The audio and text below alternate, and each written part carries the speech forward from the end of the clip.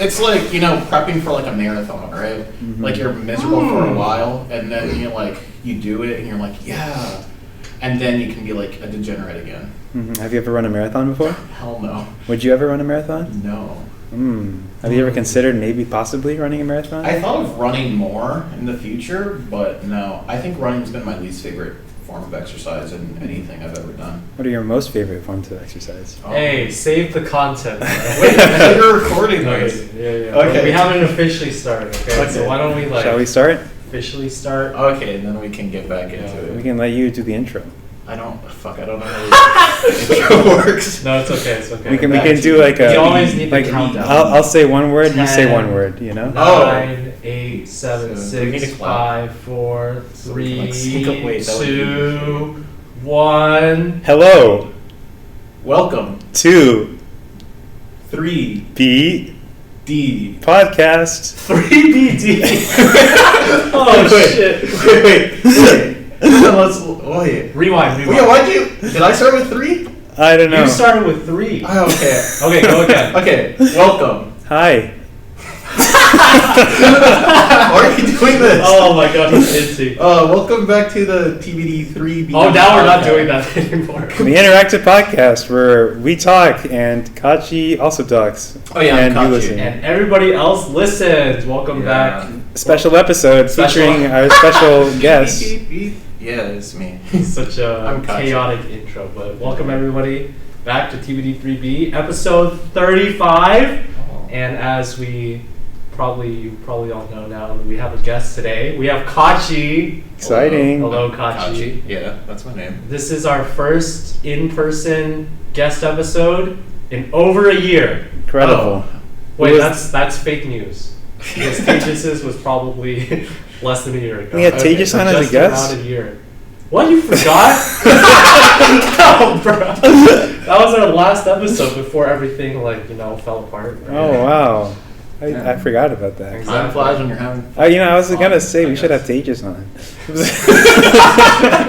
Well, we could get him on again. We haven't Yeah. had. You're already planning other guests, and you Yeah, haven't Kachi, finished you this can get one. out Okay. Well, yes, we do have a guest here, Kachi, very exciting because our first guest episode in a while. I feel like we need to slowly get back into it. We kind of forgot how we're supposed to do it, but hopefully you're comfortable here. Are you comfortable sitting in this seat right now? I'm very on edge. You're very on edge. No, We don't want you to be on relax, edge. chill, We want Okay, you- I'll relax. Can I kick my shoes? Yeah, of course. If you want to let's get your Be shoes as on. comfortable as maybe we should all, Yeah, everyone take take our off shoes their We're all off. taking off our shoes. You know? Yeah. Let the record be known. We're all taking off the shoes right now. It's I okay. have black socks on. He's got. Oh, we all have black socks on. That's Mine are a little crazy. gray, You got the Riveting Nikes? podcast content. We got Yeah, they can totally see all of it. amazing. As long as they close their eyes and just think real hard, they'll understand.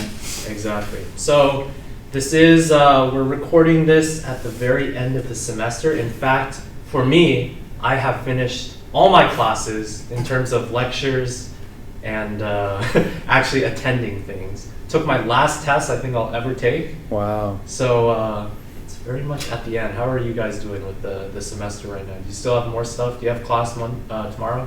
No, I'm done with all my Nothing? classes, You're done I'm with all pretty your sure. classes? Wow. Got Never a again. couple more assignments due As- tomorrow and next Oh, week, and then another oh, final. yeah. Oh, So man. We I'm really still- appreciate you taking your time out Yeah. to come here, I guess I don't tell them about Exactly. the lead up The to previous 4 times where he's kind of flaked on us, but it's okay. First They're try. all good reasons, First try. And you, Elan? Yeah, I attended my last lecture as an undergraduate today.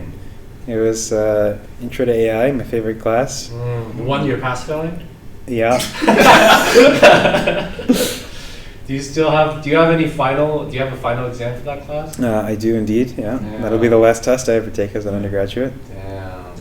When's that? That's on Thursday of next Thursday. week. Damn. May the 4th. That's when the compilers do as well. Indeed it is, and it's the day after Meeting of the Minds, which is one of the cards. Oh, are you gonna do that then? So I must go. What is Meeting of the Minds? I have no idea. It's like a research meeting where I think all the undergraduates who've been doing research present their work. I see. something like that. Thank you, Kachi. That's why we brought you on here. Yeah, I'm very knowledgeable.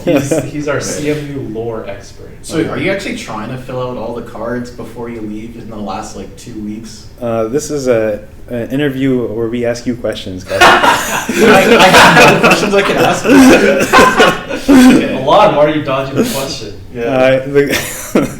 Yes, that is the nominal goal, but Okay. who knows? Who knows what we'll be able He's to been accomplish. trying since the start of the semester. I remember the first episode we had back where he talked about it, and he'd done like 4 cards. No. Maybe even Now one. you've done more than 4 cards, right? Have I? I don't know. I don't. Maybe have I even done 4 cards? I mean, you did some carnival related ones, right? Yeah. But some of those had already been done. I don't know. We'll I'm see. trying to help you out, you know. Yeah. You can just like accept the parachute. We can also just stop talking about the cards. It Yeah. feels like It's If you feel attacked it's a right major now. stressor in my life. You know what's been a major stressor? Compilers for me, and that's something that we all share. you know? Wow. Decided for some reason You're just it's launching the- into it. It's the last semester of our undergraduate careers to take compilers. Tell me, Kachi, I think you were the first one to. In fact, you were trying to convince me to take compilers when I did was. not want to take compilers. Yeah. What motivated you so much to try and take a 15-unit course? You know, that means that Kachi indirectly convinced me to take compilers, because I only took compilers because Patrick was taking compilers. What? Yeah, it's Oh. true. It's true. I was gonna take distributed, and then Patrick was like, "Hey, I'm taking compilers," and I was like, "Wow, Yeah. maybe I should take compilers too." Yeah. Well, I feel really So- bad. I'm not gonna lie, because like I took compilers because I thought it was interesting, and like I wasn't going to have too many classes, and that was all fine and dandy until I had to add another class, and then everything started crashing and burning from there. I just clicked the button by Oh yeah, accident, I did so that during class too. Fun. Oh, Oh, were it's you okay. sitting here where I I was was sitting sitting? Does that activate the Oh. gas chamber? I Jesus just heard. Christ. 0 to 100. like, Yeah. Well, I just heard like a shh sound. But yeah, compilers has been a trip. Yeah, that's all I can say. Okay. Was it a fun trip? No, No. it wasn't worth it. Dude, I've been working this last semester, and I think I'm quite done with school. I think I I'm kind of working- felt that like very early on. Yeah. too. Mhm. Like even before we went to our trip, right? I was like, I was already wavering on like my resolve to complete schoolwork, and then we went to the trip, and I was just working on compilers for like the first 2 days. The thing is, you can And- drop this class. Huh? You can drop. I can drop this class. It doesn't have to count for me because I can pass, fail, or anything. I'm still gonna finish the compiler with my partner, but like, it's not like actually stressing me out fully if I like succeed or not, which is partially good. How would you say your relationship with your partner has been here in compilers compared to your relationship with your partner when you took OS? I don't know. We're gonna have the hottest tea. Which partner was worse? the I OS feel like partner or I'm just the worst compiler? partner in both cases. Really, in both cases? I'm just a bad partner, I think. I feel like I from feel what that. I've heard, the compiler is okay. Nothing. No, Okay. it's not. I don't know. It's weird because like my partner is most definitely more busy now, I see. and that's completely fine because like it doesn't really impact me as much in this. It doesn't impact me, but like I don't know. Oh my god. We can Switching move music. on. Yeah. Let's move on from compilers. 'Cause, you know, We don't need we we don't need that stress in we our don't life. need too many. Yeah, I don't need to go reminders back about it. into my previous course exploits. It's over. It's over. It's all in the True, past. true. We look towards the future. Soon it's in the Look. past. No. Yeah, it's not quite there yet, but almost.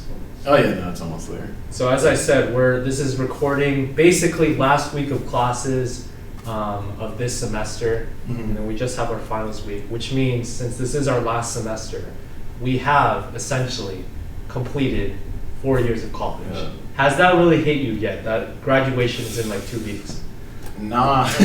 Nah. Like I No, guess it's it true has. for me. Like I feel like some people were talking about like they get that big realization. It's just like, oh Mhm. shit, it's ending in 2 weeks. I don't think I've gotten that yet. I haven't Yeah, felt it yet. I feel like it would have had to like mean something to me for me to get that realization. But like I've been trying to find meaning in like what the past 4 years has been for like the last semester, and I think Yeah. that hasn't actually hit. Not the people you've met. Like no, the people I've met are great, but like I'll meet people anywhere, right? It's Good. not the case that I've like felt that the experience that I've gotten has, you know, it's been something monumental that's like, damn, I'm really going to leave this location now. Because, I don't know, there hasn't been much. So it hasn't been that like transformative an experience, you think? No, I think the people most likely have been the thing that transformed me the most, but CMU, the location and the entity has not. It just made me realize I hate cold weather. Well, do you think that COVID has played a role in the fact that you were not actually present here for a year and a half? Definitely, because I just stopped doing clubs.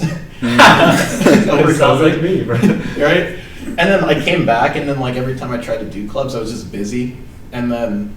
Yeah, at least you made an effort to try and join clubs. Like you tried to do CMU TV again. I did try to do CMU TV, and that got slapped on by compilers. Well, what is CMU TV? It's like a club where you do TV stuff. It's essentially like the club that handles a lot of the recording of events and live streaming. And live streaming. Do they do buggy? They do buggy, or they help with buggy. They do DS typically. I did it in freshman year, and I did help out with DS too, where I was just upstairs in that little balcony that they have. Very nice, yeah. And I didn't really do anything except sit there. What is DS? Dancer Symposium. That's one of the cards. Yeah, it is one of the cards. In fact, you should probably get your tickets soon. Wait, there's Dancer Symposium? It's tomorrow. It's tomorrow and Saturday, bro. I didn't know that. Oh shoot. Dude, he's missing his card. No, I'm going. Okay, all right. Cool. Well, the thing is, the tickets might be sold out. No, only VIP are sold out. Oh, really? Okay. Yeah. Are y'all going? I'm going on Saturday. All right. They also have food after the fact on Saturday. Ooh, for free? And then it's part of the ticket. Included in the ticket. More. You pay $2 extra. Ooh. To get unlimited food. I'll be there. Yeah. Okay. I was saying, I did CMU TV, helped cover DS in freshman year. Also, Lunar Gala. Or is that what it's called? Lunar Gala, right? Mm-hmm. It's the one with the fashion show. That was the only time, because I haven't gone to Lunar Gala afterwards in the other years. But I managed to see it all through the camera lenses, because I was basically helping backstage. They were running the live stream, and then they got 4 people with different camera angles, right? And I was helping with the switching between the things on the live stream. That reminds me. Clicking buttons. Reminds me of my exploits as a younger man back in elementary school when we did the announcements. Oh, you're part of the announcements team. Yeah. A couple of weeks. It was on rotation. Yeah. Was that over the loudspeaker? No, it was on TV. Oh, you guys had a TV? We had anchors. We had a cameraman. I was the camera guy, and I would push the buttons to switch between. There was a 1 button, a 2 button, a 3 button, a 4 button, and a 5 button. Oh, so you're the producer. Yeah. Or the director. So, no, I think they called me the producer. Producer. Yeah. And I pushed the buttons to switch between the different. That's so views. strange. Because I did the same thing back in high school, but for my church. Because my church live streams the mass at the early morning mass to all the people who can't come because they're old, right? So I would just be in a room off to the side, and I would just be controlling this little joystick to move the cameras around, swapping scenes. What a setup! And I had a little book that just told me okay, now they're doing the procession. You have to swap to this one, show the choir. Yeah. How many people actually watch those live streams? It depends on the day. So I think one day I did either Easter or Christmas mass, and that thousands. No, maybe 20. Wow, shit. On normal days it would be 4 to 10. Hey, that's still better than the average Twitch streamer. Who, that's true. Streams to 2 people, or 1 people. You know, Yeah. So you got a career. Better than us. Yeah. Yeah, I totally have a career. I've not done it in multiple years. It's okay. It's quick to pick up. It's I not guess. as difficult. Yeah. How about you, Elan? We were saying, I was asking Kachi about past 4 years. Has it hit you yet that you're about to graduate in 2 weeks? I feel I kind of felt it when I walked out of the AI lecture. I wasn't going to go because it's totally optional. It was an Ask Me Anything from the professor. Did you ask him something? Her. That's sexist. Sorry, misgender. Very sexist. I apologize. Don't cancel. I did actually. So I did. Have sponsors. She said she was making animal cards, and I asked why. What the fuck? Hopefully you asked it in a more tactful way than that. Just why? Yeah, I said why animal cards. So why animal cards? Yeah, so she's teaching kids about machine learning, and Really? I would not have known. it's well, I don't know. I think maybe it's like a card set that she's making to teach kids, and it's like like young kids. Yeah, yeah. I see. And so I think it's like classification. So you have mammals, right? Mammals have like we're mammals, and monkeys are mammals, but dolphins are also mammals, but they look like fish. So that's like and like she said kids know animals, so that's perfect. Animal cards. That's crazy. Yeah. That's crazy. That's crazy. Speaking of kids, did you know it's Bring Your Kid to Work Day today? You know, I was seeing Is a that true? lot of young children. I was around. so confused walking around. Like, why the heck are they here? I kind of deduced that because I mean, there's too many kids around. Yeah, Like, no. Why else Too are there many. kids? Too many, exactly. Like Mhm. usually there's 0, and now there's non-zero amounts of kids. Yeah. What's your take on that? Like Bring Your Kid to Work Day as a whole. It's just like a. it's like a Well, weird you thing. know, it's great. Did you ever participate in that with your parents? Did No. they ever bring you? I don't. Yeah, I never don't got to do remember. that either. Yeah, maybe You're- once. you're- I went to my dad's office. I mean, the thing is, they have their own office, so it's just like So you're just in there. Yeah. Not really. I mean, but that's like, I mean, what profession would it be? I guess if you're like a police officer, you're literally responding to a homicide. Your kids in the Yeah. in the shotgun seat, literally with the shotgun, protecting your back. You got my 6 father? Got my 6. So get my 6, son. Help me out, man. yeah, deep sea diver probably wouldn't be. Wouldn't be the best one. I Bring wonder your if the toddler. professors like brought their kid into lecture. You guys, you know, I remember in high school, this is a vivid memory I have. Our health teacher brought in her kid, and then the kid wasn't feeling great, so the kid actually like threw up during class, like in front of everybody. Wow. Like threw up. It was really bad. I really feel bad for him because that's just like That's you know throwing up in a bunch of like strangers, and you're just like, and then not feeling great. Yeah, it would suck. You know, probably she didn't bring him next Yeah. year. This was a vivid memory.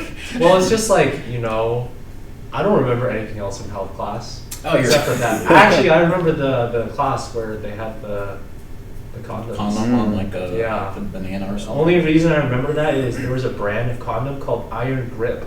Oh. I mean, that doesn't sound comfy. Yeah. Like, is it an iron grip on you? Like, where else can you grip? And it doesn't fall off. That's what it means. Yeah, probably. But it had like the packaging. It was like metal, silver, and like Ouch. change. Ouch. And it was like iron grip. Good to know. And then they like put the condom over the banana. It was like, Let's see. you know, never do that in your health class. I think my health class, all I remember is watching the movie Radio. There's a movie called Radio. Yeah. What's It's it like about? a. How's it related with health? It's just one of those movies that they always play on a rainy day in like health class or during PE. Have you not heard the movie Radio? No. No. It's about a mentally challenged man who really loves radios and he cheers on like the local football team, I think.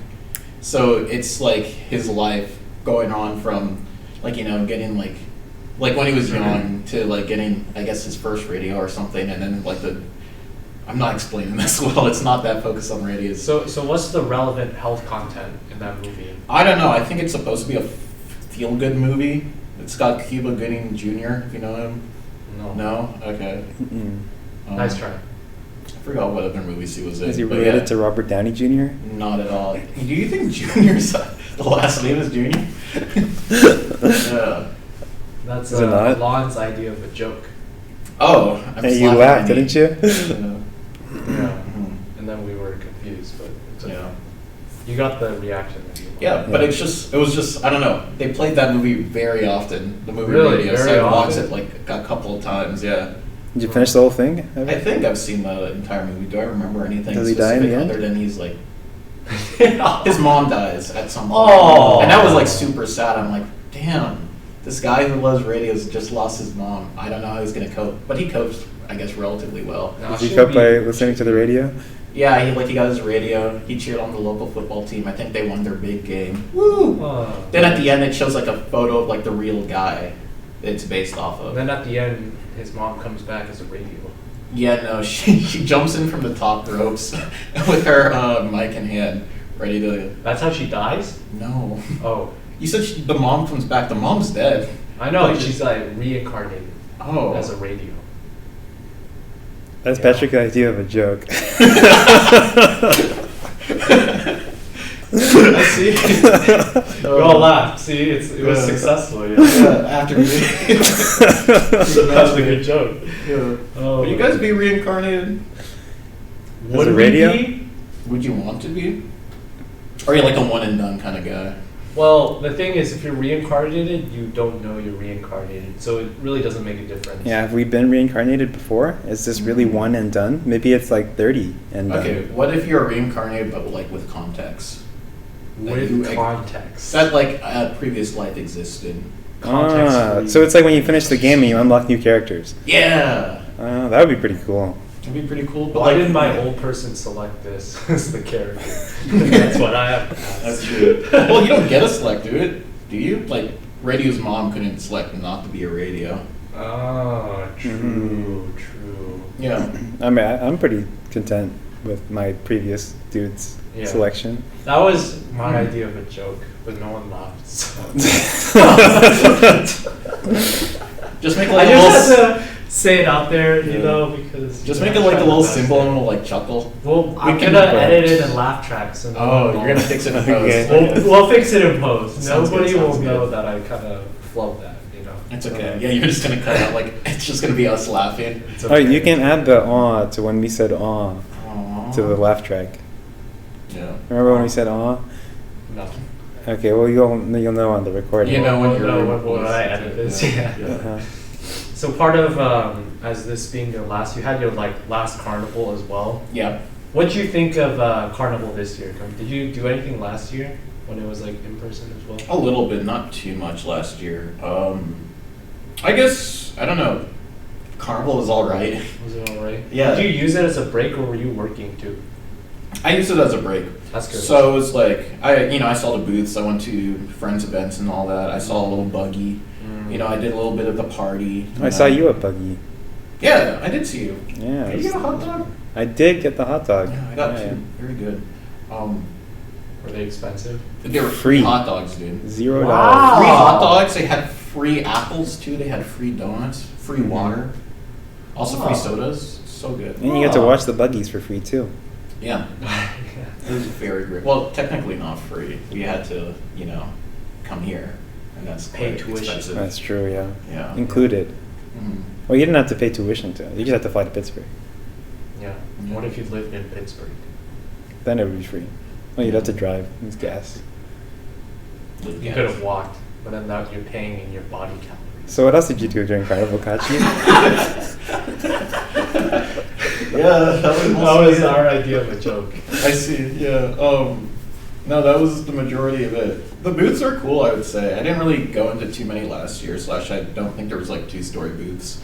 So I like actually going in and walking up, and you're like, wow, I'm so high up. Yeah. And yeah, that was very interesting. I could only go since I arrived like on the last day Mhm. and they'd already closed. So I only went into some of them afterwards when they were like supposed to be walled off or whatever. Mhm. And after it had been raining. This is a so, like, confession. Yeah. yeah, so like who could even like fucking charge me or whatever? Just say allegedly. CVPD. Okay, I allegedly walked in. And basically, all I wanted to say was I was impressed overall with a lot of the construction, but most of them were not watertight in the sense that they were like leaky and stuff. Yeah. But it's tough. I think it's really cool that they can build all of this in like one semester or whatever. Or Yeah. 2 semesters, I don't know. Exactly. No. It's like okay, they build it over the entire year, right? Yeah. But then like just the construction is like all done within like a week period up to it. Yeah. Unless you're like you do some like pre-build stuff, like you're like painting the walls and you're getting that all together. But then the actual just like moving everything to the like parking lot and then just erecting a huge 1-story or 2-story building is like a 72-hour endeavor, which is quite impressive. Did you No participate? idea. I did not. Mm. I have no idea how, like, inside each of those, they often have, like, these little, mini games or things you can like Mhm. interact with too. I don't know how people have time to like code them too, because like They don't one take of them were like hours. VR. A lot of them were like VR games or like little things that you Mhm. play. Yeah. Like, how do you find the time for that? I don't know. The Avatar one was really cool. It had like an actual bow. Not sponsored. Not sponsored. Yeah. Yeah. This is Blue People Avatar, by the way, not the. Booby the boo. Blue People Oh. Avatar. Booby boo. Boo baboo. Booby Yeah. bop boopy boo. On the Blue People one, my StuCo that I just had, one guy from SIGEP, which is the team that made the frat that made the Avatar booth, he gave a presentation on the building of the Avatar booth and like booth in general. So it's like they had over, I think, 70 people around just working on that for like multiple hours up until they like built their entire thing. So it was I think it was just like one guy rigged together like a HTC Vive to like be motion tracking so you can build the game. So I think a lot of it happens prior. It was to Davis, by actually- the way. Shout out. Shout out Not to sponsored. Davis. Davis and others also. I heard there were others. Yeah. But Davis primarily. Well, primarily. But yeah, Davis, if you're listening, that's your good job. Congratulations. it's Very nice. just so impressive. Mm-hmm. What StuCo was this? Learn something new every week. So it's primarily the StuCo is just meant to every week there's a couple people are assigned to give a presentation topic of their choosing, and you just teach that topic to the class, so you learn something new every Wow. week. I learned something new. What was Yeah. the topic that you taught again? I taught gardening. Yeah. Do you have a lot of experience with gardening? I've killed 2 plants. Wow. That's his idea of a joke. He's not. I'm not serious. joking. I was giving you an out, bro. It's okay, I'll own it. I had a spider plant called Pineapple that I bleached in the sun, and then I got too stressed with 210, so I stopped watering him. And then Oh. there was my dad got a, what was it, Carolina Reaper pepper plant. And I was Oh. taking great care of that pepper plant, watering it, giving it nutrients. And then one day I Isn't saw there one step of taking care of a plant, which is watering it?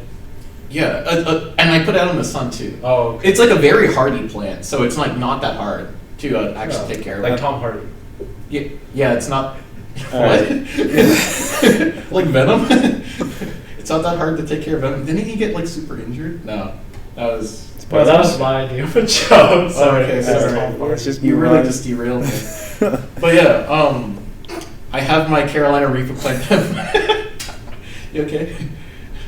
Yeah, Carolina Reaper plant that my dad got as a gift from like a coworker or something because he likes spicy food, and I was taking great care of it. And then one day I see like a little pest on there, like a little caterpillar like kind of thing, right? I'm like, oh, he's so tiny, he can't do anything to the plant. I come back the next day.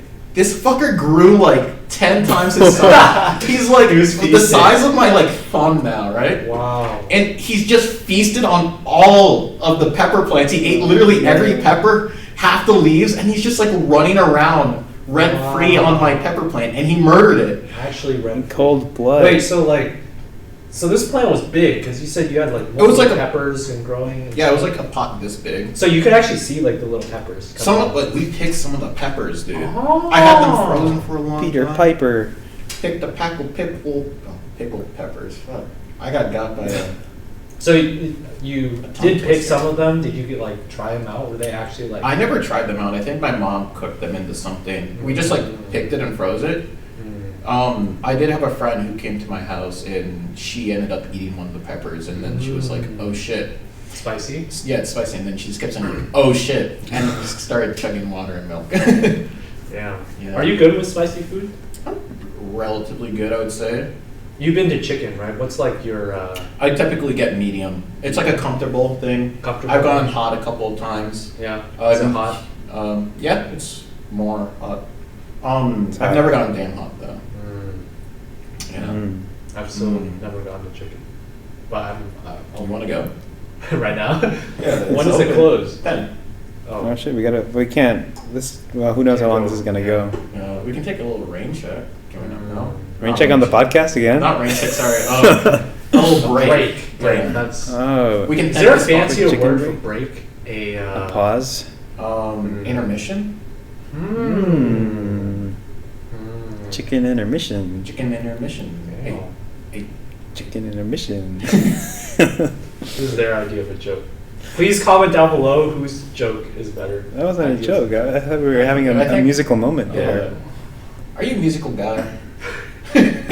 Are you a musical guy? I played clarinet up until Oh! Was this for like middle school band or high elementary band? school from 4th grade up to high school 9th grade. Wow, That's a you're lengthy basically a time. pro. So Yeah. you're like Squidward. Yeah. You're like Tejas. Oh, yeah, Tejas is me, just better at clarinet. Do you remember when Tejas was like playing outside of Hammerslag? Did you ever hear that? On like the first day. And then like some girl was like, "Shut up" or something, like it was too loud or something. Oh no, it must have been the day before the first day of class. Oh. Yeah, that's what it was. I don't think I was there for that. That's okay. Yeah. You were on the other side. I think he was outside Yeah. the front door. And 2A. You guys are on 2A. Too bad. Yeah. Mm. How do you feel about this podcast being called 3B? I feel very attacked and out of my element. I think we need like a 2A podcast. TBD 2A. Yeah. It doesn't It's quite the roll same off its ring. own. Yeah. The 2A podcast. TBD1B. Do you guys know anyone from 1B? From 1B? Mia. She was on 1B. Was 1B she? is guys. Oh, 1B. Oh, 1B. Yeah, Yusuf. Oh, Yusuf. Yeah. was Oh! on- And Mason also. And Mason, Oh. Okay. Mason So- Shao? No, Mason. No, he's a white Mason. White yeah, Mason. swim team. Also swim team. Swim team Mason, okay. He's in compiles. Yeah. Oh, cool. He's pretty cracked. Pretty correct. Yeah. I think most people in compilers are pretty cracked. Yeah. Yeah. We're like in the. Actually, I mean, I don't know. You guys are pretty cracked. Am I? Nah. I don't know. Are bro. you cracked? Probably not.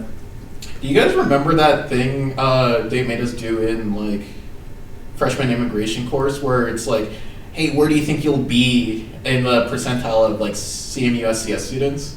I don't remember that, but that sounds like something they would make us do. Yeah. You know what's? Oh yeah, maybe. What I do remember from FIC, we talked about it on the previous podcast with Tejas. In fact, Wow. was remember we had those groups where you had it like twice where you had we're in a group with Scavenger other hunt? 2023. It was kind of like scavenger hunt. It was like You- I don't remember one of them is you had to like take a photo. Something Yeah, you had to go like together. essentially explore Yeah. and try to be friendly. And I remember with the Tejas episode, it was funny because Michelle was in the same group as him. Mm. So I had the like the transcript or of like all the questions that they answered together, and like we went through the things that Tejas had I answered. see. But Yeah. do you remember that, like what you did? Do you remember any of the people in your group? I remember one guy named Thomas and I think Mahima. Yeah. Oh, is that? Oh, it can't be the same Mahima. Never mind. Yeah, I think for me, it was, I don't know most of the people, but I remember looking back at the group. One of the groups I had Conwu, and I didn't know it at all. Oh. I didn't even answer like questions. Conwu's like a person I know now. Conway's a mutual But friend of yours? everybody else like are just people that have faded away and I don't even know anymore. Yeah. So Wait, I can check what my group was. yeah. Yeah, I don't remember anyone in my group. I mean, I think I know some of them. I remember a spin-off conversation that we had off of this when I brought it up with Tejas was how many people do you think you know in our like SCS 2023 grade class? So we have like 200 some people. Yeah. How many do you think you know of? So like it could literally just be recognizing the name you've seen somewhere, recognizing the face. You don't even really have to like have talked to them. I feel like I could get like a good maybe like somewhere between 10 to 25%. I know 10 to 25. I know a good number of people. You can do more than that. I think maybe up to I don't 50, know. but I know a good amount of people. 10% of 200 is 20 people. Yeah, I mean, but 25% is like 50. 50 people. Yeah. And that could be reaching my limits, honestly. Really? Yeah. You don't think Did you could you hack? see that email that they sent out? It was like, you should upload a photo of yourself. And I did a test this morning when they only had 53, 54 people on there. And I only knew of like 23, 24. So that's half. That's less than half. Where you said 50 people? It was like 53. Now it's like 24. Yeah, it's around less than half. Yeah. But I feel like I was already stretching it a little bit. I don't know. The half. I mean, I don't know. I bet you can name 100 people. Do you think you can name 100 people? No. But I also don't know anybody in CS. Like I know very few people, and I bet I could get at least 75. Okay. Like just like show me a face, and I'll be like, yeah, I've seen that face before. Probably. Are you pulling up your group? Yeah, I found my Hunt 2 group. It was Mahima, Thomas, and Roshiba. Rashiba. Yeah. Don't know any of them. I've not talked to them past that group, I think. Yeah, I can't put faces to any of those names. I don't know. I can. I think I'd Good be job, out. Kachi. All right. Just All right, letting you know. Kachi. Cool. I can put a face to Thomas, but it's not the You know which same. Thomas? It's not the same Thomas. Probably. It's Thomas from high school. Thomas the Tank Engine. Right? Like a blue little chug buddy. Yeah. Now for the musical intermission. Yeah. So wait, so have you played any instruments? Let's go back to the music talk. Back to the music. Yeah. I played trumpet for band, and I played piano like my whole career up to high school. Could you like pick it up again? Piano? Piano or trumpet? Trumpet? No. Piano? Yes. Probably because like I like piano a lot in the sense that I feel like it's a lot with things that I've done in the past where when I was forced to do them, I did not really enjoy that much. But now afterwards, when I'm not forced to do it, I've re-picked up like an interest or the enjoyment of doing it. So whenever there's like a piano somewhere and I have like time to play it, I think it's fun and I'm like, I want to play this more. I want to like play pieces that I want to play. What if you find a trumpet lying around? You don't want to pick it up?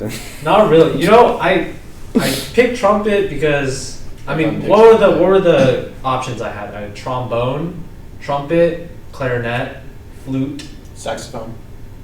I don't even think we had. I mean, we did. People did play saxophone, but I think out of the initial list, like, because when we first started band class, I think they had an initial list of like easy to purchase things.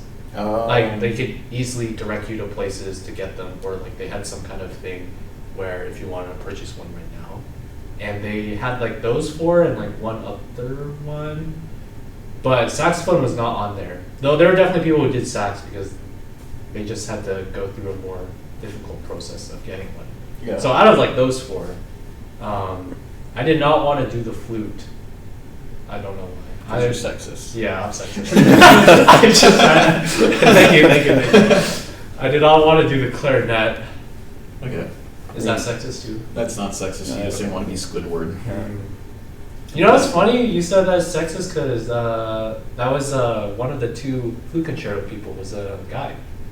That you just played that. Yeah. He was really good. He was really She really was good. really good too. They were both fairly really phenomenal. Yeah. Yeah, were they guest musicians? No. Oh, really? They were part of it? Yeah. There's a concerto competition every 2 weeks. Every 2 years. Wait, so open to anybody. did she only play for that? This year, yeah, she only played in the concerto. Okay. I was gonna say, did they literally swap No. out their dress and then come back in? Anyway, not sexist. Yeah. Yeah, fuck you. No, it's completely So fine. flute, clarinet, trombone. Honestly, trombone's cooler than trumpet. Yeah. But You can do the weird little. you know, I really don't know why I picked trumpet, but I picked trumpet. Oh, I think it was because it was like out of all. Oh, I remember. It was because out of all the instruments, they said like materials required stuff also.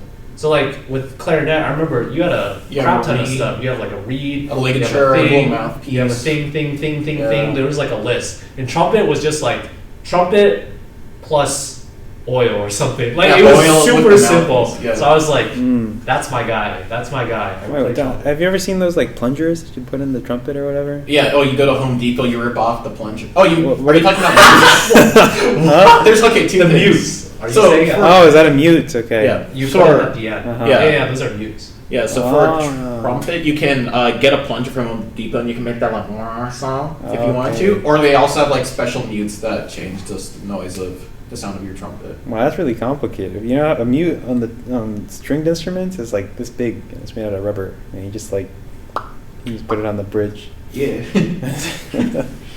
Well, yeah, that's true, I guess. But like, you know, it's different instruments, different things, different ways they work.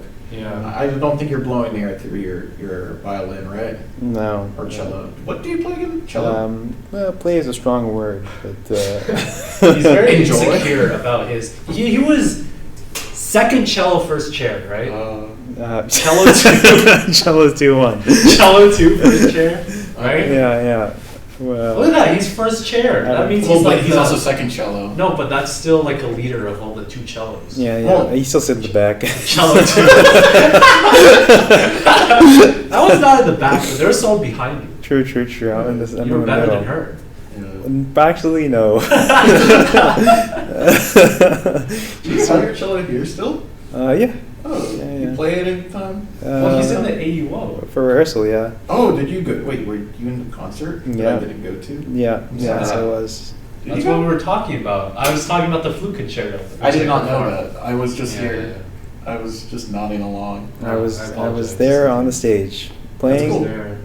some of the time. Yeah. So that's how I got through my Playing it pretty well. Yeah. playing clarinet. It's pretty good. You guys had like 4 bass players, or is it double bass? Yeah, I think only one of them is actually a member. The other 3 were guests. Oh, really? Yeah.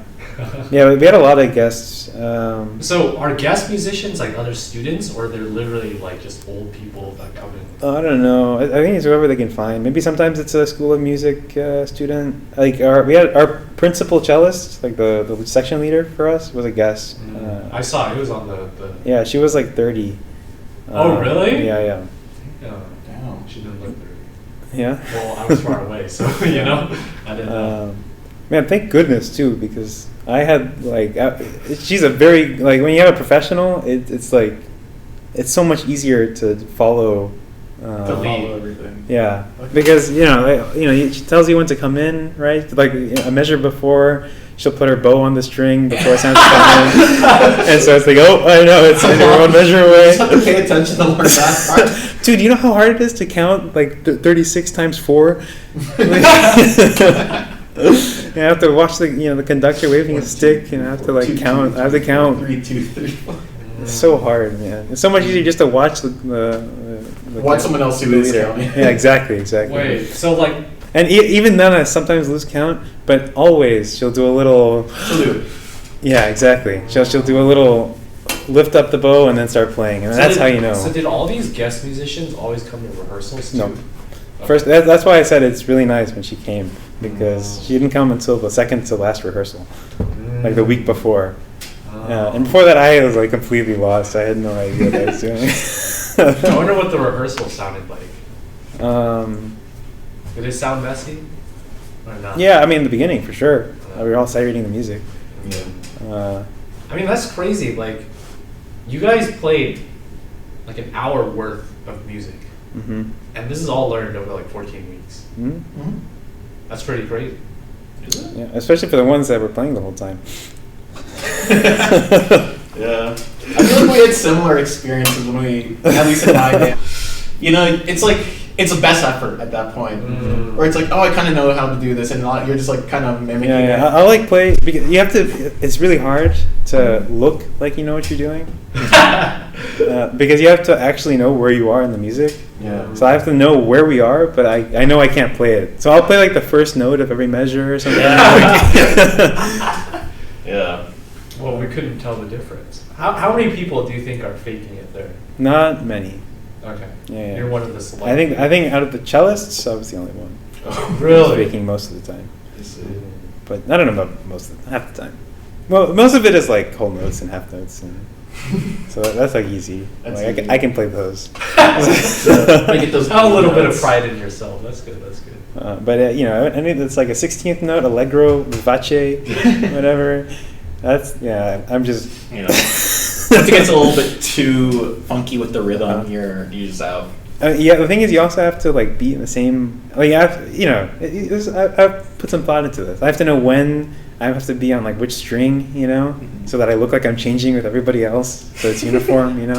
Your bow has to be moving in the same direction. It's not so easy. Yeah. It's not so easy to Do you play. think it'd be not easier play to notes. just Exactly. learn how to play? Yeah, maybe I should have. Well, the thing I had compilers and stuff. It's hard Compilers. because Compilers that's are all really right hard. hand stuff.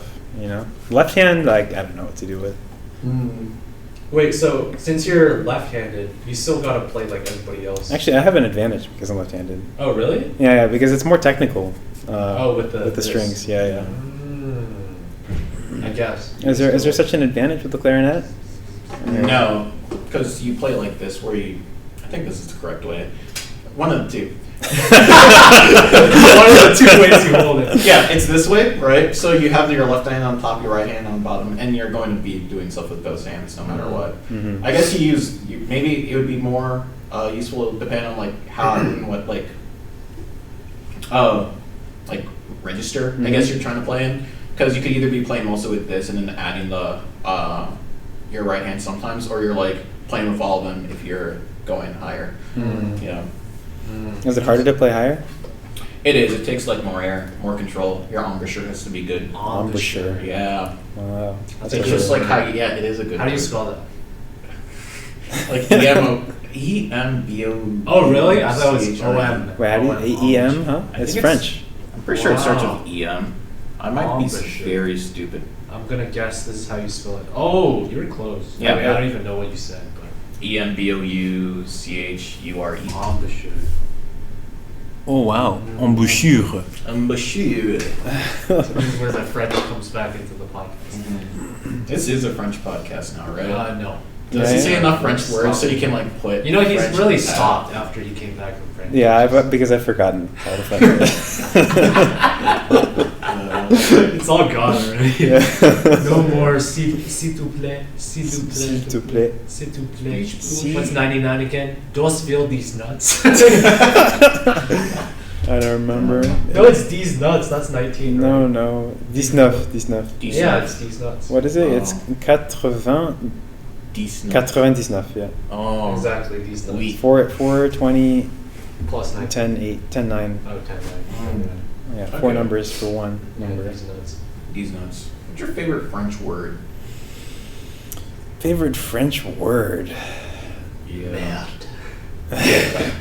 Oh, ours are hard. Mm, I have to think about that. Come back to me on that one. okay. What's your favorite English word? I don't have a favorite English word. Oh, I have a favorite sure. French word. Do you speak French? No, but I like pamplemousse. I actually know Pamplemousse. my favorite English word. Really? I like this word a lot. Expedite. Oh. Expedite. Yeah. You That's would nice you would little like the word fancy expedite. I like that word because I like to say it. It's like, let's expedite. Let's expedite it. Expedite. It's like a cool word. Uh-huh. Makes you sound like you're It FedEx. comes from French. Really? Yeah. Why? I don't know. So there's a man named William the Conqueror 1,000 years ago, almost. He did things in like England, I think. I don't know. Mm-hmm. Yeah, he did Yeah. England. William. He did England. Yeah, did it real Conquered good. it. That's That's crazy. how I got the William the Conqueror. So were you first chair? Oh yeah, Clarinet? in I was the first band? chair. Wow! Concert master. Wow! Wait, is And it get a band this. master? Cause Oh, it's a band. concert master because Oh, it's okay. like it was marching band. But when we did our like wind ensemble, I see, I see. Is- and get this, the reason why I was the only one. Oh, but concert master, that doesn't, it means like still the whole band. Wait, is concertmaster always a clarinetist? Concert master, I think, is the first chair clarinet. It's So my like friends a- called me concert master, but I was an ass. Don't get it Wait, wrong. but was the concert master not the violin person? Well, no, Yeah. that's an orchestra. And an orchestra is always first chair, first violin. First chair violin. But in like a wind ensemble where there are no string instruments, Oh. it's first chair clarinet. So I was the guy. You should put that on your I'm resume. the guy. I was there for 1 year and I Timothy. quit. That's crazy. Timothy. Yeah, no, I was. Wait, so when you quit, bad. there was no clarinet. I was a clarinet. No, but you said you quit. Oh yeah, I think they got one, like another You found one? freshman. Otherwise, Yeah. they had no concert master. Yeah, I know. What would they do without me? What would they do without a clarinet? Because like I started reminiscing. Sadly, I hated marching band. By the way, I started reminiscing. Like, I remember when I wouldn't play those notes. I remember when I wouldn't. We had this song called like C songs. It goes like da da da da da da da da. I could play that part, and then like maybe like 2/3 in the piece, I'm just like kind Other of people can carry. Yeah, I was in, besides regular band, I was in jazz band too. Oh, we had a And that jazz was band. like, our meetings were before school. So Ugh. like, I woke up Ugh. early for that. That's How crazy. crazy is that? Waking up early Dude, at like yeah. 6? You like jazz? Like, yeah. It was fun. Like, I think the people that I played with were cool, and we had like some fun. I like the pieces better than regular marching band. I remember did you actually like go and march?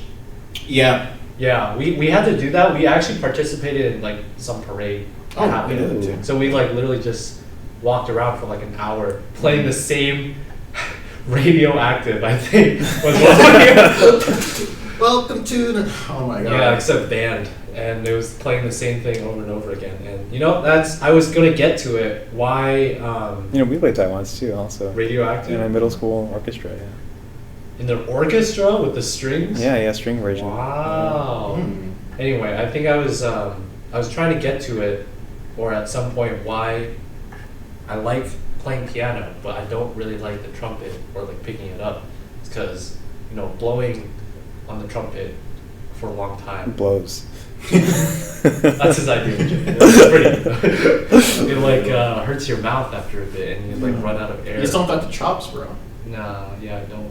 I got the lips or the breasts. Does it hurt your cheeks? Yes, it does. Like you're like, yeah, and compare that with like piano, bro, where you're like going. Well, your fingers get tired. Well, that's better than being out of breath. Like I can't breathe, and my cheeks hurt. Yeah. Your cheeks hurt when you play the clarinet? Yeah, if you play for like long enough, Yeah. and it's like a difficult enough piece where you need to like actually like control how much air you're putting through. Yeah, nothing hurts for me when I play. Not even the fingers. You That's get- because he fake plays. Yeah. He's not. He's not actually playing. Well, yeah, I mean, early on you get Nothing like, hurts but his pride. you get calluses on your fingers Oh. because it hurts. Do you have like? I was speaking with someone who plays violin in the AUO, and she said that there's like a thing for violinists. It's like you have like a scar or not. Oh, I don't know if is it's that a scar or a thing. It's like a mark of that you practice a lot because it's. Yeah, Is maybe. there something like an analogous thing for a cellist? It's like. I practice a lot. I wouldn't know. Yeah. Yeah, but you ever see like violinists? They have a cloth. Oh, really? Yeah. Because you have to hold it there just for hours. You're playing along. Yeah. I mean, I got like a little bump on my thumb. Yeah. You don't even tell it's there. I got a bump on my thumb from holding the clarinet like long enough, Mm. where it would just like rest. Yeah, because with the cello, you have to like put your thumb. So when you're playing it on upper register, you have to put your thumb on the string because otherwise your fingers aren't strong enough to push the string down. So you need your thumb to push down the upper part. And it hurts like shit the first time you ever do it. Oh my god! Especially when you do it a lot. So yeah, now I have this bump. It's like permanent. But that's a mark that you've done cello a lot. Yeah. See? I guess. You can, to fellow cellists, you could be like, Yeah, except it's kind of started to go away because I You stopped stopped playing. practicing. Yeah. It's gonna go back to her. Yeah. Uh-huh. It's tragic. would you say that participating in like the AUO was like a fun thing you did over all the semesters here? Yeah, I think so, dude. I mean, I know I didn't really like participate that much, but it's so nice to be surrounded by music. Like it's live music, 360 degrees around you, and it's 360 because I'm not in the front. And I mean, it is so nice. You're sitting there, you hear the harp right You next don't to you. even have to play anything and you get free music. Yeah, exactly. That's how I see it. Oh You my just god. having like a nice dinner in the middle of orchestra practice. Having a This is steak dinner, great. napkin tucked in. Wait, why'd you stop? Alon, Playing, we're waiting for you. We're having fun here. Yeah. Just enjoying my time sipping some wine. I was thinking, like, especially for people, like, oftentimes in general with just musical instruments where you kind of have to perform in a group, like, not have to, but often it's a part of an orchestra or a band. Once you get out of, like, high school, college, and you're, like, an actual adult, how do you really, do they have, like, groups that you can just Okay, join? this is another thing one of the things was walking out of my last lecture. The other thing was walking off the stage. Because that's the last time. Who knows when? Like, I mean, you have to find like a community orchestra, and then those people are actually like, Good. good, maybe. You know? No, they're actually playing. And there are not many of them too, so you stand out. You said, You know. Yeah. So who knows if I'll ever. Yeah, that's definitely a tough thing. It's like you spend, especially if you're one of those people that spend like your whole life, you know, since young doing it. And then now it's just like, when are you gonna do it? Yeah. This year will be my 10th year. Congratulations. Wow. How are you going to celebrate? Are you guys going to go on a like nice dinner? You and your cello. me and Charlie. You. By never playing again, I guess. It's true. It's subjecting, So sad. no longer Yeah. subjecting him or her or they to Yeah, being but kind of- that's the thing that I've been thinking about, right? Because like there's all these like well-funded events and clubs that you can do at school, yeah. and like something that maybe was of interest, and now you have to go out into like the adult world and try to continue that interest with like so much less money, and then also not knowing if it actually exists in your area. Yeah, That's why you pick interests that you can sustain. you gotta be sustainable. Selfish interests, like Yeah. things that you know you could just do yourself or something. Right, like you that. can't do like booth or buggy unless you want to like just build a house on the weekend. Or you're just like imagine that you just buy a house and then you build another house on your house. And then you tear it down. turn it down week. after 3 days. Yeah. Yeah, I didn't waterproof it. This is cool. Yeah. It rains through. I have to keep my shoes on fashion. Oh, okay. That's good. That's good. Yeah. So AUO, I mean that was a fun experience. Yeah. I mean, that was like your main consistent thing that you did throughout college, right? That was like Only a thing. real consistent thing you did. You did it every semester, right? Not the COVID ones. Not the COVID ones. Yeah, there was an online thing, but I did not. Yeah. I just could not. Like, I mean, I'm already not playing. Alon, you're muted. We can't hear anything. No, that's the thing. Everybody has to be muted. And so the rehearsal is just him like counting. 1, 2, 3, 4.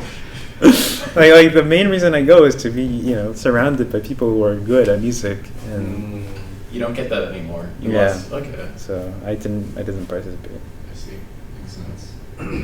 Are there any regrets, Kachi, that you have? Things that you wish you'd done now, thinking back on it, but you didn't do when you were here? Most likely just more clubs and like less classes. More clubs, less classes. Yeah. Mm. Do you think you like loaded each of your semesters like?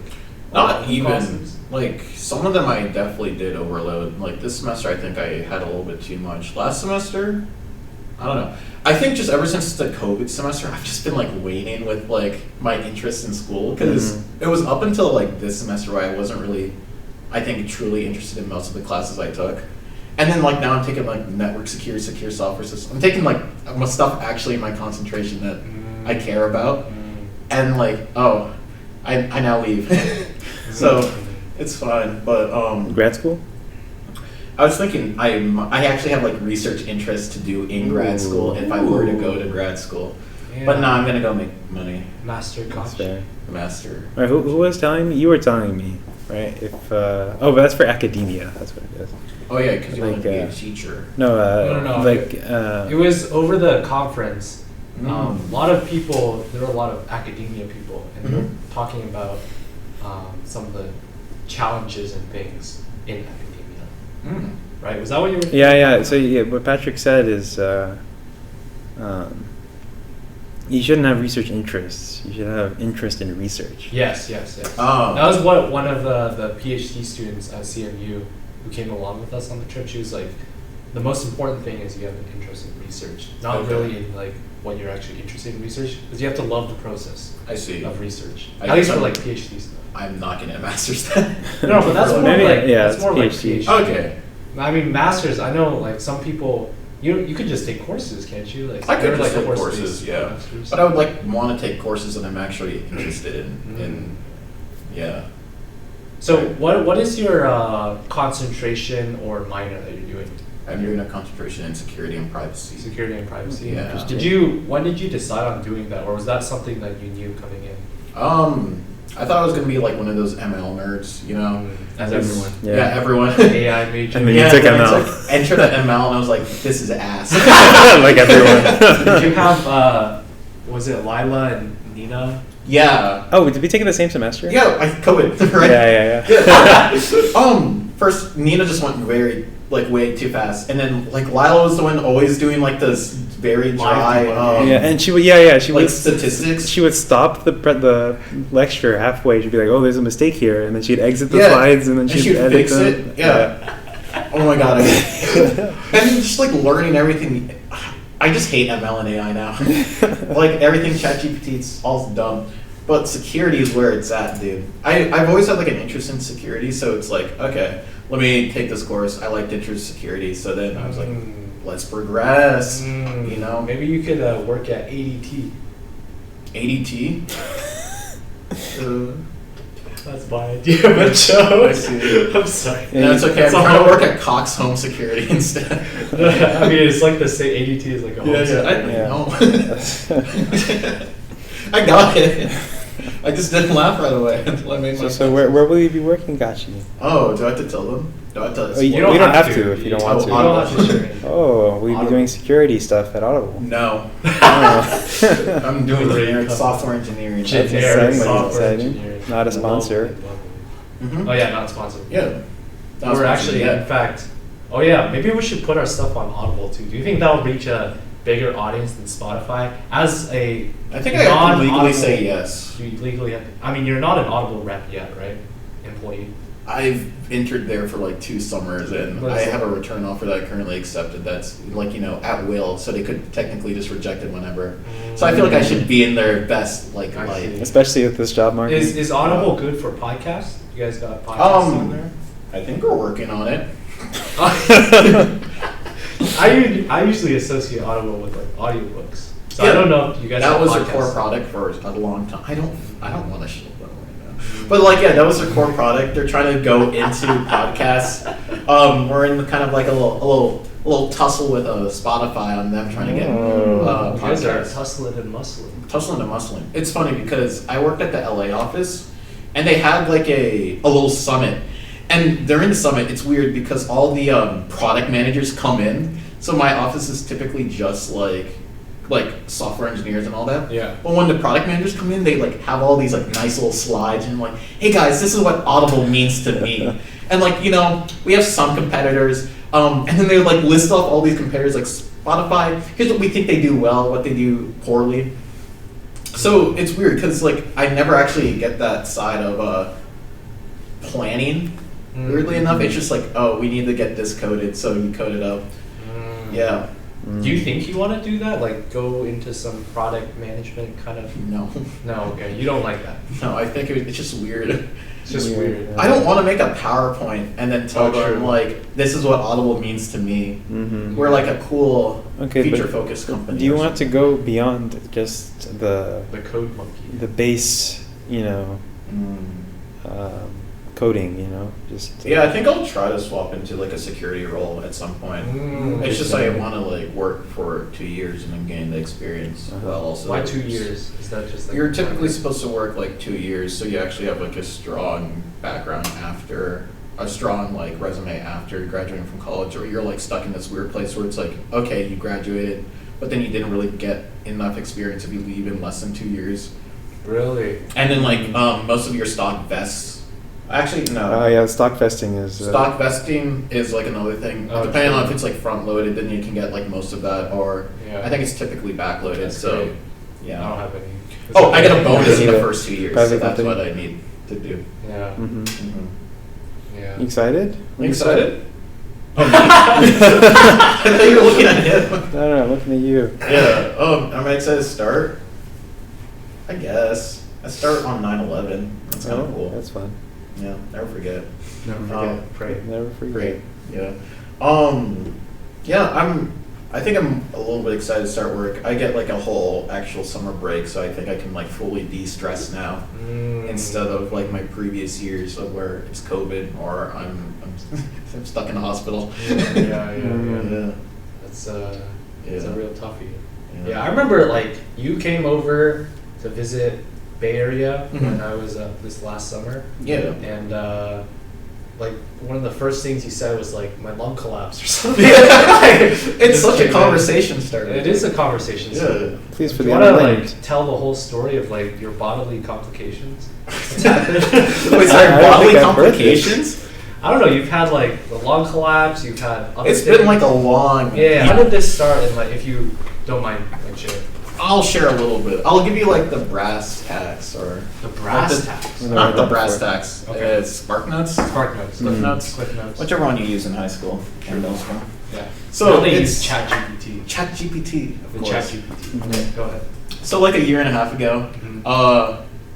I'm like at the gym, trying to get those gains. And I try to do like a pull up or like also just benching, right? But then I would have tightness in like my left arm. So I just thought, oh, it's like tendonitis, right?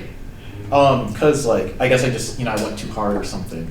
Or it's just, I somehow tweaked it. So I just stopped lifting for a while and like wait a couple months because I check it takes like months to like heal, like a month or two to heal, weeks to months. Then this is like fall 2021, I think. We go into spring 2022. My arm still hasn't really healed, so I can't still like do pull-ups or anything. But then it gets worse because like it slowly progresses to where like my left hand, like around the wrist, if I tweak it in a certain way, it's like a sharp shooting pain throughout my hand. And then that progresses to where I can't close my left hand at all, like fully, so I can't make a fist. And then that progresses to my right hand, and then like whenever I would sit for too long, like my knees like get sore and I like crack when I would stand up. Oh shit. So like also then like intermittently like my neck would hurt or like my shoulders would hurt. So if I could ask, if you couldn't really like close your hands, how could you like grip pens or pencils or anything like that? Or you did it? I could. It's like you don't need like your hand to be like a complete fist to grip it. But like after a while, it would just like start hurting if I was writing for too long. Did it hurt when you were like typing stuff? Or Yeah, it hurts if I like type for too long, right? So like that turned out to I just have inflammatory arthritis, which is a weird thing. Oh shit. I learned that like last week, but I didn't know at the time, right? So I go to like the UHS and I tell them this stuff like, we can't really help with that. So I just so it's like Classic UHS. yeah, but like I like beyond my pay grade. They were great. They tried to, but they're like, yeah, you take these referrals and maybe go somewhere else. And then I didn't do that because I was busy with OS. So I fly back home, and I still have a lot of work to do because I waited to the last minute. So it's the day before grades are like due, and I'm like, okay, I have a doctor's appointment. I should tell them that I've been in this pain, right? So it's like, oh, so where's your pain? Like my shoulder, right? And like my neck currently from when I sleep, right? It wakes up and I'm kind of sore. Yeah. So I got an x-ray done of that.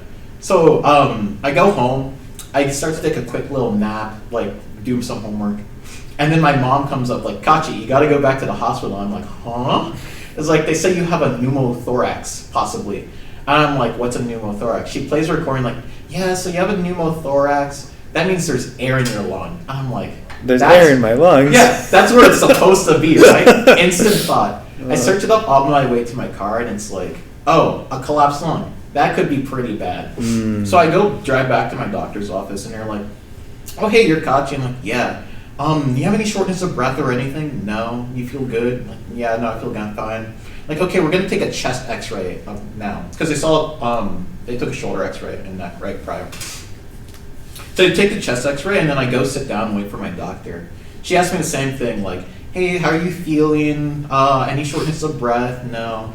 Like, yeah, the radiologist just thought that they saw like a little bit of your lung might have been collapsed. But it's most likely nothing if you're feeling fine. Then the radiologist sends her results and she just says, oh, your lung really is collapsed. And then she adds the words moderately to severely. So she shows me the picture of my lung. And like my left lung, doing great, phenomenal. All the way in, right? All the way to like the wall, right? Because there's an outer wall and an inner wall. And the inner wall should be free flowing, so so you can actually like breathe. If you look at my right lung, it's the outer wall, and then the inner wall is just crumpled towards the center. And she's like, "Are you sure you don't have any shortness of breath?" And I'm like, "Yeah, I'm sure." Like, okay, well, I could technically let you go home, but we should most likely get this fixed. So I tell my mom the news, and then I drive over to. No, she comes and picks me up and drives me over to like the emergency room. So I wait there for like somewhere in like the realm of like 4 to 6 hours, just trying to get in. Because they needed like the CT's machine, and I'm just watching like Cartoon Network. I got like an IV put in and all that, and I'm just like waiting in the room. And every so often, like a nurse would come in and ask, like, "Hey, shortness of breath?" No, and it's like the same thing, right? And then like the guy one of the people who's like working, who's gonna inflate my lung or help inflate my lung, comes in and says like, "Yeah, so we're gonna do this procedure. We're gonna give you a chest tube. So we're gonna put a hole in your chest and put a tube, and then we're gonna use it to suck out the excess air, so your lung will inflate itself, right?" I'm like, when have you eaten last? Like, I don't know, around like 2. Like, yeah, you might emesis, which is just like throw up. If we put you in, put you under. So we're just gonna put local anesthetic. What?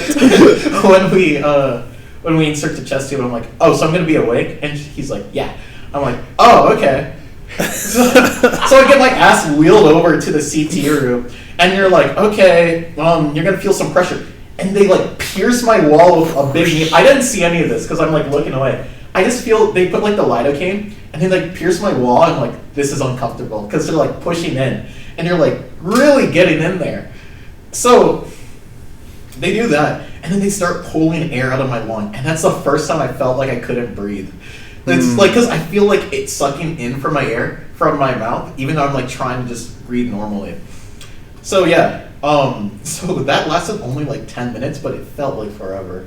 Wow. Then they like bandaged me up.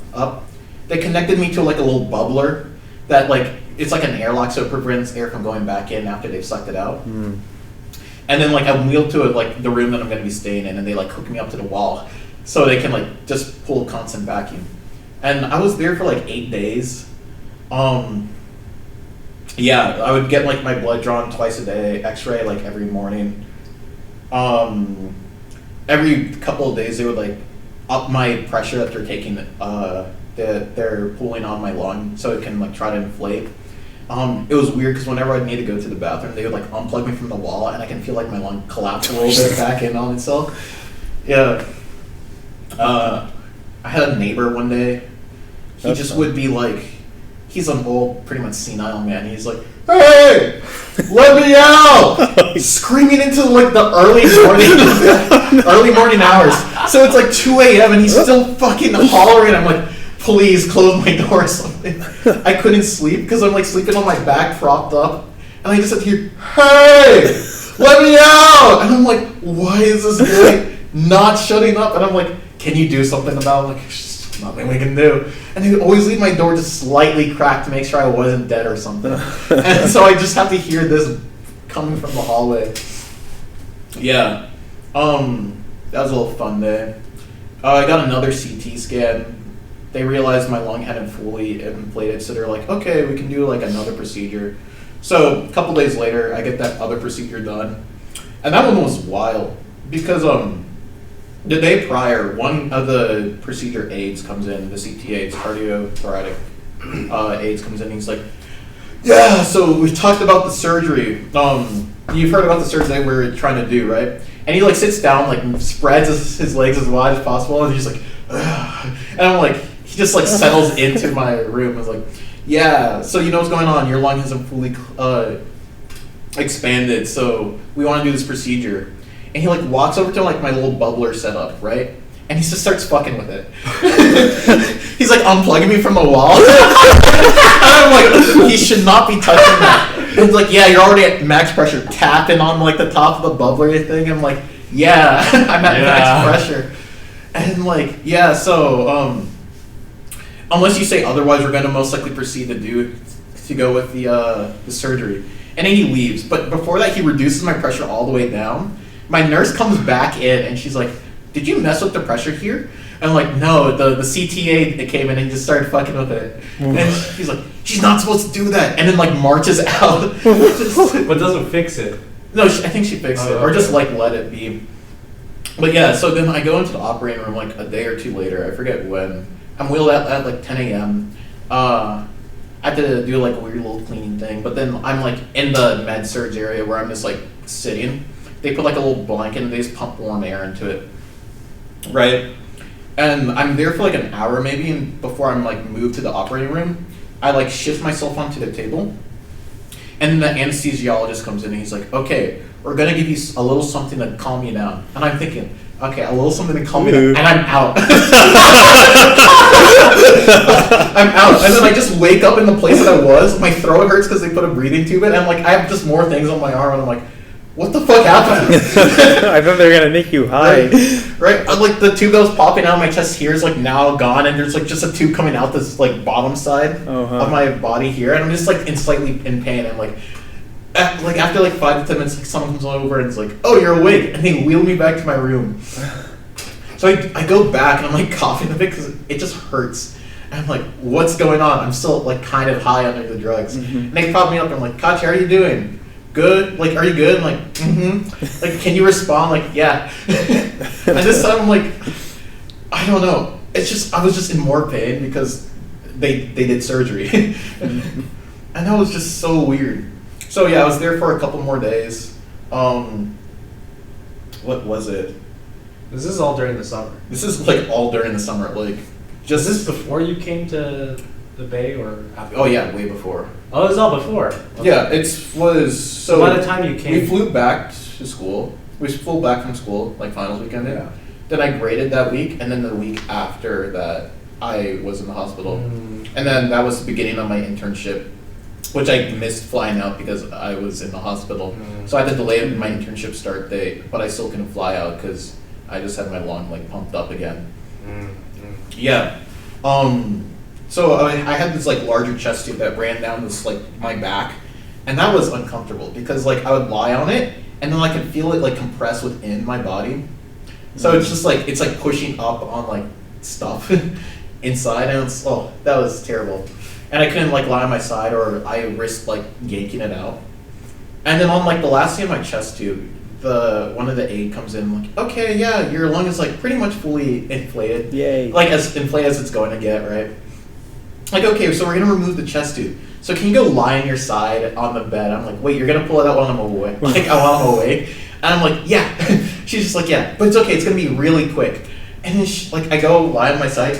She yanks. Oh my god! Holy fucking shit! The feeling of like a tube running down your inside while she ties it. Oh my god! The sound, everything was just so loud. Oh my god! Oh my god! Did it hurt? Yeah! It was just so uncomfortable. And then like I don't know. I was like sent home a couple days later. And then, like, it would just hurt because, like, I have stitches in, like, 3 different places, so I can't, like, contort my body well. Yeah. Is that a scar? Oh, yeah, I got 3. So 1 in my armpit, 1 down here, and then I have, like, a little bump here, and I think 1 here. Metal. Yeah. So that was the beginning of my summer.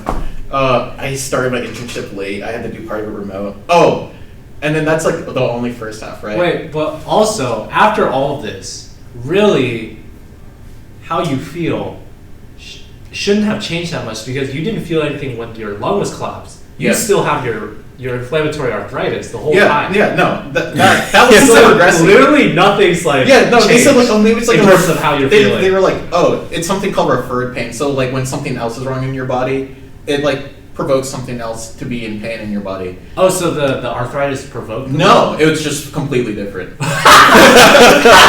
Right? Oh. And like during this entire time, my sister was graduating, so they went to her graduation and came back. And dude, whoop-de-doo, they got COVID. Oh. So it's Did you like, get COVID? You got COVID too? Yeah, so I was recovering for like a week or 2, and then like right before my internship started, right before I was supposed to start hanging out with like friends again, I feel the itch in my throat. I'm like, no, this can't be COVID. I haven't gotten it yet. It can't be COVID. Then the next day, I get the thinnest possible positive line, and it just leads into 2 more weeks of me being stuck at home, just like coughing, and because my brother was like hacking up a storm in our shared bathroom. Yeah. So then I got COVID, and then I started my internship, and then this entire time, like my joints were still fucked, and that was up until this semester. So when you went to the doctor and stuff, they did the scan and stuff, they saw your collapsed lung, but they just like forgot about your No, they looked at it. It looked good. Then how did those doctors not know that it was arthritis? Because it's not really, my joints weren't swollen as much at that time. And it was mostly like my tendons. So the reason why I can't close my hand is because my tendons are inflamed and it can't like move past. Okay. but my joints have like very like light swelling, so it's different portions, different areas. So it was only later until like this semester when you went to the doctor again. Yeah, my wrist is swollen a little bit more, but like it was mostly still my tendons. Okay.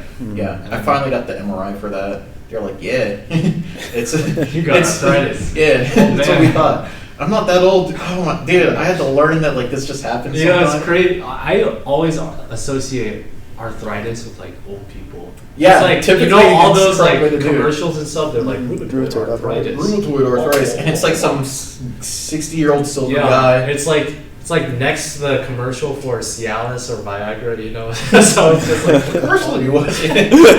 Watch on TV, bro. Yeah. So No. yeah. Is there treatment? Oh yeah, I just eat yummy meds. I started treatment like last week. Feels much better. Yeah, good. he's actually feeling good. Yeah, they just gave me like freaking like Advil for like a little bit, and then they gave me slightly stronger Advil, like called Aleve, which you can still get over the counter, and then that stopped working as well. And then Stopped working, yeah. then they gave me a prescription strength one, which that So was this also is good. this actually targeting your arthritis, or is it just like a pain reliever? It's like a pain. It's like an anti-inflammatory. Okay. Because So- like Advil and Aleve, those are just pain relievers, right? Well, they're non-steroidal anti-inflammatory drugs. Oh, really? I It's did not know NSAIDs. Yeah. because like the commercials for Advil are literally just like have a headache, Yeah. pop one or something. Mm-hmm. Yeah, it's like targeting inflammation caused by that or something similar. So Ah, that's so- what it leads to. Yeah. ah. Is that all you need? Just anti-inflammatory stuff? Is that? That plus like some other thing. I take two things. One called prednisone, which is like a steroidal anti-inflammatory type of thing. So it's like it's a steroid, right? And then I take something called methotrexate, which is like a more like takes longer to start working, but it's also like a kind of immunosuppressive anti-inflammatory drug. Mhm. Alright. So I just need to like eat a ton of anti-inflammatories so it stops. So you're roided And up, is what I'm hearing. I'm roided up. Yeah, right when now. are you hitting the gym again?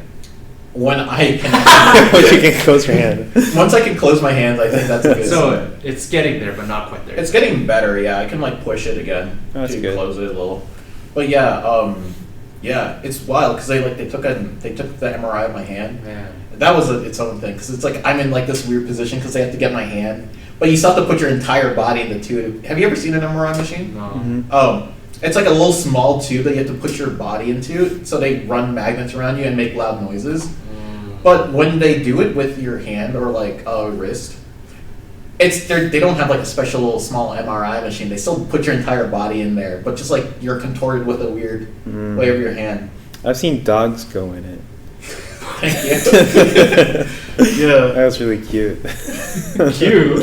Yeah, that's why it's like a big machine, you know, and you get the little puppy going in. They just put them in. But they're so scared when they go in there. No, they're specially trained to go in the machine. Because they What? were studying dog brains. Oh, okay. Oh. Yeah, yeah. So it's not like normal dogs. No. Yeah. Damn. Still just as cute though. Still just as cute. That's cool. But yeah, so I take those now and they help so I can like walk well. Yeah. I'm not like limping as much as you've That's seen good, that's before. good, That's good. Yeah. Less limp. Yeah, yeah. Less limp. Damn, You the love to gym's see a not ready healthy- for you. The Oh, gym's gotcha. not ready for me. It's all over. It's all. See, because like I was so shitty to going to the gym prior, right? Mm. But I think now, after you like realize like, oh fuck, I like moving Yeah. more so than before. Do you feel like you have a better appreciation of your body now? I think so. Mm. Because That's good.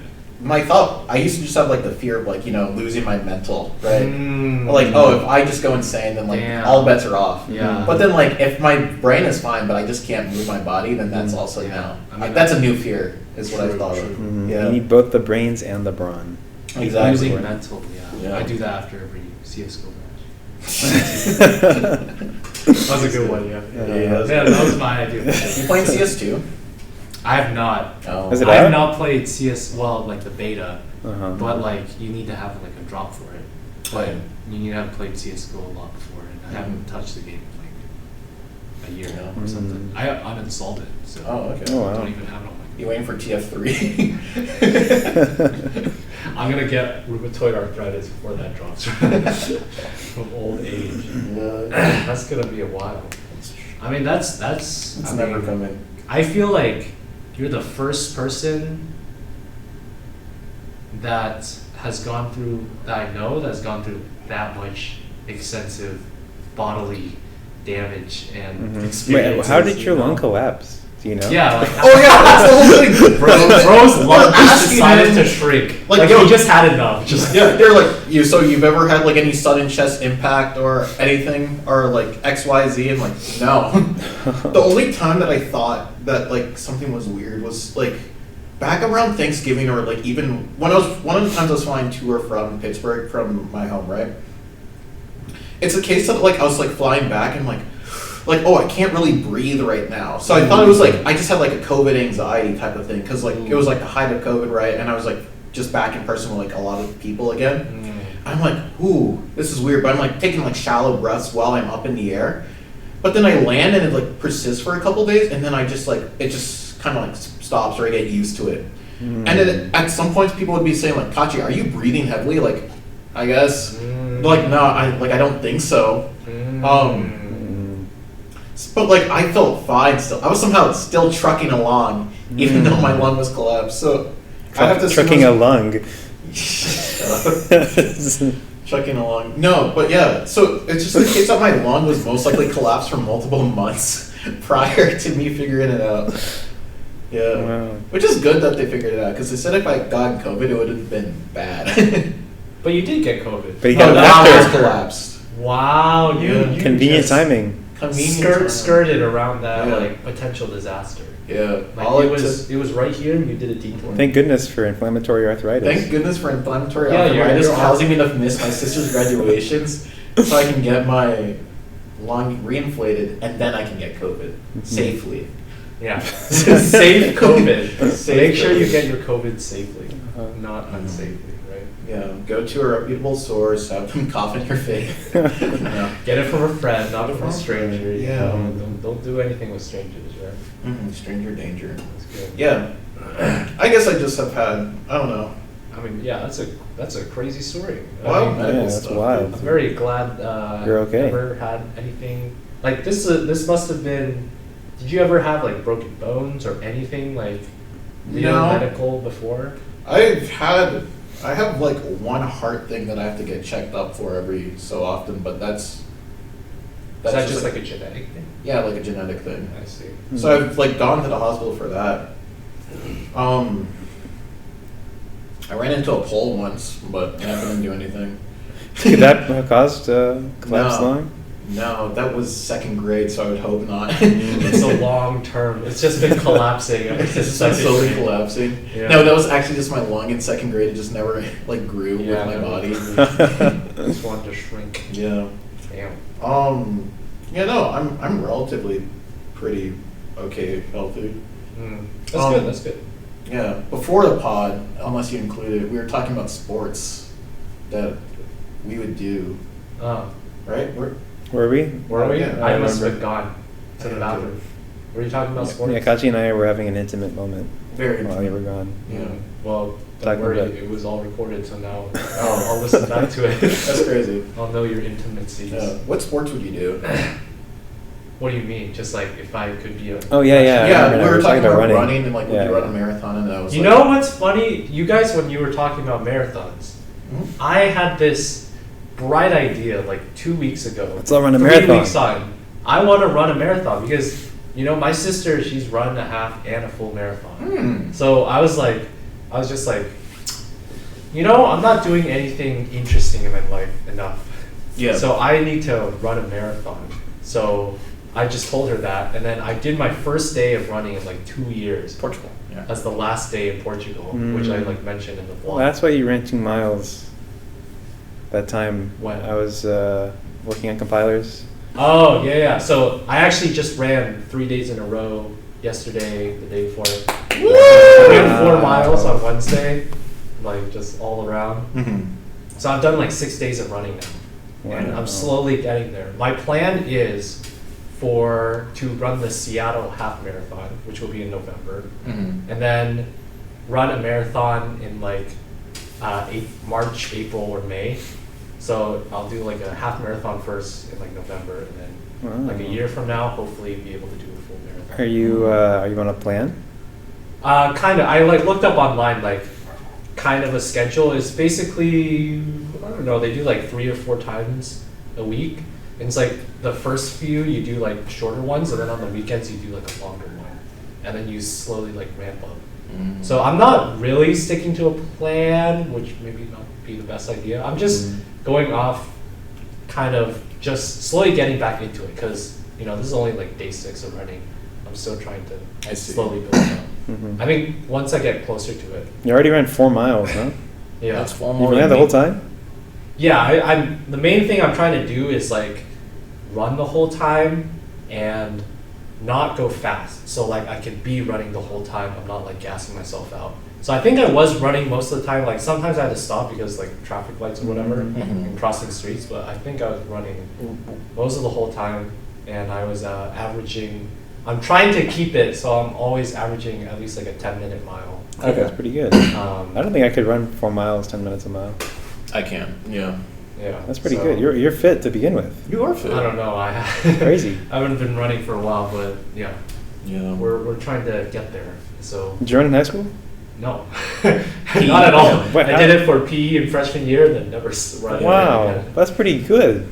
Yeah, 40. I was telling I've been sending my sister all the Stravas that I've been doing. Strava's like the app where you usually track running, and she's like, "Damn, bro, you're already like faster than me." Or she's like, "You're gonna be way faster than me," or whatever. And I'm like, Because you're a "Yeah." man. He's just got that athletic ability. It's, I never No, did yeah, it's actually this. crazy. Like, I could not do that. Even when I was in high you school. tried it. 40 minutes, 4 miles? I can't, dude. I can't. No chance. I mean, No shot. well, this is after 5 days of running too. Dude, No, I'm Dude, saying a lifetime so, of like, running I couldn't had, get me like, the If I just ran for 5 days in a row, there is absolutely no way I could run 4 Yeah. miles. Well, it wasn't 5 days in a row, but Okay, if I ran 5 days in the last year, I would not have gotten that amount. yeah. Even in high school, I was like averaging. I was slow. I was like a 12-minute mile, and then like I think my fastest was like 10 or 9. That's when I peaked. Yeah, my peak was, I remember in PE, they had this like sheet because we had fitness tests for running a mile, like number of push-ups you could do, sit-ups. And I remember I was trying to, okay, I forgot what the criteria were, but I think it was under 8 minutes for like the best grade. And I remember I ran like 7:40, I think, in freshman year. Then after that, I never ran again. Just stopped running. Yeah. Or I mean, I ran for like tennis and stuff. I played tennis throughout, but those are like short sprints. Those aren't like, Well, but it's also like a longer form type of exercise. True, you right? are like running around for like an hour, Yeah, 2 hours. hours. Yeah. Cardio. See, I Long-ass never did match. any cardio. So. No, me Yeah, neither. I never really counted that as cardio, but I guess if you Mhm. think about it, it is a form Yeah. of cardio. I mean, I was pooped Yeah. every time in the match.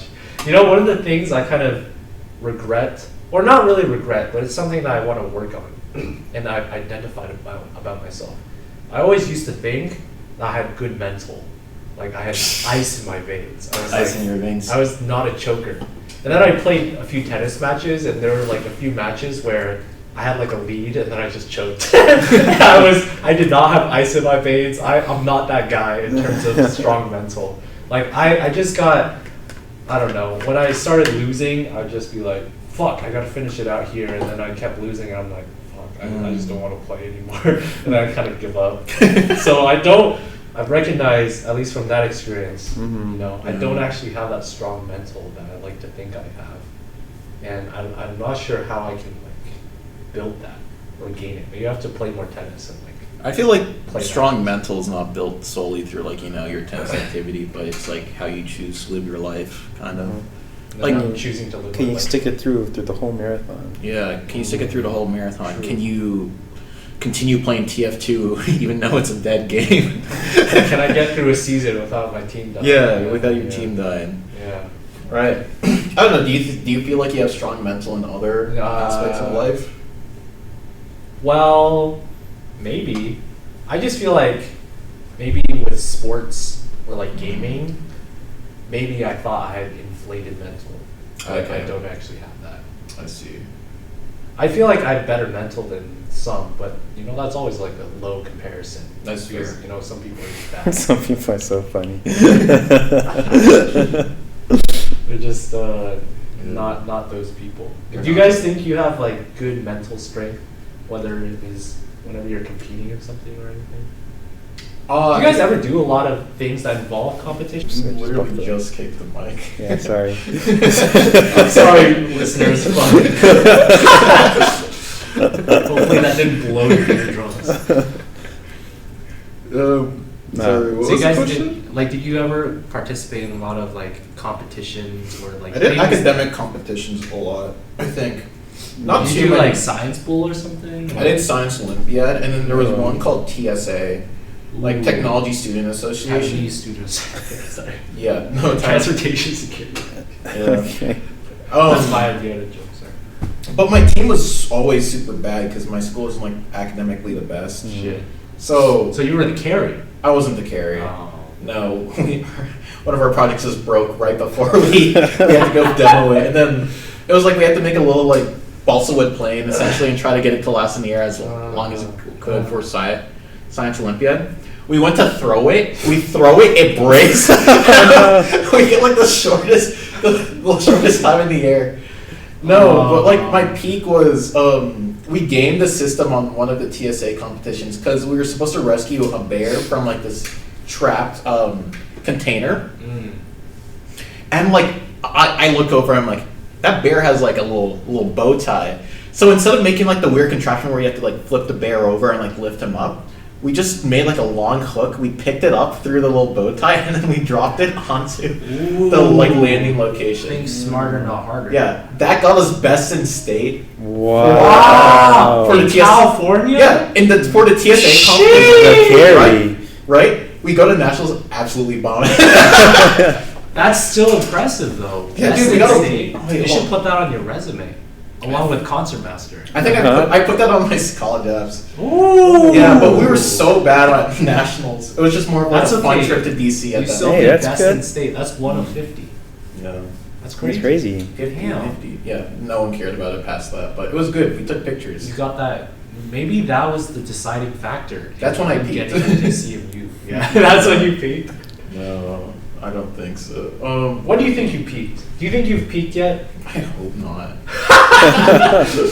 Do you think you're at a better level here in college than in high school? Personally, no. I most definitely know I am. Really? Oh yes. Like, I most likely okay.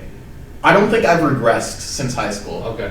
Do I feel personally like I'm at a better place or the place I would want to be? No. Okay. Right. I think I'm also just very critical on myself as like in general. Like I most likely am doing better in some ways than I like actually believe. But yeah. No, that's good in terms of always being critical about yourself. It means like you're always finding your own flaws, I guess, Yeah. which can hurt your self-esteem. But it means you're always trying to improve yourself too, right? See, that's the thing. No. It's like it's weird because like, it's like the case where you want to improve, but then you're just kind of like too tired or like discouraged to do it. So it's like it's like this weird like lull of like stagnation. At least that's how I feel it. But I most likely have not been stagnant since high school, or that would be very disappointing. Yeah. Yeah, I think. I mean, I didn't know you in high school, but I'm sure that you are. I mean, are you getting paid now? I'm getting paid. I'm gonna do hobbies, dude. Yeah. You're free Free. to do whatever you want and mold the world in your image. Well, I'm actually bounded by the resources that I can accumulate, so mainly money. But you are able to accumulate more resources now. That's true. I want to commit crime. Okay. I want to commit crime and Commit get my tax resources. fraud. Yeah, that would I be like so tax fun. fraud. Wait, Yeah, that's correct. don't cancel me, please. Yeah, Yeah, you can cut I it. owe the state of Illinois $2. Oh, Yeah. Right, you gotta like, you had to like mail it. I have to mail it. I have to mail them a check for two. for Do they even $2. cash checks for $2? I don't know. I I feel have like it to would send take- $2. It costs more money. Do the IRS audit state stuff? No. Okay, so literally they're never gonna. Illinois is not gonna care about a Mr. Elan. Unless I live in Illinois. Oh, wait. Oh. Oh. Wait, you made that much money and they only took $2 from you? No, they just under withheld. The company under withheld by $2. Why? By mistake, I guess. Dude. At least you're not. At least they didn't overwithheld, which means you're not giving tax. You're not giving an interest-free loan.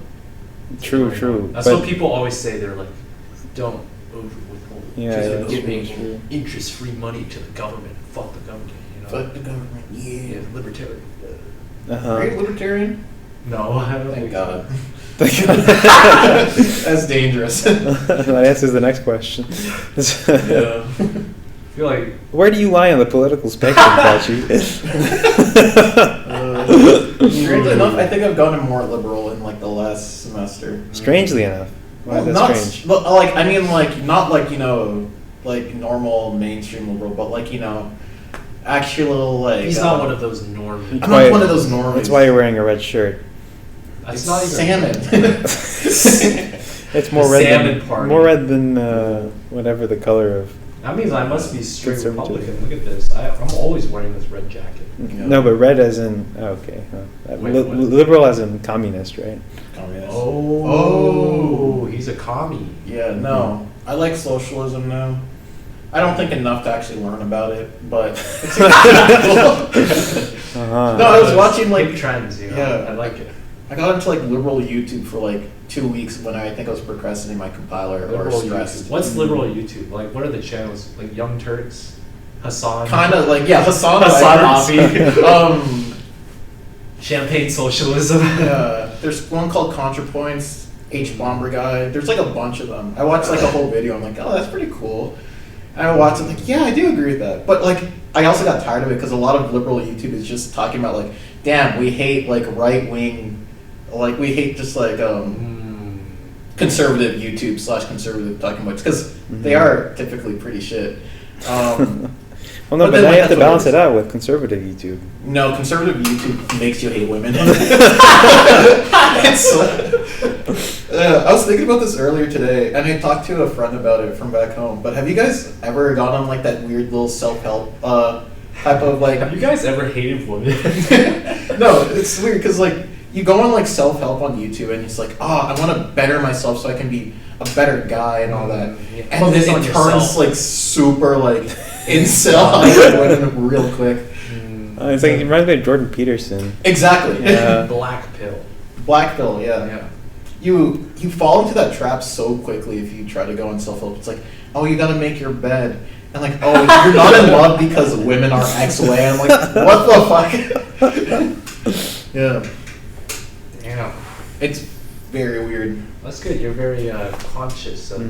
No, it's true though. Yeah, I have seen that. Any, especially if it's targeted towards men. Yeah. No, yeah, no. Or young men. Yeah, See, yeah. this is why. Just Young, like that lonely last- men. Young, lonely men. That's why we need girlfriends. Mhm. Because That's- then we put the problems onto them instead of onto society. That was the we said last. Oh, I see, okay. It's a callback. It's just a Yeah. joke, guys. Don't worry. We're not actually. Uh-huh. Young, Just lonely a men joke. have done Just a more joke. damage to our society than any other group. No. Oh yeah, you even saw that clip. Yeah, you played it. I played that clip. Yeah. You play that clip for me, yeah. Exactly. So, yeah. I'm like, Kachi loves listening to the podcast. bro, I love listening don't to podcasts. everybody loves listening to podcasts? Leave it Definitely in, not. in You the know, comments I if checked- you love listening to the I comments. checked our last episode. It has 1 view. I think it's me on YouTube. So Damn. that last one, not really banging, but you know it's okay. The guest episodes are always banging. Always bang. Always banging. So you can learn more about the You know what? They're always like the most. Actually, I can't say that. You know which was our most viewed episode? The Alex Jones one. It was the one titled "Alex Jones was right." So of course that one got some bot traffic and views. People left some pretty mean comments. They were like, Yeah, Good. but otherwise, besides that one, I think the guest episodes have always been the most popular ones. Yeah, Because more you know, favored by the algorithm. guests are what make this podcast Mhm, amazing, mhm. right? Because all the rest, it's just me and Elan waffling about Mhm. whatever the hell. I don't know what that means, but waffle we do. Yeah. So I did What'd not you mean say? for that to be a, huh? What'd you say? I don't know what waffling means. Oh, Yeah. just like like talking about Yeah. random Just stuff. going back and Mm. forth, I think. New lingo. Yeah, Acquired. I learned something new this week. Good job. That's Good. good. Very good. I But should Never being stagnant. Mhm. mm. Yeah, not stagnant. That's what we're like Progression aiming for, right? or degradation. What do you think is like the most interesting thing you've learned from that StuCo? Like learning something every week. What do you think was the most out of their topic that you did not expect? It was like, dang, I didn't know. I didn't know someone in this class knew so much about this. I'm gonna be honest. I have a random terrible thing. memory, so I forgot most of them. But my friend That just did, means they're not interesting enough. no, my friend did talk about K-pop, and like I had known a lot about K-pop, right? So like I already know how kind of weird. the Right, industry you is. know all the members of BTS. Sam, Jungkook, RM, Okay. J-pop. J-pop, J-Hope. Suga, okay, V, Jin. There's one.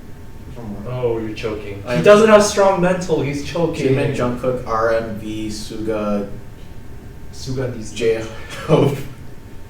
Hilarious. Yeah, and then there's another one. He's choking. I Okay, did choke. but K-pop. That person was talking about K-pop. Yeah, and it's just like she went through like the history of a little bit of the history and like the most recent, like I guess arrival of like at least girl groups specifically. Dude, they're all like 16 to 18, 15 to 18. So it's very weird because it's like, yeah, they're just like teenagers. I feel like that's something that's kind of come into play that I've like thought of in terms of a lot of popular people or like artists or just like figures. Like when you're growing up, they're like your age or like a little older. But now we're at the age where they're younger. And it's like a little weird. It's so weird because like, especially when it's something Especially like K-pop. like something like more probably akin to Western audiences, like Olivia Rodrigo or whatever. Yeah. Like blew up a lot, right? Mhm. And she's like still young, Yeah. and she's like younger, like Yeah. Billie Eilish or whatever. Billie Eilish?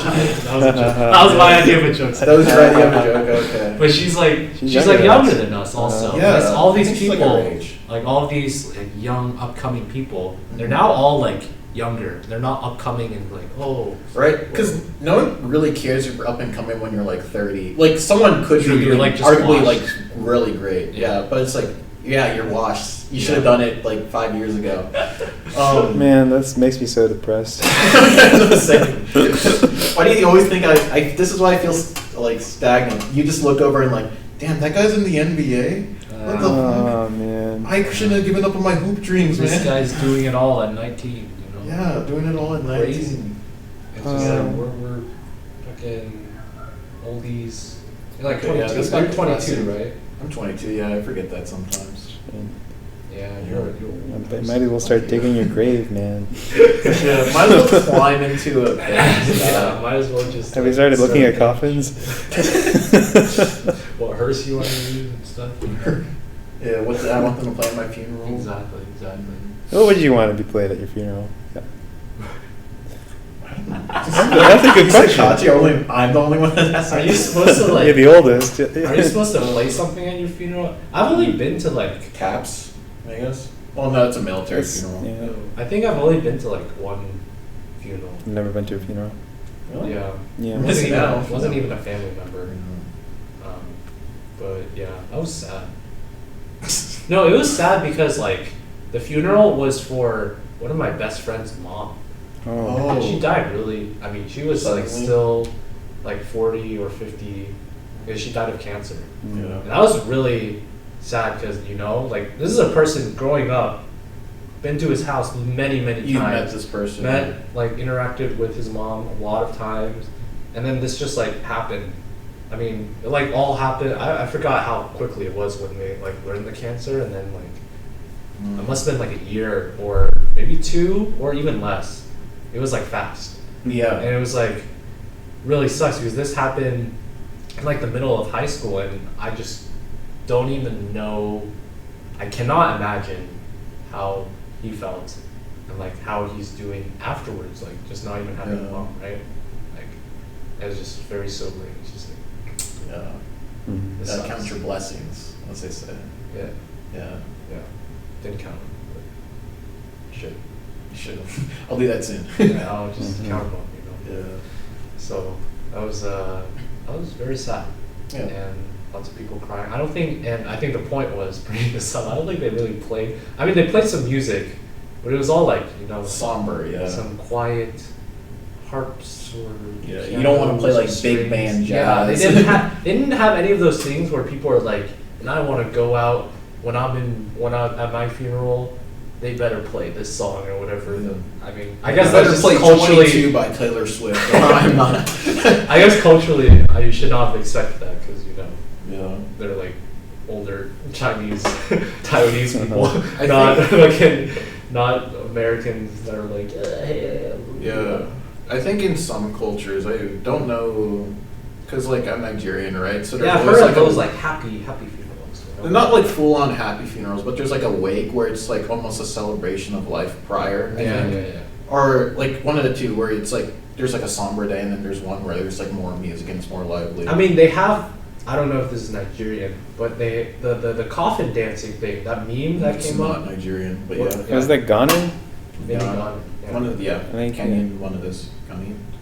Ghana? They're on opposite sides of Africa. So. Yeah. Ghana. Oh yeah, Ghana's over here. Kenya's over here. Yeah. Uh-huh. Kanye. Kanye? Oh, is this the Kanye? Kanye segment of the podcast? At your funeral? Well, what Kanye had your funeral. I just want to say a couple things. She just bleached her ass. She just bleached her Father asshole. Father's And I got bleach in my If t-shirt. young Metro don't trust you. I'm gonna shoot you. It's one morning. Yeah. That'd be kind of lit. Copyright strike. Oh. Yeah. No, we're not good enough. We're not like Yeah. that. Imagine if Kanye did your eulogy. How long until he mentioned him? Yeah, I was gonna say, I Yeah. don't think we want him anymore. We don't?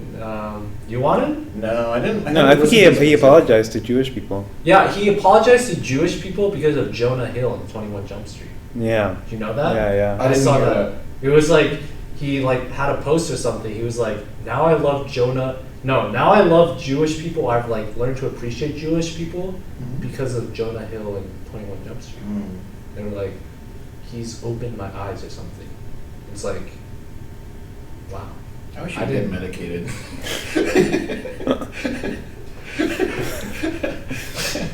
Like, 21 Jump Street was his Well- medication. It's how he's come back to the light. Right? yeah. Uh-huh. You know? Kanye's the guy I don't want to be when I mentioned that I thought I'm losing my mind mentally.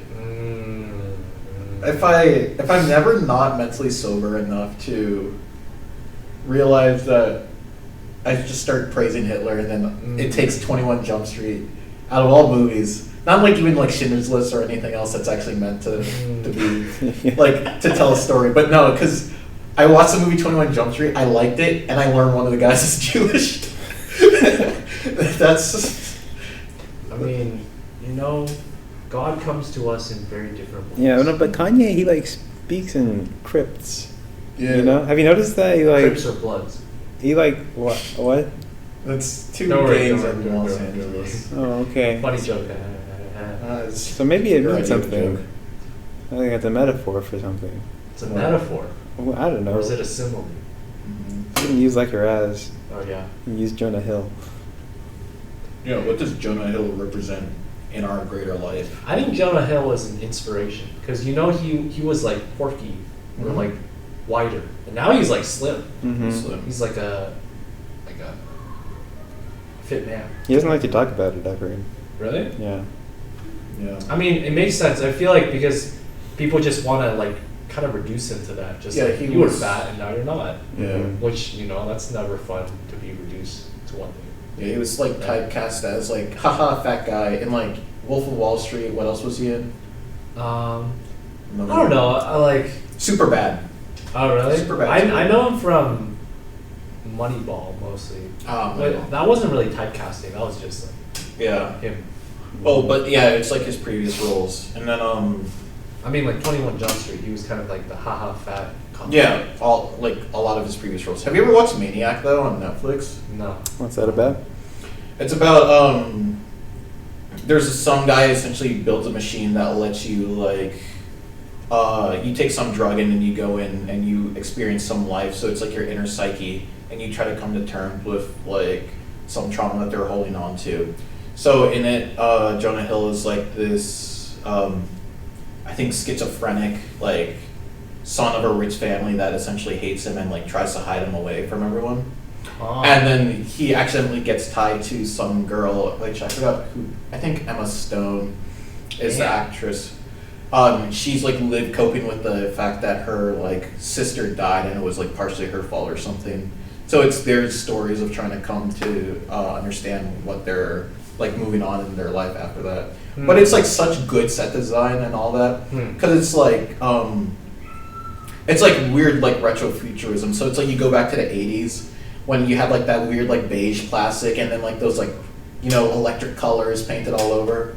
It was very nice. I liked it. I recommend that show. You ever watched Severance? You know that show? I wanted to watch That's Severance. good, bro. I watched the whole thing in one day. Really? I told you that show is amazing. Oh my God. So I it was told good? it to him on a previous podcast. I was like, this is one of the top shows I've watched. Like, it hooks, and then the ending. One of the best endings. I want to watch season 2 so bad. Oh my I guess God. we can't talk about it, but I mean, we're It was both really- recommending one of the best shows you've ever watched. It's really good. It's really good. I don't want to spoil anything. It's just really good. Okay. I've been watching Succession. Okay. What's that about? Strong media family. Strong media family where the patriarch is. Like the CEO. Yeah, he's trying to hold on to. He's like getting older, so all his kids are trying to vie for control of his empire after he dies. Slash like external parties trying to like take control. But then it's like everyone's a piece of shit, right? So the dad doesn't want to actually give up control no matter how That's old. kind of a piece of shit. Also. Oh, he's a horrible person. Yeah. So they don't want to give up control, and then the kids are like backstabbing their own father in like different ways, while also trying to like keep the family business from falling out of like the family's hands. So it's like this case where it's like one of the characters like, oh yeah, my dad's like incompetent. We should like vote him out, right? And then that fails and all that, and then like he's kicked Spoilers. out. All this stuff. Spoilers. It's like the main plot point. You'll see. It's kind of like season 1 actually, but like it's all about the journey of it because it's like there's not really any heavy action, but it's a lot of what's it called? Just like the conversations between the people, which causes like the suspense and like, oh, is it gonna work this time or what's gonna happen? How does it change? Yeah. So I feel like Severance was like a slower show at the start. Did you feel that? Like it was slower? Yeah, but it was novel enough that it was interesting. Yeah. And then it like really picked up. Mhm. It got good. So is it like very like dramatic, like action filled towards the end? No. I mean, like the last episode has some action, but it's very much just It's plot driven. plot-driven okay. drama. It's a Yeah. really cool, interesting premise too. So Yeah. Okay, I know the premise. Would you Well, guys yeah. do it? no. No, absolutely What not. the fuck? Especially not after watching the Yeah, show. I know That show is completely. You wouldn't split your work life and like personal That's life. not the personality? WLB I want. The work life balance. That is not. What Yeah, it's probably not good for you too. Well, of course not. That's I want to control my memories. What That's I do. true. You know, that's like the whole thing of. That's why Alzheimer's is so scary, or dementia. Yeah. One of those two. Both of them. You just forget who you are. You just like can't control. You lose your mental. I'm already losing my mental in one way. I don't need to lose it in the more permanent way. That's completely fair, yeah. Right. Mm-hmm. So, you know, don't want to do that. God, I gotta watch Severance now. God damn it. You have to. You have to. Add it to the list. You'll get there. You'll get there. I'll get there. I mean, you should not. It's like a stack. You know, you should do it first. So it's Put sad. it at the top of the stack. Oh, okay. Actually, though, I think it's worth it. Major. It's worth it cutting the line.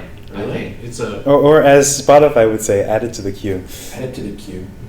Wait, don't. No. But he's audible, so we don't want You it. don't Oh, mention sorry, Spotify. my How bad. fucking I dare you. apologize. Oh Oh no. my god! Not sponsored by the way, but You're gonna hear from Audible's lawyers. that's crazy. Jeff Bezos. No, but that was a jab at Spotify. You know, because they call it a queue, but it's not really. So it's like, It is a queue. huh? It's a queue. What do you No, mean? when you say add to queue, It is a it queue. plays it next. Oh No, it doesn't play it next. No, it doesn't. If you It add is a multiple queue. If you songs add to multiple queue. songs, it's Oh, actually- So really? it's like a Oh queue structure my and then like this weird random. I've only stuff. ever played one song at a time. Yeah. Well, of course, then it would be a one-item queue. So Yeah. No, but does that mean the song you're currently listening to is part of the queue? When do things get added to the queue? when there's a queue. So the way that Spotify So really every song works- that's currently playing is part of the queue, right? And No. the songs that follow are going to be played. Are they not part of the queue? So- is there not already okay, a wait, queue? listen to me. So Is Spotify- are you telling me that the Stop, underlying stop, data stop. structure that Spotify uses is not a queue? No, so Spotify, when you select a They have song, two queues. they have like a weird function that runs, so it's like it just randomizes. Internal architecture. Yeah, it randomizes all the like Yeah, like Amazon all- figured all this out, huh? I'm listening to the amount of music, right? So it just randomizes all the like next songs that you'll have, like maybe like pseudo randomly, right? And then it's like it'll just keep playing that. So it does that based off your weird playlist, or based off your playlist. And then if you want to add something to a queue, it will cut it in line, and it'll play everything in the queue while the queue is not empty, and then it will go back to that like pseudo random playlist. Oh. So it's like a stack of queues, but the size of the stack is 2. What?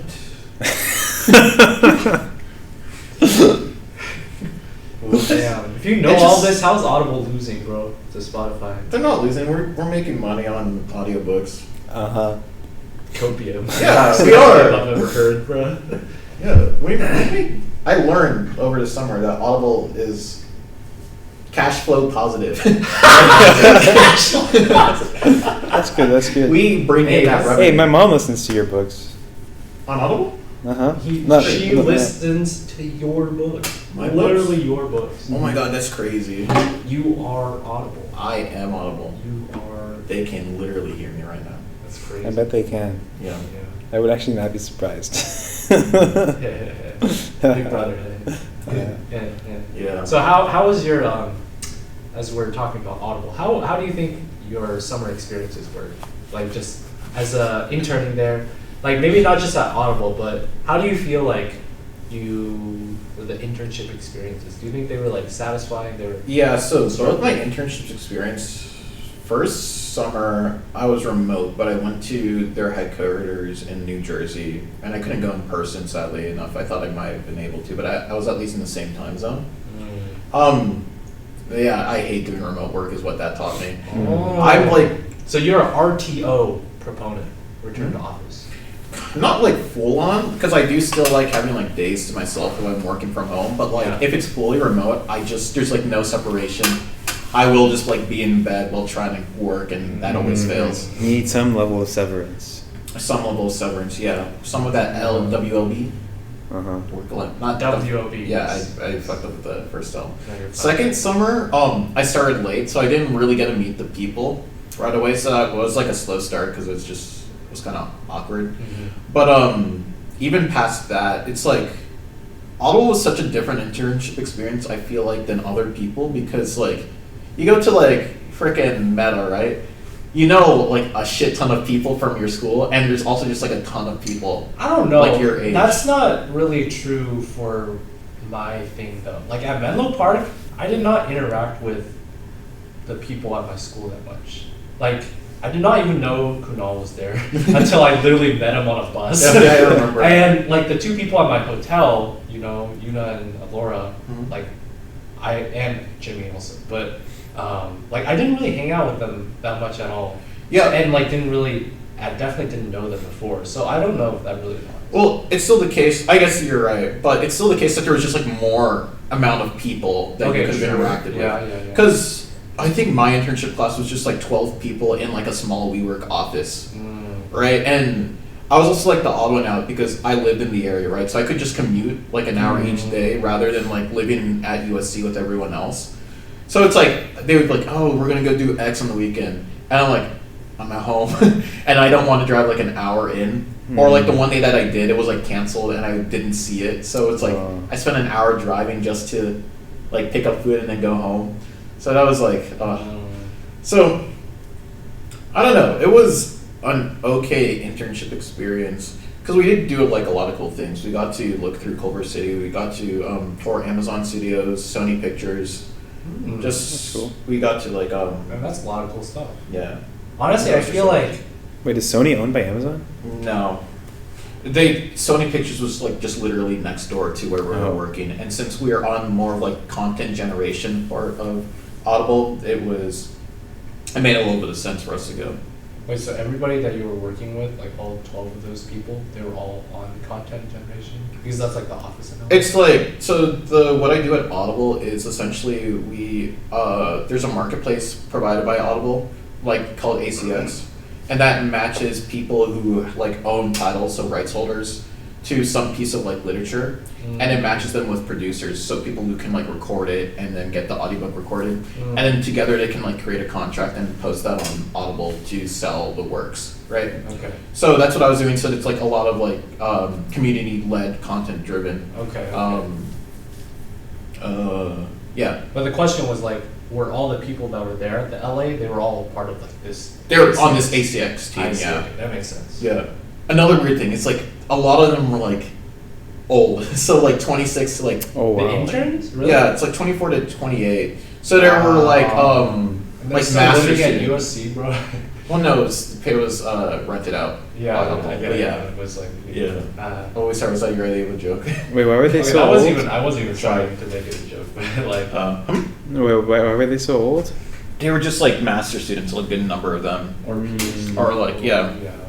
So it's just like, I would be there and like, there was literally somehow one other guy from CMU there that I met, and then everyone else was older than me. Yeah, I had two thoughts. Like one of them with the older people, like if you watch actually I didn't say it in the vlog of Lisbon, but like those 3 NYU people or like 4 NYU PhD students I met, like they went up to like 29 years old. Yeah. Like a lot of them had done stuff before, and so it was just kind of interesting knowing like how big the spread is in terms of ages that you get with grad students. Because a lot of the times you maybe work first and then you go back. Yeah. And that was like what the PhD student that came with us from CMU, she said, I think she did like a year or 2 working as like a software engineer or something, and then she started her in PhD. France, I was a grad student, so I was just surrounded by people that were all older than me, and there was a huge spectrum of kids who just did not want to leave school. I'm not ready for the real world. Like really, they hadn't even like done anything in between. I think so. I think one of them was like 26 or something. He just, Wow. never went to school. He just Yeah.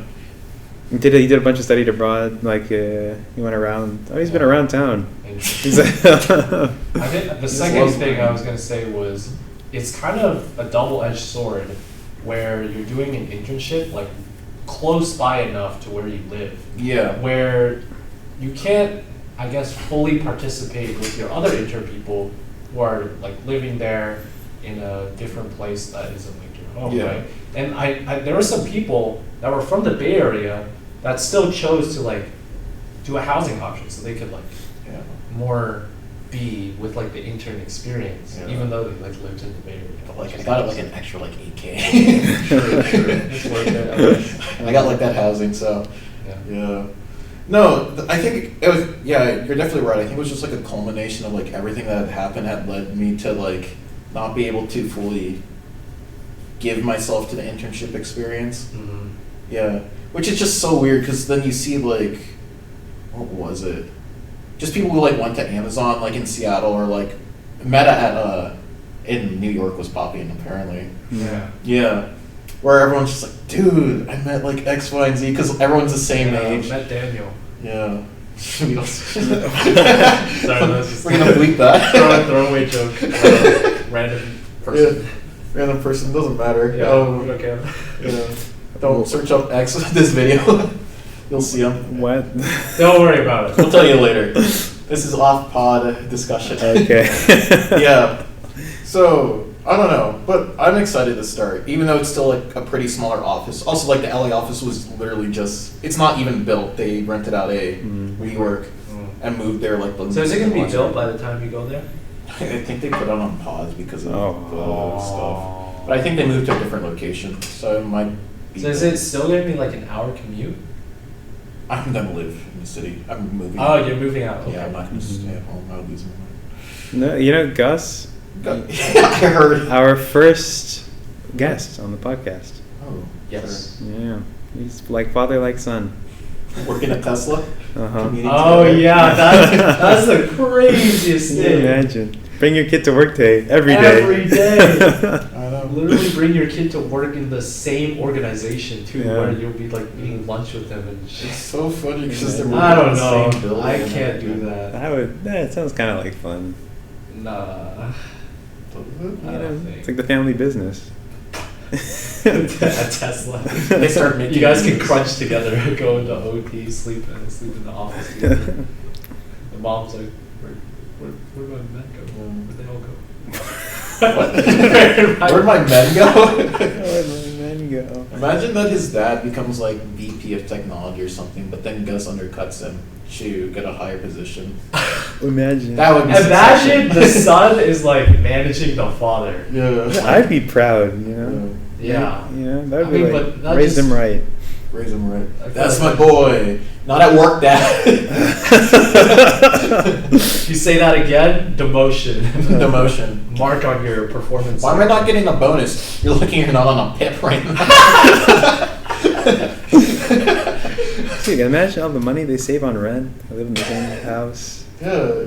Yeah. So that they own it. But I feel like that, you know, it's very dependent on how well your, maybe not even how well your relationship is with your parents. Like you can have a good relationship too, but you don't want to do that Mm-hmm. in terms of you just want your own space, Mm-hmm. like own thing. And that's definitely, like, would you do that if you were in Texas, Plano? Probably not. No. Yeah. I mean, you can't bring a girl over. Yeah. First thing he thinks of. That's true though. I mean, you can. You just, can. I be- did. She's just gonna stay for dinner. You just Oh. gotta put some dampeners on your wall and shit. Uh-huh. How long have you known each other? About 3 days. Yeah. Oh. Maybe soon? Yeah. Married? No, one of the people at my internship was engaged. Oh. Yeah, and he's like only like a year or two older than me. Ooh. Have you had that like feeling or like thing happen where you like look on Facebook or something and people are like already getting married? Yeah, that's or so having weird. babies? I haven't seen that. I haven't seen that, but I've heard people like other friends who I've seen like their friends already get babies Yeah. and stuff. Mm. Yeah. You've seen the marriage one. I've seen the marriage. I've Well, seen a few couple people. marriage, yeah, or engagement. Mm-hmm. Yeah, I saw one where this guy, I went to middle school and high school with him, and he like is already engaged, but like he proposed after like less than a year or something. Of dating? Yeah. Wow. So I was like, wow, that's fast. That's This, fast. this dude's like Sonic, Uh-huh. speed running. Is he of Caucasian descent? Yes, he is. Is he Mormon?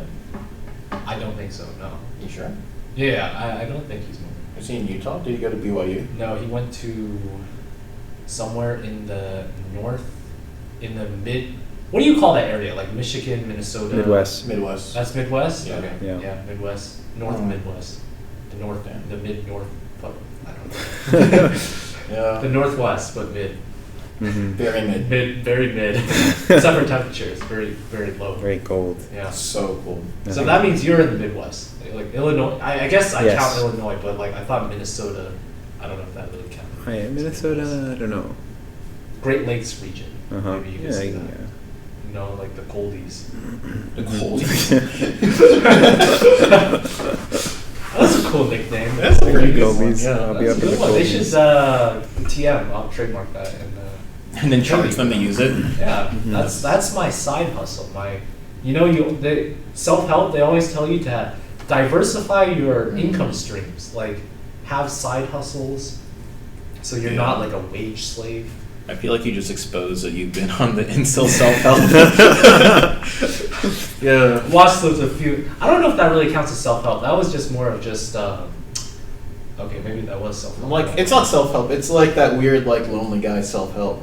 No, it's more like that. So you want to get rich. Yeah, and that Andrew stop Tate. stop being a waste. Speaking of the lonely guy self-help, have you seen those? It's like a cowboy. He's like sitting alone on his like ranch. Have you ever seen those self-help videos? I get recommended those. He just sits there, he's smoking a pipe. Trying to tell you something. It's so weird because like I don't agree particularly with Andrew Tate, but he says some right things. this is some right things. Oh, the Texas. Yeah. So you're going to still be in the LA area? Yeah. Like that's been like home your whole life, right? LA area, or have you moved? No. Okay. Hilaria. Sorry, yeah, continue. Yeah, 22 years. I've returned back So, is that where you want to like live longer term, or do you want to like go somewhere else? Do you have any ideas on that? No. I love the LA area, right? I live close to the water, so it's like I like seeing the water. I like going. So to you the won't beach. die of drought when it happens. What? Well, the water is salty. But you can It's like so just boil salty. it, bro. Bro, okay, if I don't die, then I'm gonna die from raising sea levels or some shit. But Or an yeah. earthquake, or Earthquake, yeah. Spreading I live on the wildfires. fault line. Well, yeah. I mean, that's all of West Coast, basically. No, like I live on a fault line. Alright. Like it runs through your house. like there's like this part that just like never stops moving because like the fault's always shifting. Uh-huh. And it's like it's so bad that So you're like always on the theme park, right? You're always kind of I do love driving there because it goes like up and down and you can like definitely get air if you went fast enough. Can you stand like on one side and the other and like watch your feet like? If I waited long enough, maybe. How long would you have to wait? Like 2 years? Honestly, like a couple of months, I think. Oh yeah, It moves that that fast. often, yeah. It moves that often. They're always doing construction because the road breaks and like all the pipes are above Wow. ground. So So that's it's where like your under- tax dollars are going. Yeah, most definitely in that area. Mhm. But yeah, no, I've been there for all 22 years of my life. I like it. I like the weather. I like water. I think I just need to live like a coastline. I don't think I could live in. How the- about like a fake coastline, like in Like Chicago? lakes? Yeah, No. like lakes. Lakes are It's quite fake, nice. yeah, no. It feels like an ocean when you're out there. Okay, I It's just really like ocean cold better. ocean. An ocean feels like an ocean, Yeah, that's true. especially when you get that nice little sunset. And you can get is it sunset? Where do you face? You face west? Which way is west? That way. No. You get sunrise. Sunrise is not as good. Yeah, At least you're I right. haven't seen. You have to wake it up. Yeah. You have to wake yourself up. Yeah. up. Sunset's so nice. Yeah. Yeah, I like sunsets. yeah. Yeah, you don't get that on the East Coast. Yeah. Unless you're in Sunrises. Florida. Oh yeah, unless you're in. That's crazy. Yep. Yeah. Sorry, yeah. So I've lived in the LA area for all my life, and it's pretty nice. Yeah. LA. I mean, I've been to LA a lot. So, And you never visited me. well, How because long? I haven't been. I was gonna wait. Though I mean, since I've known you, I've only gone there like once. Yeah, and I don't think I was there during that time. Yeah. So, don't blame me, huh? I'm joking. Yeah, but you're gonna come over, right? For sure. Yeah. I went to LA once. I'm definitely gonna go to LA. Yeah, you're going? Yeah, sure. I'm Yeah, I in. can drive you guys around. Come on. Yeah, I want to see. Apparently, there are these like lampposts. I had never heard of them before. You know the ones at LACMA? Maybe. Like it's just like a bunch of lampposts in like Yeah. in one area. That's Yeah. LACMA, yeah. I'd What's never the heard of purpose? those. Is that like an art? Yeah, it's the Los Angeles County Museum of Art. You know, we were talking about, I don't know, we were talking about like famous things, and then somebody was like, it's like the lamppost, and I'm like, what lamppost? Oh. Really? That's Yeah. what they brought up for famous things in LA? No, I think we saw a picture of it. Oh. Yeah. And they said it was. It's yeah, it's like the most I guess Instagrammed portion of. Yeah, that's what they LACMA. said. It's always on Yeah. Instagram. And then I saw people with pictures. It's like the Bader-Meinhof phenomenon. What is that? What? It's when you like when you've heard of something, you start seeing it everywhere. Like the L. Or Yeah. Like the when you said the Mandela Chicago No. Chicago L train Mhm. or whatever, that he like mentioned it once, and then like I heard it in the song Oh. right afterwards. It's like one of the songs has the L. Now whenever that song comes up, I think of that, and I like Chicago, and like whoa, Elan. you're just Chicago now. He's all of Chicago. I don't know if I've asked you. I've probably asked you this before, like where you want to be. But like, are you content with being Long in term? Illinois for a while? I mean, it's cold and it's flat. Isn't Texas flat? Correct. Texas is warm though. It has one of the boxes. Wait, so you like non-flat, but you've lived in like Texas your whole life. How'd you? Oh yeah, sorry, I should have just moved. My bad. No, but how'd you get this? Like, I like the non-flat. Well, I want Is it to from be Grenoble? now. I want to be close to mountains because I found out the mountains are really cool. There's a lot of cool things you can do around mountains, Oh, like skiing. like skiing and hiking, and well, lots of stuff, climbing and all kinds of things you can do near mountains. Yeah. Mountains plus lake. Chicago has water, which is nice.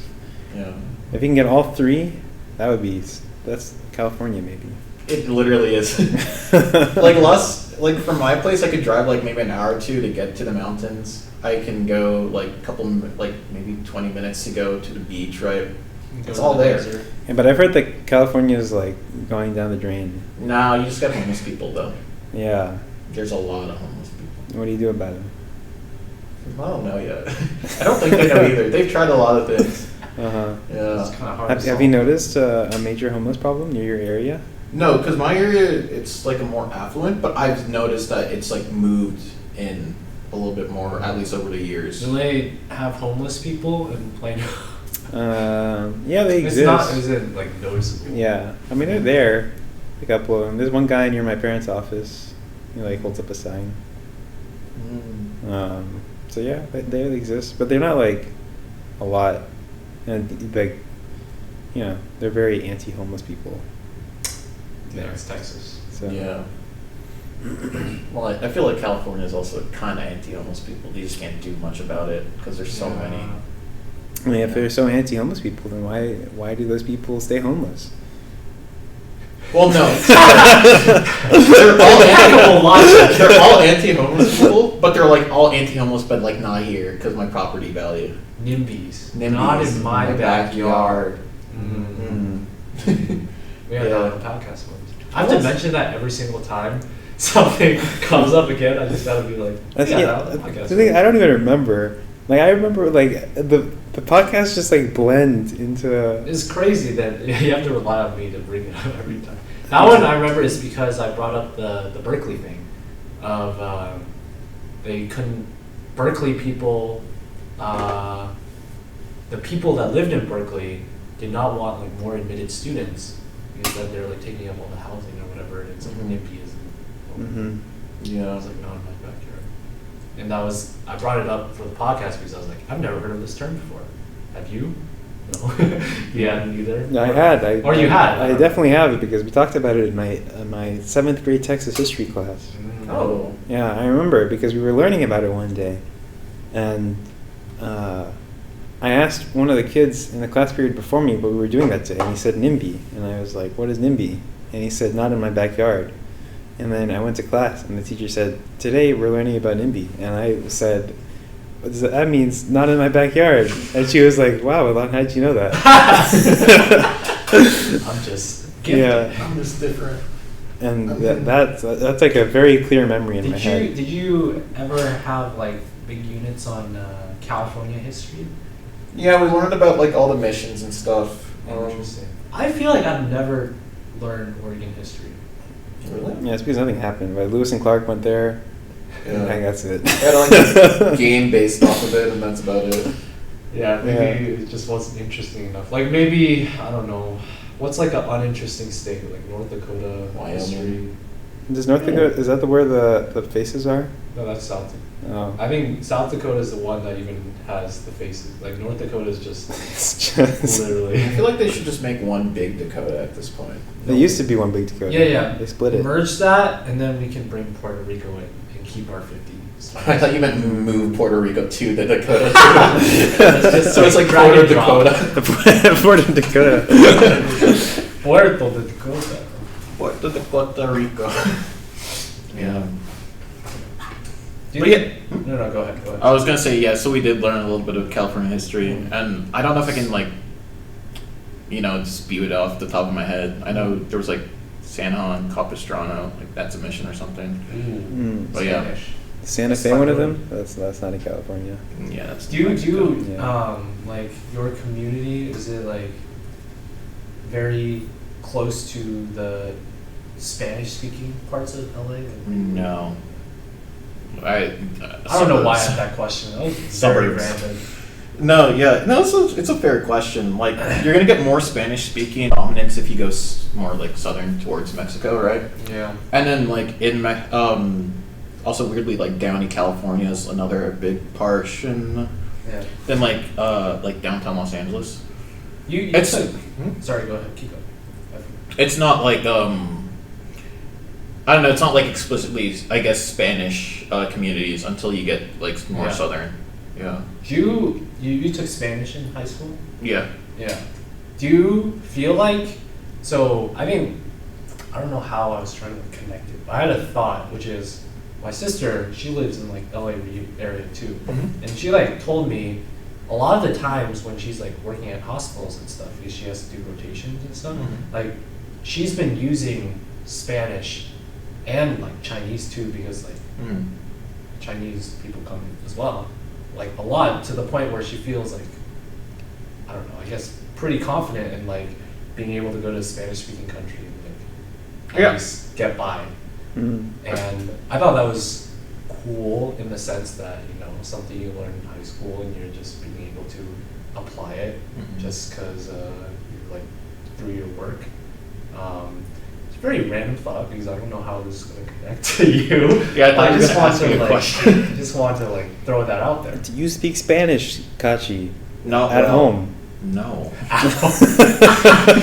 There's the connection. So what do you, your parents are from Nigeria, right? Yeah.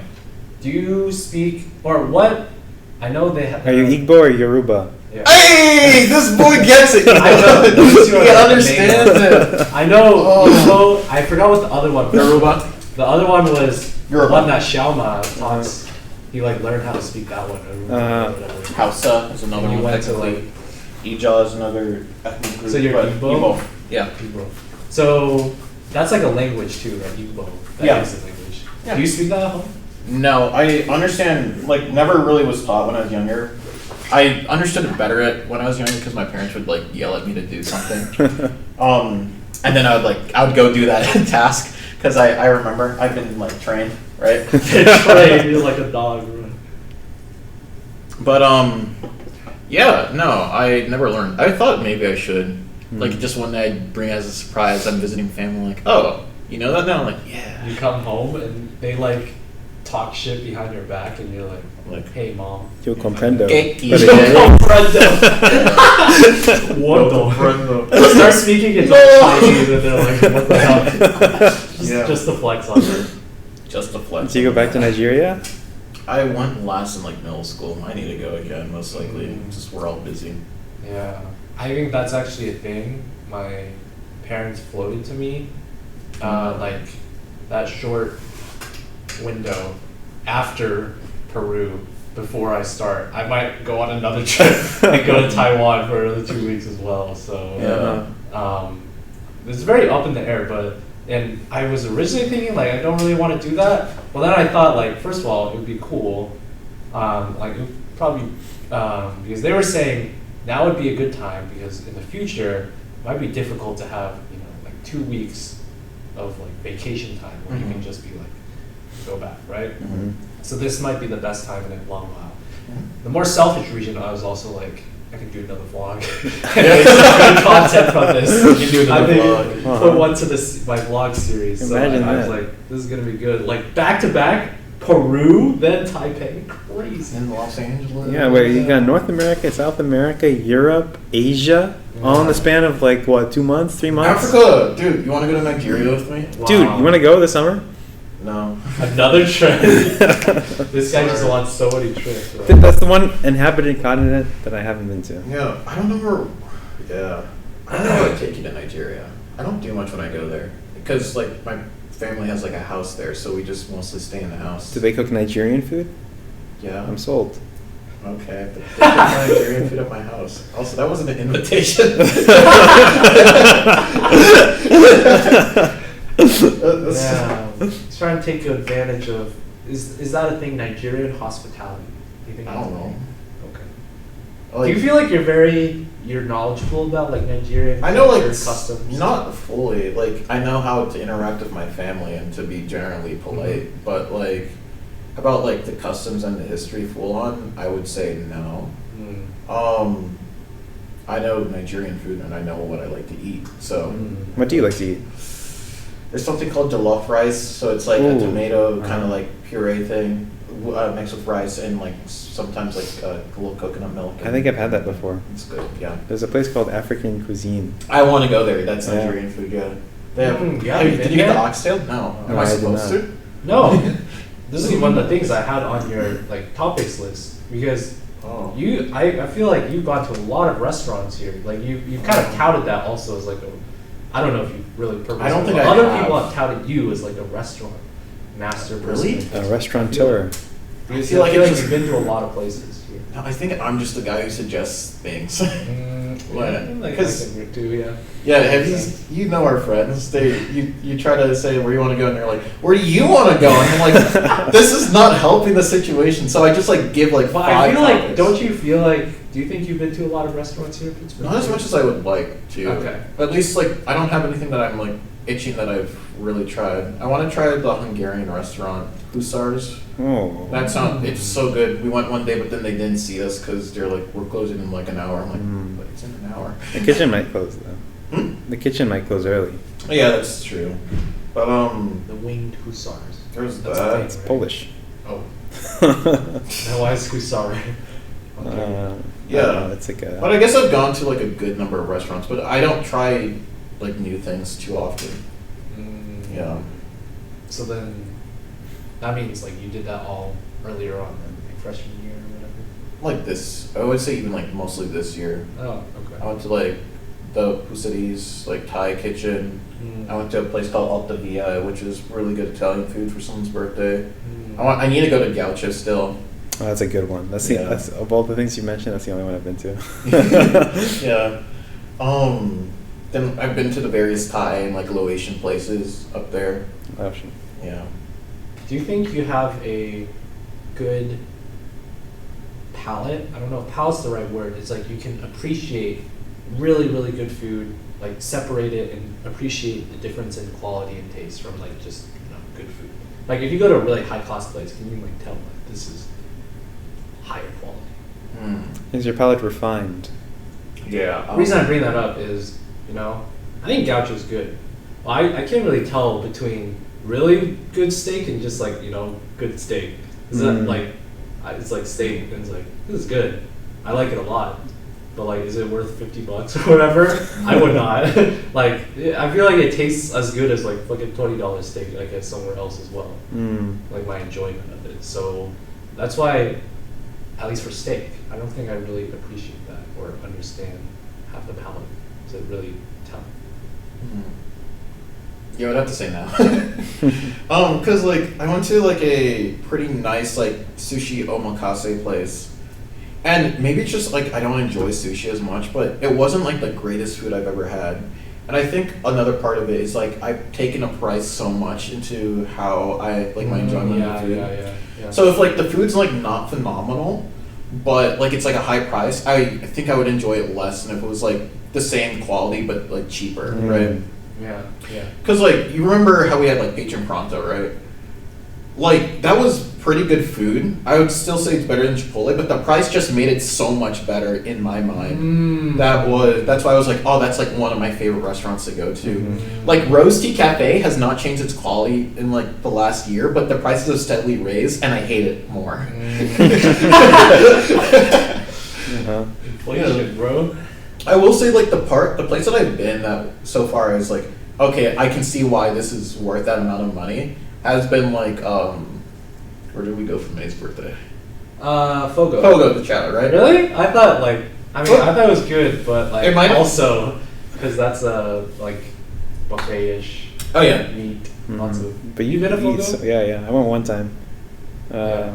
I mean, it's good if you're hungry. Yeah. I think it's also the case that it's like a ton of food, so I like just forgot how I like think it was my part of- pricing to amount of food ratio. I think part of it was also just the experience. Yeah. 'Cause, this is like first time for a lot of us, and it was like celebrating someone's birthday, so it was like fun.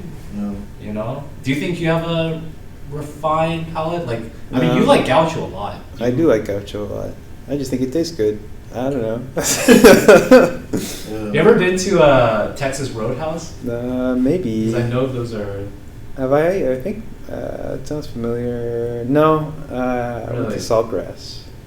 Okay, are they also like a lower end steakhouse kind of thing? I don't know.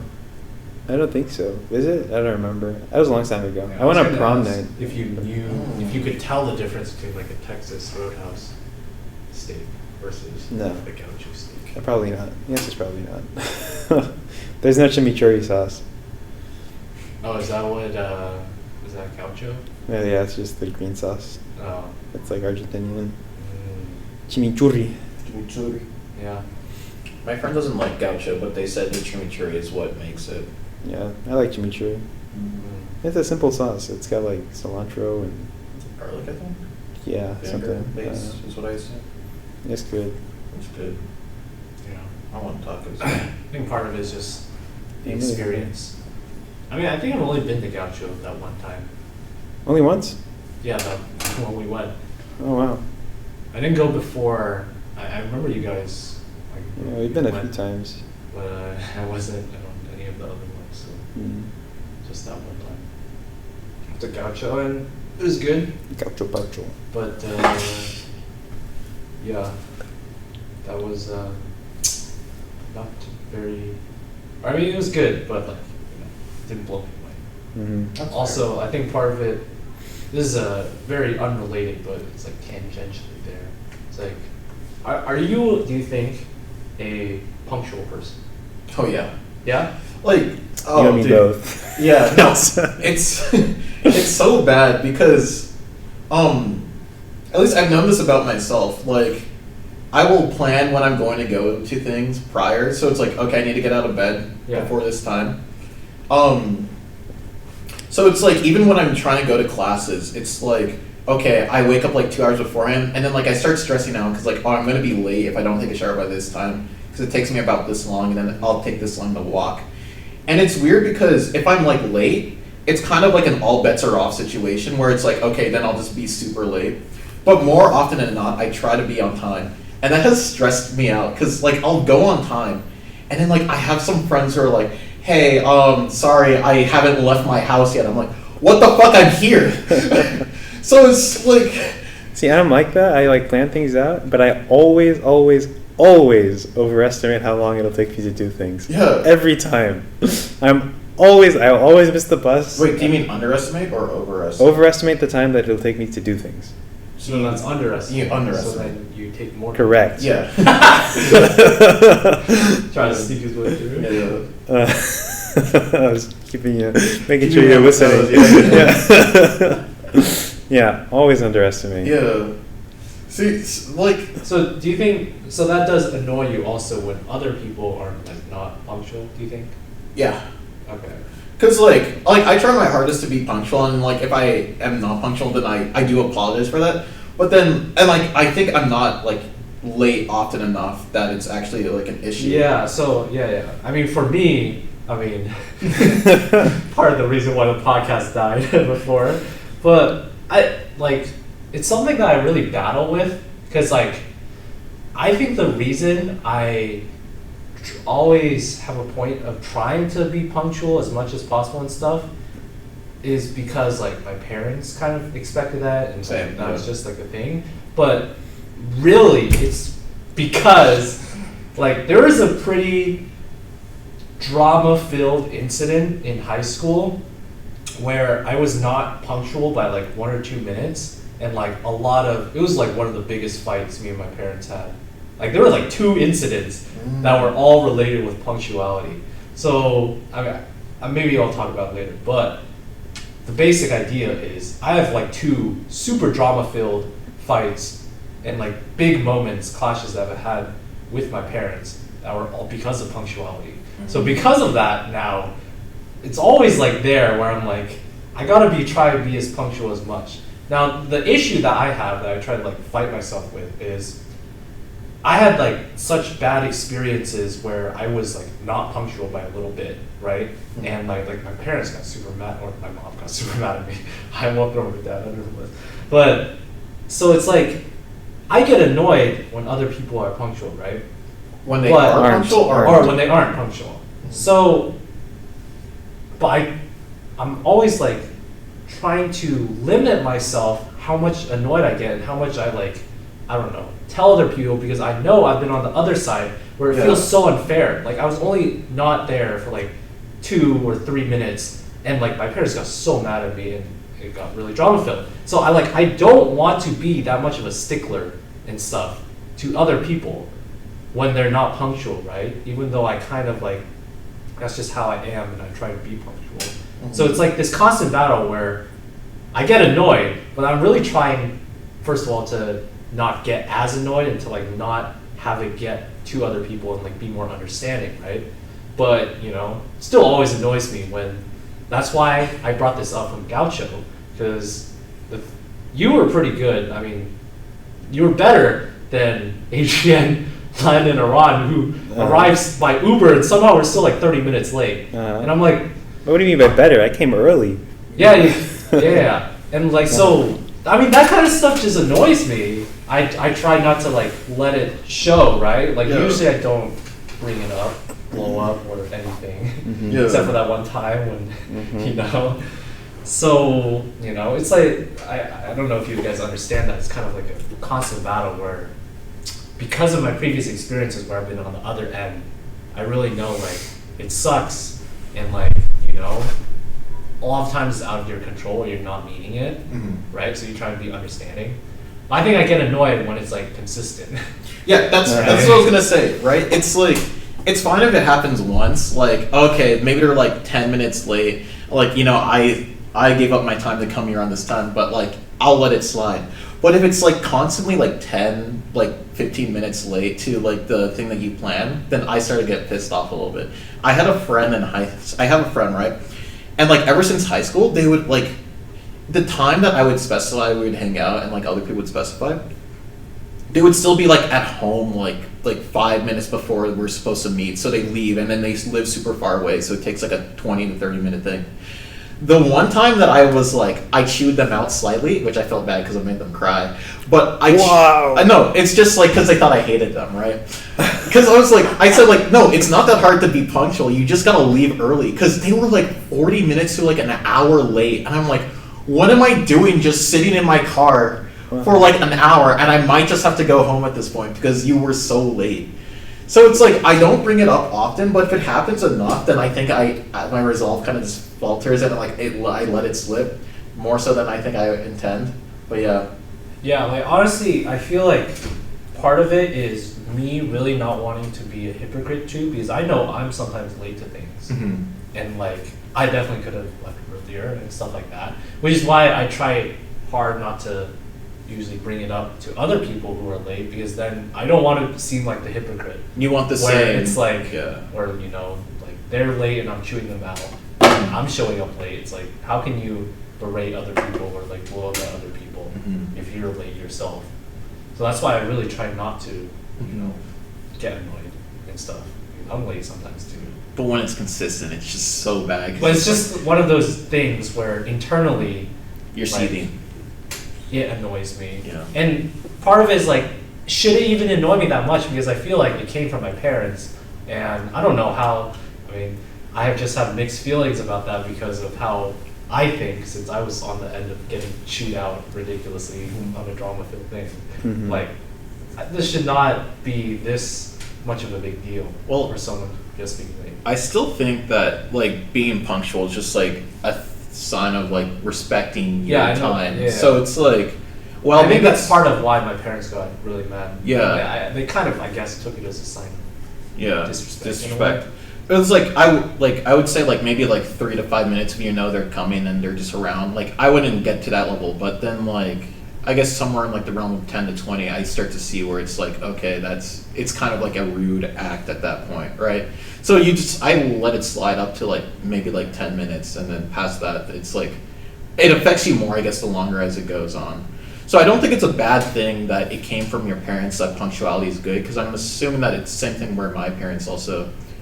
The same thing where for my parents where like I should be punctual to any meeting that I'm going to, so they just instilled that maybe in a way that's not as much as yelling at me and blowing up. But yeah, I still think it's like a good trait to have, even if it wasn't, given to you in the most correct way. Because I assume that they still did in like better ways. You just don't realize it because at the forefront of your mind is the time your mom blew up at you for being like 2 to 3 minutes late. Yeah. Yeah. Yeah. Yeah. Elan has thoughts. I mean, I don't know. Maybe I'm always late all the time because of my parents. Because my parent, like, punctuality was. It feels like non-punctuality was enforced. Well, I was late to everything. I'm always late to things, like my whole life. Honestly, I feel like after I got mad at you and stuff with like oftentimes being late to when we did podcast stuff, I feel like you've made a conscious effort. Especially with me. No, I get really afraid when people get mad at me. Because I always push things. Like I have like a subconscious thing where I like push people to their limits, and then once I pass the limit, I'm like I go way back. Yeah. Like I did that to my music theory teacher one time. I would just like I'm a goofball like all the time in class, right? I would just like I'd talk and crack jokes and whatever. And one day he couldn't take it anymore. And like that was it. Like the fun was over for that class. And he was a really nice teacher. That's why it's always with the nice people. Yeah, when the nice people get angry at you, and you're like, "Fuck, I didn't mean for this to happen." Exactly. Yeah. Exactly. You push the envelope too hard. Mm-hmm. Is that even a phrase? Push the envelope. I just pushed it too hard. Yeah. And then I have to like dial it back in. Yeah, it's like when you're pulling the seatbelt, and you pull it all the way, and it's like, oh shit, and then the seatbelt goes back, and now you're stuck. You're stuck, and you gotta like jiggle a little bit, and it doesn't move until it moves again. Now You have to like unbuckle it and then go all the way back. Yeah. And you have to start over. Yeah. Mm-hmm. Do you think your parents are very involved or have like a strict disciplinary, like how they interact with you? I'm guessing already yes. And I wanted to ask that as like a contrast because I know you've talked about it before. Your parents are like very carefree. Laissez-faire. Yeah. And I feel like my parents are kind of in the middle. Like there's some things, but if we take a overall holistic view of like with a lot of other parent-child relationships, I'd say they're pretty much in the middle, if not even probably. I would say moderately the highly strict. Most likely moderately. I tell this every so often, but my mom threatened to send me to military school. Really? At some point in high school, because I think I got a B, or like I turned in something like late, and it's just like I was just being blown up at, and I don't even remember full on the story. But it's just a case like, where I'm transferring you out and you're going to like X place, you got to take this like exam. I'm like, I'm not going to study for the exam because I don't want to go. And it was like, I think like a whole month or 2 month thing where it's like, you're going to go to military school. I signed you up. I'm going to lose money on this. And I'm going to lose money on this. And I'm like, I think, I maybe I repressed it, but I don't know. I shouldn't have gotten to be in the class. It was just me turning in like assignments late, right? But like to be threatened to go to military school, I always thought that was like a bit much. That's such a trope. Like I thought that was only a thing in cartoons. It was not like military school, or it was like some private school that like I couldn't be as, I guess, free. So that was a weird time. Yeah. So I guess they're kind of strict, but like they've calmed down a bit. It's just now they're just more strict on like social things, I think. So if I want to go hang out, it's just like I have like to be back by. Like, dude, that was one of the things that I felt like was really, even if they weren't actually like, if you think about it actually, I don't think they were actually that strict. Just I never like really tested it in terms of how strict they were with the social stuff, but I always had the feeling because they were strict in other things. I was like, they're going to be strict in this too. And like, I guess there are like reasonable things and like, hopefully, I mean, like come back by this and like call and stuff when you're like there, when you're going to leave and stuff. But I always had a view that that was strict because you always look at like the people around you and what you don't have. Like other people are always like hanging out late. They don't have to like call their parents or whatever all the time. So it's just like, in that sense, you see how other people are less strict, and you're thinking like, oh, relative-wise, my parents are strict, even though maybe in the grand scheme, it's not like they were like, you cannot go out or whatever. But I just kind of got that sense. So I'm guessing, like, so you were saying, like, socially, they're, like, actually getting more strict? Not more strict per se. I think But it's they still definitely less in maintaining, like, high school. But yeah, it's still maintaining. Like, if I live at home, right? Like, I don't know if my parents know. Like, when I'm at Pittsburgh, I'm out till like 3 a.m., like 4 a.m., and I'll just walk back from like a friend's house, right? But then when I'm at home, it's such like weird things, like where I have to play the game correctly.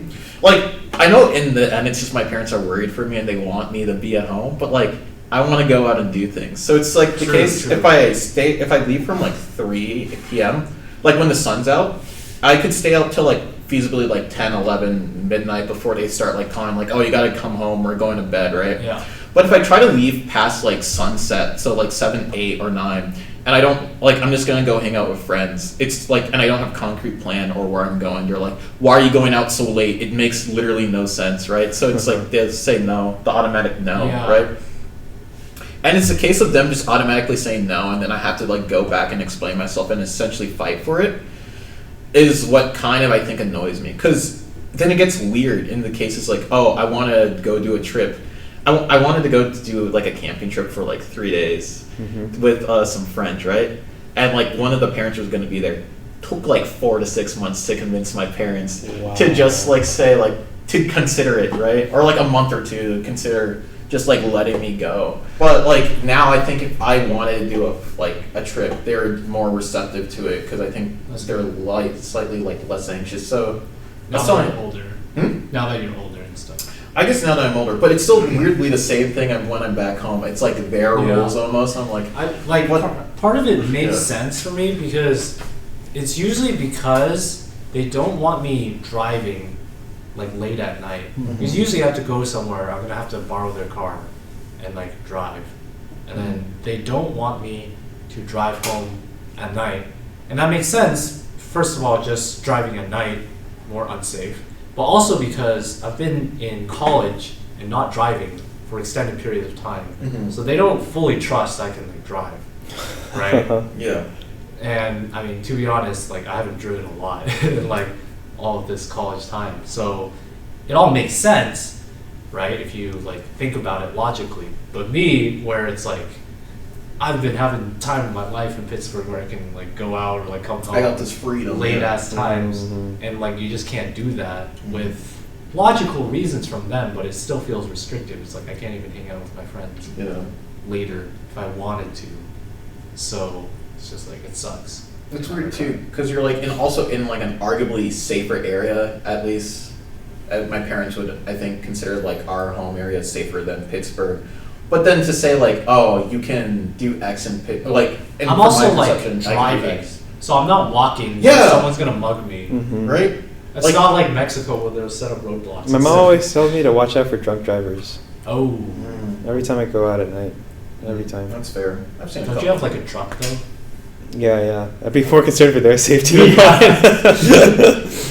be like crushing them, like the momentum just. Sorry, they were drunk, I swear. It wasn't not me. Yeah. Do you think your parents, so this is something that I thought was quite interesting.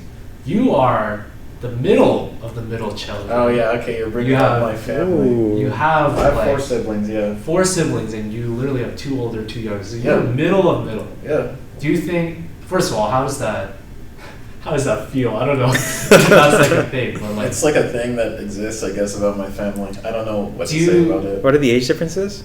About 1 to 2 years each. So so you have like 3 friends.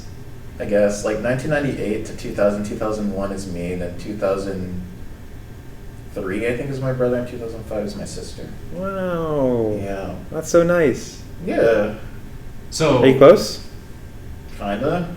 Yeah, that's one. We were closer when we were younger, I think, more so than now, because we're all just kind of stressed with classes. My sister's in med school, my brother's in college. My brother's graduated college. I'm in college, and I texted my sister back a couple days late, and she hasn't responded to me. And then my younger sister is applying to college. Yeah. She has a lot of people she can ask about. Yeah, but then we're all busy, so we don't.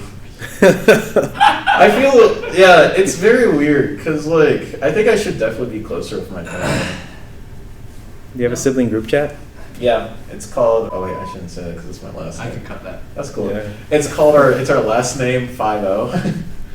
Okay. So it's just like Because there's 50 of you. well, there's 5 of us, Yeah. and like and it's like Hawaii 50. My sister was really. What does 50 mean? I don't know what It's Hawaii 50 is. is. It's a TV show. Oh, Yeah. So it's like a pretty. I don't know. We could be closer. that's nice. Almost like we call them. After That's the, look at this. Oh. We're Bringing the family back this is like together. family therapy. No, That's, it's that's so wrong. But yeah. he got it. Okay, moving on. Don't worry about it. No, say it. Don't worry Say it. Oh, about kick the mic. No, you heard what he said. No, I didn't. Yeah, yeah. I said family therapy. What else? That's That's it. it. There's more. No, that's No, literally no, all no. he said. You don't try to gaslight me. No, you I can will listen to kick the mic. You can listen to the podcast. Ah! You don't understand the inside joke. Oh my It's not god. even It's not even an inside It's joke. just a joke. Don't worry. What? Leave a comment if you understood the joke. And we What can was all the laugh joke? at Kachi. No. We'll say it. Oh my god, I really have to fucking go rewatch the goddamn podcast. Okay, anyway. Oh so, man. You got the full context. We gave you the full we context. gave you all the context. Anyway, so, now he's going to be thinking about this the whole time. So you're saying you guys I'm actually 3 out of like... 5. What about it? Oh, I was going to say, I mean, you said that you like were closer actually when younger. Do you feel like part of that closeness was like because of having shared the same experiences under your parents? Like, were they equally hard on all of you, or were they harder on some or others? Do you think? Like when you were all at home, or do you not want to talk? If you don't want to talk about it, it's fine too. No, I'm trying to think about it. Partially, maybe, like, I don't think the strictness brought us together per se, but like that was an aspect of it. The reason why I brought that up first, just for context, is because I think that's the main reason me and my sister got a lot closer.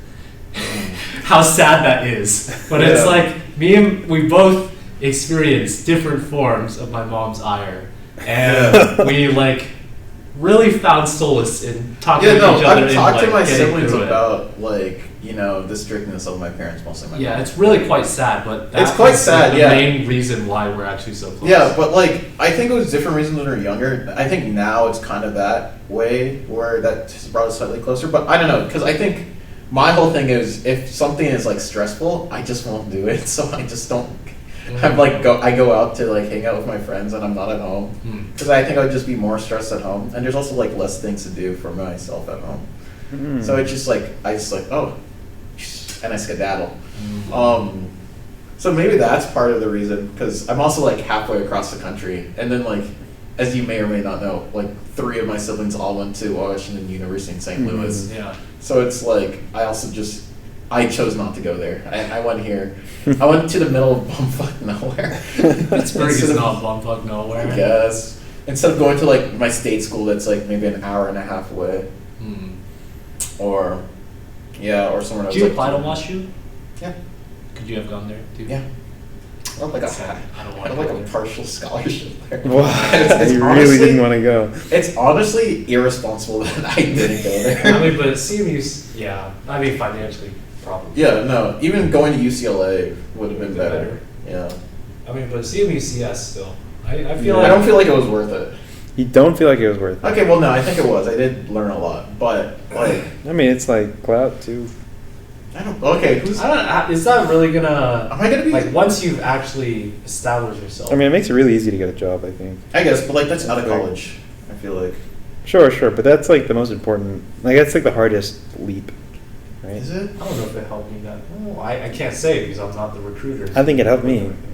I mean, I didn't do anything. I think it helped me. They came to me. Yeah. I think it helped me get me chances at opportunities. I just couldn't convert. But like, definitely, I think like people at least gave chances for opportunities, probably more because Yeah. of the CMU CS thing. Uh-huh.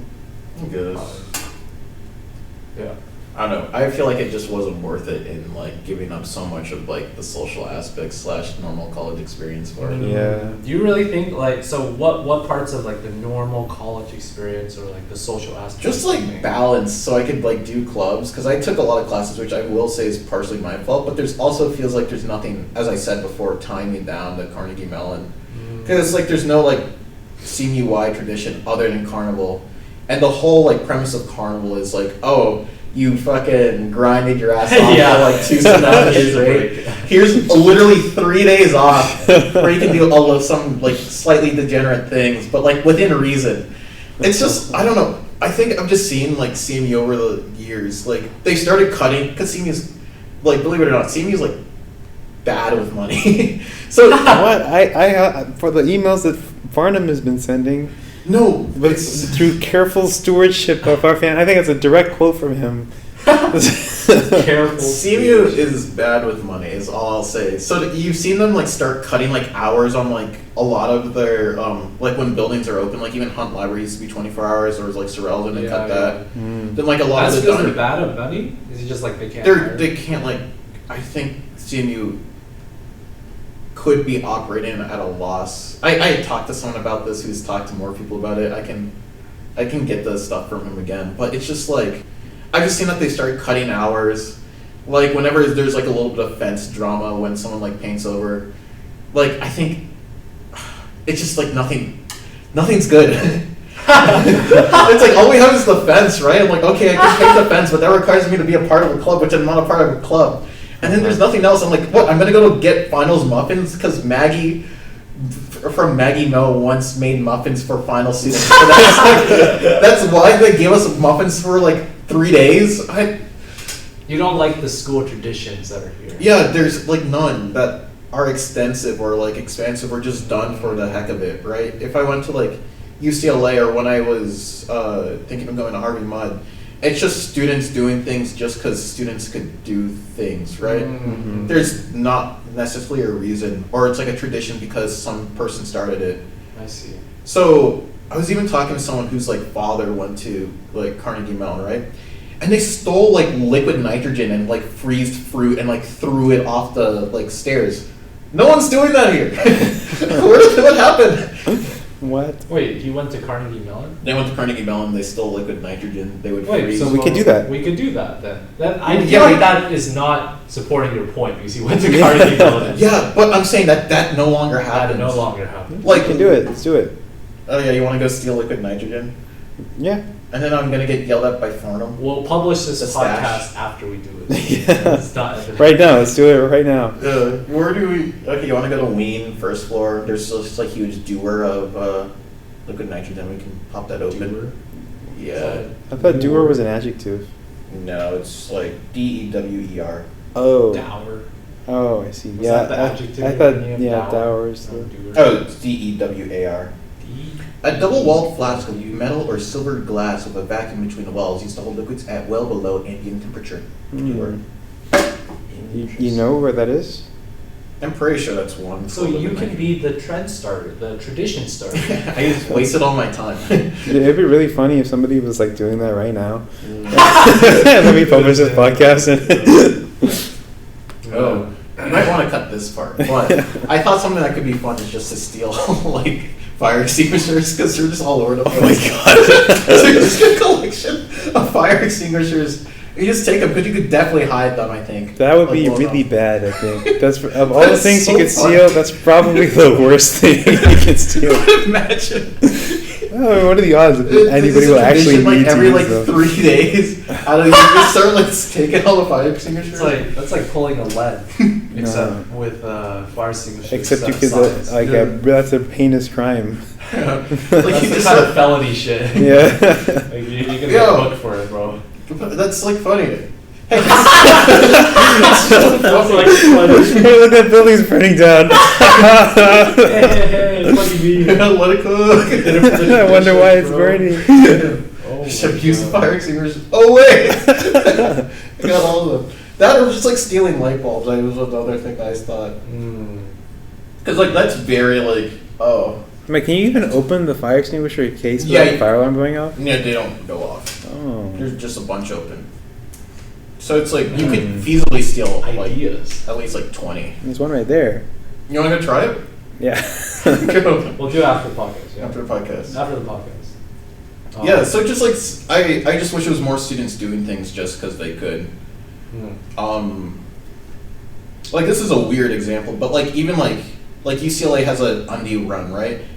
It's like it's not even the case that it's an undie run is a thing, right? Like I don't care for that. It's just like there's no reason to do it, but people still do it, right? And we have the donut dash. The donut dash. I'm gonna go give the We charity have donuts. Buggy. We have I mean, Buggy. that's all part of Carnival. Yeah. Yeah. So much of it's just carnival. And yeah, and I guess the stuff that we do have is like not the craziest. I mean, do you think? I feel like that's pretty unique. The Carnival and booth. I I mean, think the that's booth and unique. Buggy. Those are like cool, unique things. Right? I just wish there was more. Mhm. Especially But do you really feel like other colleges actually have more? I think it has more, or it at least enables the students to do more. Enables. Because like even we're a part of SCS, right? Up until this year, I feel like they did jack all. Like they did some stuff, Oh, but like nothing. for the school, like hosting things. Just hosting things, right? Like they had the duck hunt this year, which was fun. Mm. They had That's because you walked. Really? Bro. Oh yeah. Oh, you won the duck hunt? Yeah, I got a couple ducks in my bag. Well, I have a video of all the candy that he won. Yeah. Right, they did the duck hunt. They have like always had like a trivia night, but the trivia night was never like that. I guess. Trivia night. And then they have like SCS Day, which was kind of like we lost that one. But it's always the same thing where it's like, okay, we have like a couple events and Yeah, that's about it. SCS Day like is literally just a talent show. Yeah. Like there's nothing else really. Talent fun show and like about it. free food, right? Yeah. But now they're doing like this Dave and Buster's like senior send off, and like they have the SCS picnic, which happens more often. Wait, is the senior send off just for SES? No, that's like That's the whole all university, senior, isn't it? I think. No, it's only for SCS people. What? Really? Yeah. No way. No way. Right? And that's the whole thing. You would not expect them to do this. There's no. I don't believe you. I'm not even I capping, feel, bro. what? I don't believe What are all you. the other seniors doing then? They have their own things because they're they actually throw like events. Yes, SCS senior send off at Dave and Buster's at the waterfront. Oh, dude, I got my start date. When is it? Oh, maybe You not. didn't know your start date Oh, until yeah. now? Oh, dude, I got so much time. What? August 28th. Oh, it's not quite 9/11. Never forget. But yeah, Wow. that's my take on CMU. Do you This think is- things like, you know how other colleges have like that, the MCS ball? Do you Mhm. think, oh wait, we had a SCS ball. Yeah, but like it just literally started last semester. True. But do you think those are like, it's not even traditions, it's just events. It's just events, and You like think I those think are- events are good, Okay. right? Well, like events are sometimes So traditions. you don't think they still are at that level that you want? You think like they're getting better with having more events? and stuff? Getting better with more events, but CMU is getting worse because they're just cutting their access to things. It seems like it's weird because everyone's at odds with how to progress, but it's the case that like no one donates back to CMU because no one is like tied to CMU, right? It's because like we're pretty ass of our alumni donations. I swear, if like David Tepper was not a billionaire, we would have lost so much by now. Oh, David Tepper. Yeah. Mr. Tepper. Mr. Tepper was not a Mr. billionaire. Mr. Tupperware was not a billionaire. We would not have the sugar daddy needed. But to we're building so continue. many buildings. I know, because like We're we're running out of space, but we need to attract more students. Growing. But from what I've heard, oh, you might also want to cut this because I don't know if we should be mentioning that CMU's trying to get more international students because they pay higher Hey, tuition. yeah. So it's like at least for the graduate level, they're trying to get like I think 66 from like of Chinese international students. I mean, that's where like all the money comes from. Yeah. Grad programs also, like all the international people. Exactly, right? And like Yeah, it's also, and then like 33 other from other places.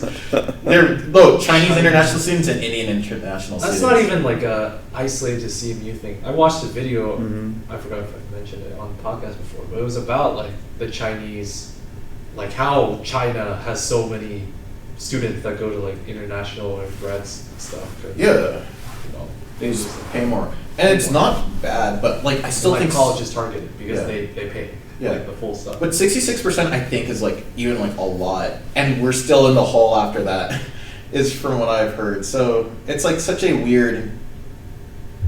yeah. Yeah. I guess we don't have the balance sheet, so We don't have know for sure. we don't have the rep. We don't have the balance sheet. We don't have. We need to do a financial audit of Yeah. CMU. Caleb Hammer. Okay, guys.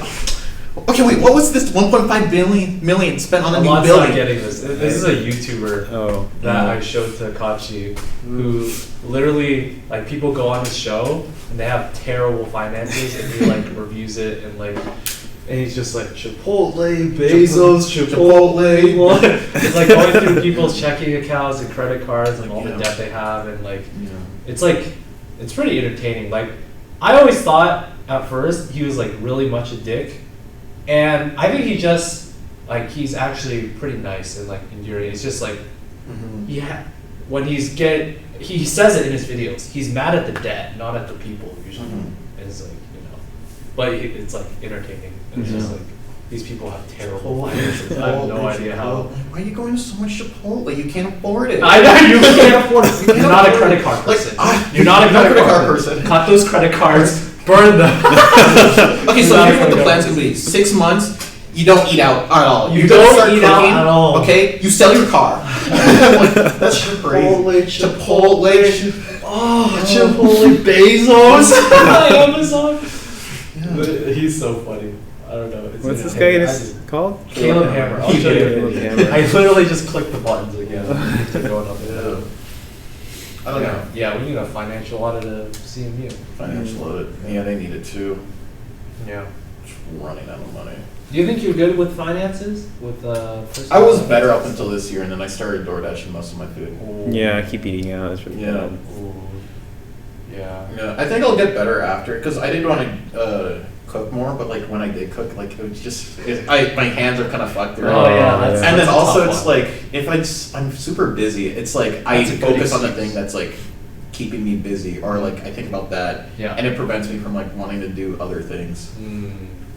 So it's like I most definitely could cook more, and I think I should meal prep.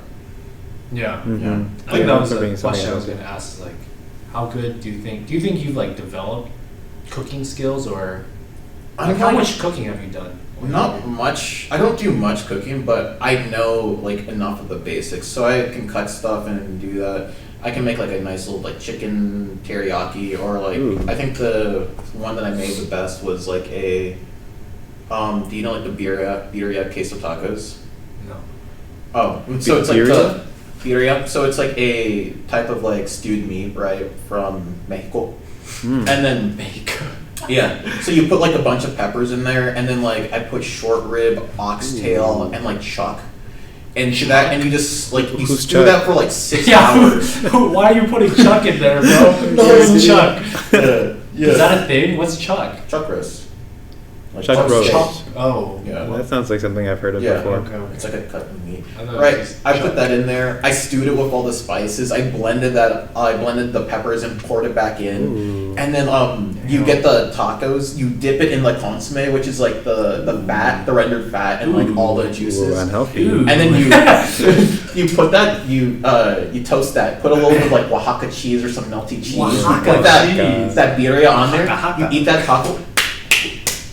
It's so good. Hey, dude, you gotta cook for me now. Dude, I made that, and then like my family loved it. I'm like, that's so good. I need to make it again. It's like my one dish. We should have a barbecue before Oh. we leave. But who's grilling? I mean, who has a grill? Right. We Yeah. can rent a grill. I wanted to get a camp stove one day. I have a list of We have a stuff that I wanted porch. to do before graduating. Oh yeah, you had your list. How just like he has his Elan has his cards. You had your list. I hope you're doing better than me. Mid-semester burnout party. Yeah, we you passed never, it. Yeah. You never threw that. Beach? No. Beach? I mean, we Yeah. went to Miami. Beach. Oh yeah, but Oh, you didn't go. Oh, you went. I went to a beach. You Yeah. went with the It's not the same though. Pittsburgh food tour where I just wanted to eat places. Ski, can't ski anymore. I Yeah. have barbecue here. I have rave and weird drugs intravenous only. That's more of a Sorry? joke one. What is intravenous? Like Like a in the vein. Yeah. Oh. Inject. We're supposed to do a gate sleepover. I did the lunar eclipse thing. I have podcasting club. Oh. Podcasting. You should do a podcasting club. Yeah, you were suggesting I do a This is the podcasting club. StuCos. Yeah. Hey guys. Mm. But like, how do you do 13 weeks of content about podcasting? Hey guys, welcome back to the. I don't think podcasting people StuCos. want to know about, like, I don't think we have any skills or special things. that Especially me. People- I just sit here and talk for 2 people hours. can really learn from this podcast. Like, there's really nothing. It's Like, just we a don't have conversation. anything to even show for it. Like, we got 1 view on our last episode. And it was It's ourselves. It was probably ourselves. Gus didn't even watch it. He's lacking, bro. So is Custom that typically watches them? Yeah, Yeah. I feel like he's our only Our only consistent viewer. person. It's kind of sad, honestly. Like, I don't know if I should keep posting in like the Hammerschlag Discord because I like. We have a Hammerschlag Discord. It was Well, like mainly for the 3D. Yeah, it's 3D. I think you're in it, aren't you? Someone added you I might be. at some point. I might have. But like, I mean, I post in that channel and literally no one cares. I post things in the general chat and literally no one cares too. Like, I put the Lisbon thing, and then was it Adrian or Len? They were like, "Oh, you went to Lisbon?" I'm like, "Bro, I literally posted the whole video there. You could have just seen Lisbon." I feel like I don't know. I feel like they don't even check. Like all the SIG people don't even check Discord. Yeah. I feel like it's just me, you, Tejas, Gus. Yeah. Sometimes Ayub who goes on there. Sometimes Len. I don't know. It's kind of sad though. You got other things going on in their lives. Yeah. Honestly, that's like one of the, I guess, I don't know if it's really a regret, but it's just a sad thing. It's like you have a friend group originally, and then you just like Drift apart. drift apart because you like find other people and stuff, you know? I talked to someone about this earlier this semester. The whole thing that I've done, which I think has kept me more mentally sane, is I've just eschewed mostly friend groups and I try to be better friends with people individually. Because, like, once you get into friend groups, it's like becomes the expectation that you guys have to all, like, hang out together. And then you get this weird, like, oh, I don't know if I'm as close as with this person. And it just causes me to think a lot more. And, like, back in high school, which is kind of like the impetus that caused me to think this way, is I was in a part of a friend group. And then, like, everyone in the friend group started dating. Like, I was fifth wheeling in my own, and, like, in the friend group, you just don't feel safe at that point. Right? So it's like, I just kind of, like, did a little Irish accent, and I just skedaddled out of there. And, like, I now still talk to all of them separately. Right? Like, even, like, the 2 of them that were dating for, like, the longest time just broke up. Like, I still talk to all of them separately, and I'm glad that I can still do that without having this notion of the friend group needed to tie them together. Even, like, another group of friends that I have back home, it's, like, it's weird, because, like, they won't meet if, like, I don't reach out or someone doesn't reach out to hang out, right? And it's typically me, like, oh, hey, you guys want to do something? Like, okay, let's connect this person. And then, like, I'll talk to them separately, and I know how to converse with them on my own. So it's Converse with them online. yeah, right. So it's I don't know because I think I'm just more stressed within like social situations if it's just like a group of people that like you just get thrown into like a melting pot. I'm like okay, right, Yeah. That makes That makes sense. sense. yeah. So it's like groups of people or like super small groups, right? Because on the contrast, there's like a group of friends that I have. It's like 8 to 10 people who will try to like make big plans, and then I don't talk to all the people in that group. And In high school? yeah, in high school. And it's just like I'd see them every so often coming back, but it's like it has to always be some big event, and you just don't hang out like on a day-to-day basis with them. It's just harder, right? Especially if you're trying to keep that going when not everyone's in the same place. Yeah, for sure. Yeah. That's like a thought I've had in a way. It's like, what happened when I transitioned from high school to here? Mm-hmm. It's like, is the same thing going to apply when I go from college? That's what to I'm next life? Yeah. And like the thing I'm thinking is, because I only talk literally with like 2 of my friends from high school, because we were in like our little friend group, Mhm. and like really good friends, and so literally everybody else like I don't talk to. I mean, when I was back home, I sometimes like once or twice Mhm. hung out with them, but like otherwise I don't talk with them at all. Yeah. So it's like I'm wondering, is this same kind of thing gonna happen now? Which would be really sad, honestly, because I feel like I made way stronger friends in college and high school. Mhm. Like, you know, people are like oversell in a way. Like, I mean, there's the idea that high school are like the best years of your life or something. High school? No, I've heard that before. Uh-huh. Awkward. Also for college, but people also say that for college. Yeah, right? college, maybe I can believe. Yeah, like best years of my life, and I definitely think it was such a better like social situation I think I had in college Mhm. compared with like high school, Mhm. and you know made a lot of great friends, and I don't want to like lose it, right? But looking at past the transition from high school to college, I'm Mhm. like, is this same thing going to repeat now as we're about to transition to post college? Yeah. And it's like a little anxiety, little just like, you know, damn. Yeah. if that did happen. No, you're completely right. I think That's it's scary. yeah. And like part of it is, I think the reason why I never talked, I mean, there were a lot of reasons why I feel like I don't talk with my high school friends. Mhm. Because I just felt like I was never as close with them too. I think part of also just keeping in contact is you need like, as you said, like a reason or like something to keep in contact, Mhm. right? And because it's hard if you don't have some kind of connection. Even if you're mostly friends because you guys all hang out and spend time here, Mhm. right? But then when you don't have that, we're going to be in different places. Mhm. Like, what is that connection that is going to keep you talking with that person? So, I mean, that's like something I've thought about. And it's like, with what people do I think I'm going to like keep talking with? Well, one of the things I feel like, which is why I kind of wanted the podcast to keep going, I feel like I'll be talking with you probably for a while as long as we keep this. Yeah. Because we'll just have a reason to always keep talking. We'll always have like this podcast, Mhm. right? And it's like you kind of, I was thinking, do I have to try and find like this reason for like each and every person, or to make sense like why I'd like consistently keep talking, right? I And would- how many of these people can you like keep that up with? Mhm. I will say that, like, I think the issue is feeling that there needs to be a reason. I would go on to say that, like, the best friends that you can have are the ones that you don't need a reason to talk to. Mhm. You just talk to them because of it, right? Mm. When I talked about my friends who, like, the friend group I left, I talked to all of them, but there's, like, maybe there might be a reason that we talk again, but there's no reason that we need to continually talk, right? Mhm. It's the case I'm like, oh, I'm bored one day, I could call them up, or it's like, hey, what's going on, what's new? Mhm. Just like picking up where you left off, essentially, right? Mhm. And I think once you get to that level of like friendship, it's like actually like set in that stage, right? Because it could be the case like, oh, I talked to him because I had the pod, or I talked to him because we play X game together, right?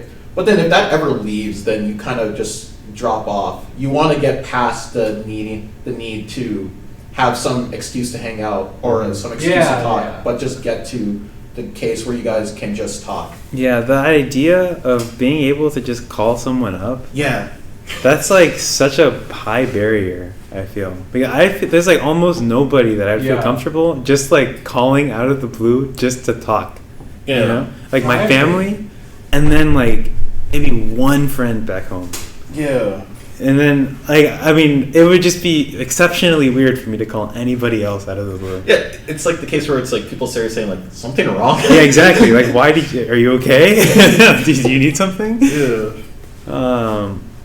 Which is why I feel like part of it is you need to have already before you're leaving here, I guess, Have established that. have established that at least kind of somewhat level of communication and friendship in a way, because I just feel like even though they're friends that I feel like are good friends, Mhm. close friends, I don't know if I really usually have direct communication, like we're texting or whatever, right? It's Yeah. like I see them and then we hang out and stuff. Mhm. And that's like and I think from all the time that we've hung out and stuff, that we become closer and Mm. are better friends. But it's like, since you don't have that other connection, once you don't have that, like, it's gonna be weird, or I don't know, it's just gonna be different from how you were friends before. Yeah. And like, are both people willing to try and make that transition, or is it just gonna feel weird because you're doing something that you normally weren't doing when you were like actually friends, right? You were friends before, and it's mainly from just hanging out together. Yeah. Which is why the way I was thinking about it is like, I don't think I do that a lot with other people, or with a lot of people, which is why I'm thinking like, how many of these friends, it's gonna be like high school again, like where you drop off and then where it just like drops off because you don't have that thing where you're always just hanging out and having shared time. Because I don't think right now I do a lot of like actually texting with people or stuff like that. It's just like, we go and we're hanging out together in person. That's gonna go away. So it's like, what happens there? Yeah, I mean, I had a few friends that I think would have been so close that I would just call out of the blue. In high school? Now, Oh no. from No. college, but I don't know. It kind of blew up. So, and then so it's like, there's very few people in this world, I think. Yeah. Yeah, but there are also some people that you meet and you just like, you have so many things in common. Like you just click so well, like you mesh as people Yeah. so well Mm-hmm. that even if you like leave forever, like the months, years, like I feel like you could just come back and pick up where you left off so easily. Yeah. You think you have someone like that here? No, I mean, so the thing is, you don't know this unless you meet them like briefly. And so like in France, I met this Brazilian guy. And I mean, like, it's scary how similar our like interests are. You know, like we both really like history. We both have a CS kind of background. Like just all the things you talk about. Yeah. He's found his history soulmate. I mean, like an appreciation of culture. You know, a proclivity for learning Romance languages. Proclivity. That's a good word. I don't know. It's just like a lot of things, and it's just like talk to that person for hours, and then not see him for literally years, and I feel like we could Pick up where you left off. Yeah. So there's some people that are just like, they require no effort. Yeah. I think, I definitely have an issue when it's like I have a pretty good friend, but then like they do require that effort because maybe they just not how they communicate is, I guess, over text a lot or they don't call, right? Because my whole thing with calling, and the reason why I think I value that more is because I like conversation or hanging out in person, and calling is the closest you can get to that. And as you know, at least, I'm fucking ass at texting back. Because, I don't know, I just can't get the context of the situation or how, like, the person actually is emotionally. I agree. So I'm just, like, I'm very bad at it, unless they're, like, very emotive in how they, like, respond and, like, okay, I can get into this. But then that typically leads to more of calling. But it's just, I agree. I'm very bad at keeping up over text. But there are those people, like, when I do meet them in person, I know I can, like, just pick up a conversation about anything. So it's even the case on, like, if I haven't seen them for a long time, I could value, like, I could still call them a friend, even in, like, if, like, many years has passed. Right. Do you think in the relationships and friendships that you've maintained since high school, but also the ones here, do you feel like you're the one, in a way, like, giving more effort in keeping them? Like, I guess maybe that applies more to the ones in high school. Do you feel like there's like, do you ever get that feeling where you feel like you're putting more effort into this and you're not getting like a reciprocal and that like bothers you? Is that ever a feeling that you have? Or it's just like, you know, it's just like I want to maintain this, so I'll just put in the effort. It doesn't matter if they like perceived it doesn't like, come back as much or something like that. Does that matter to you? Maybe partially. Like, I can definitely think of some that definitely I've felt that way, but I do talk to them less. But it's still the case where, I guess I was lucky in high school where I do have a lot of people that I could still talk to because we all remain quite close just by the nature of like where we lived and the experiences we went through. Led to us just being like good friends who can just talk about mostly anything. But yeah, if I've given more, I feel like at least I felt that more at Carnegie Mellon, I think more so than back home. Most likely just because like the people that I have tried to, I guess, hang out with more from back home have like slowly like weeded out over the years. So it's like I've decreased how much I talk to them. If they're in the area, then like, yeah, I'll still see them, but I'm not actively reaching out. But then the people that I do, that do reach out to me, I'm like, it's about even. Like if I'm busy, then I won't reach out as much. But if something like reminds me of that more of like, oh, I haven't called them a bit, I will go and talk to them, right? So about equal, I guess, for back home. Here, it's like it's very weird. It's just so much harder. That's another thing. I think that pisses me off about CMU. It's so much harder to connect with people at CMU because CMU doesn't allow you to. Because I've tried to like even just hanging out with people and getting the automatic response of like, I got X, Y, Z to do. It's just so disheartening. Yeah, I want to do a podcast. No, I got book.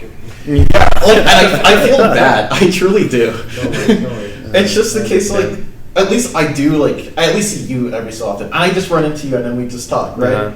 But like then some people are like, oh, let's go do this thing that we've been talking about doing for so long, and like I can't. I'm busy up until midnight. I'm like.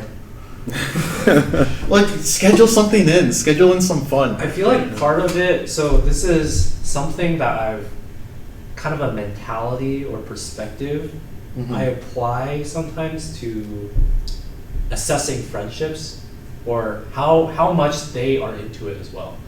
And the thing is, if you like schedule something and someone says they can't attend because for whatever reason, right?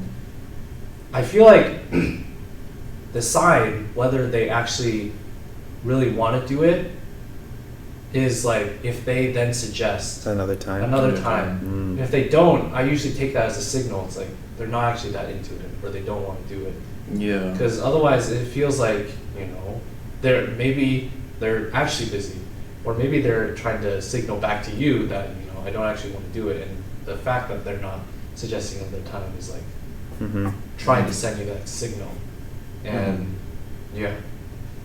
And do you feel like, or you're saying like people do this often, where you're like trying to schedule things with them, or some people, and it's like they say they're busy and stuff. Do you think that's just more of a product of CMU and like the overall culture and everything being busy?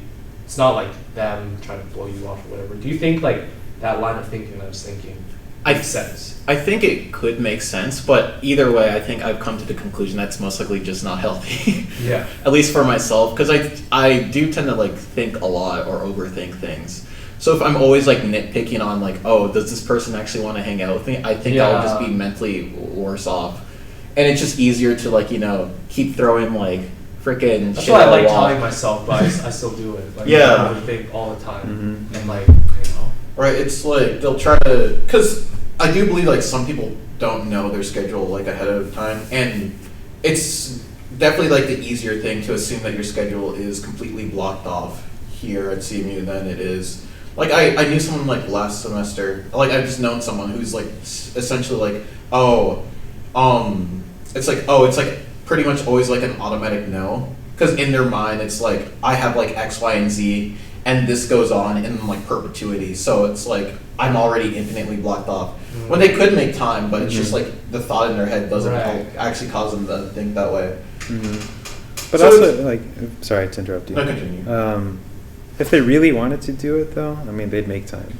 It's true. So you do stuff. It's just like nothing like monumental is what it tends to be, right? It's like, it's been a lot of like, oh, I do homework with X person now because like, you know, it achieves multiple goals. I get to hang out with this person and I get my homework done. And that's such a That's such a scene. That's such a senior thing. I made so many of my friends by going to office hours freshman year, and I think that's what makes me sad when I like look back. Right? There's no one that I know truly out of like SCS super well because I haven't been able to connect with people outside of like SCS because most of it's been like bonded over work, right? And now like we're losing all this like bonding over work, so you don't know if it's actually going to continue in the future. That's right. Yeah. Like I will say one of like at least someone that I do enjoy talking to that I hope that I talk to after college. I like maybe did work with them like one semester, but luckily like we stopped doing that and now we see each other and like we hang out outside of actually just doing like work. It's like the Gate 7 group, right? There's so many people there, and it's just like we're always doing work, and there's not much outside of that. Yeah, I'm not doing work half the time. Like, me too. Right? But it's like, it just feels weird that we have to lie to ourselves, like, oh, we want to hang out with each other, but we have to do it under the guise of like, I have to do this assignment, so let's all go to this table to work on this assignment. I can never work around other people. Same, pretty much. No, but I can't even pretend to work around other people. Like, remember when I showed up that one time and we got Chipotle? Yeah. Literally, I didn't When even get my you came laptop to out. the Gate 7, Yeah. you two were just talking. Yeah. Great conversation. Yeah, right? yeah, good. I mean, you know, it's a nice break. That's what people are for. You know, you go out. It's not to work. Yeah.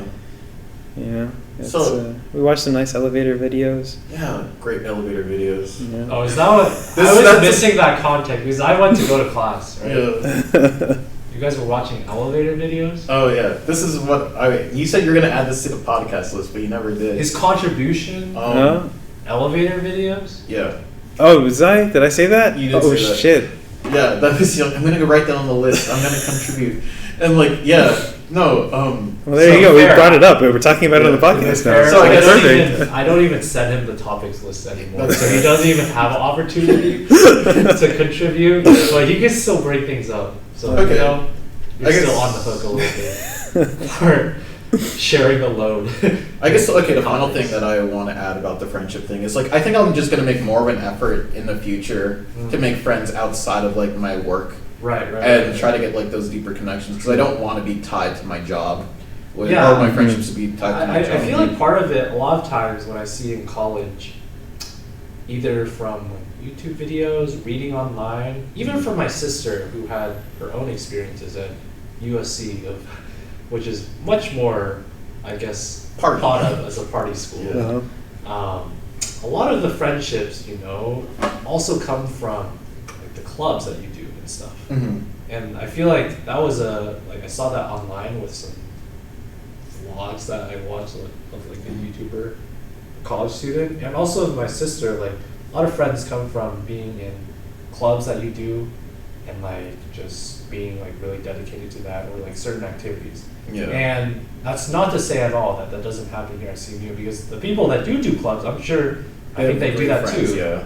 It's just that some people, and I feel like if I wanted to, I could dedicate time to a club too, and like probably get that as well. It's just, I guess I didn't find a club that I was super into. Yeah. And like, it's harder because some people just don't even have that option because they feel like they're too busy with like, Exactly. homework and stuff. So they can't Yeah. go that avenue.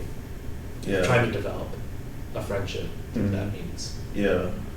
ends up difficult. I made 0 friends from the orchestra. Not a single one. Well, you're too busy listening to the music and not playing. He's too busy getting the 360 surround sound Uh-huh. experience. Yeah.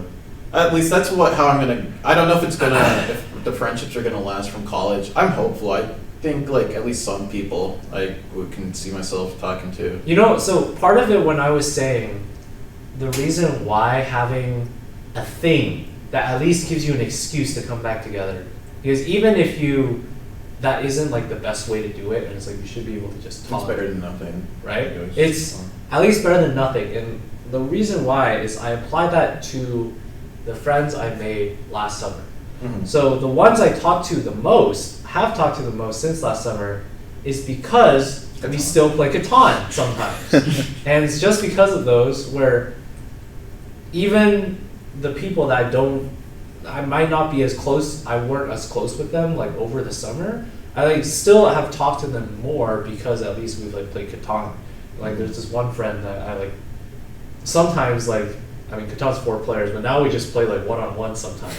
It just gives them an excuse to like talk sometimes, and maybe that's not the best way, right? Because you shouldn't need an excuse, but it at least convinces yourself. It like motivates you. You're like, okay, let's talk. Let me hit him up, and play. Right? I have a friend. Every once in a while, one of us will send the other person just a random character, like a Unicode character. we try to think the wackiest one we can find, and the other person understands, right? And then we start the call and we play CS:GO. I guess that's an excuse. That's really good. That's really good. That was very good. Yeah. That's funny.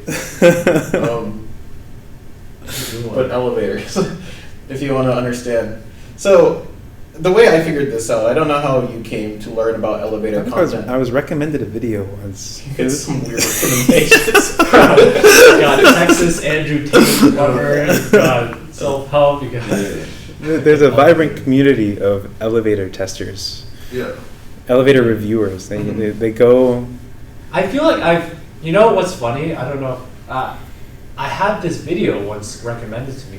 It was a review of elevators, and it was like the model that's in One on Center. Yeah, exactly. I clicked that video. I left a comment, and I said, "We have these elevators here. They're shit." I left a comment on the video. Yeah.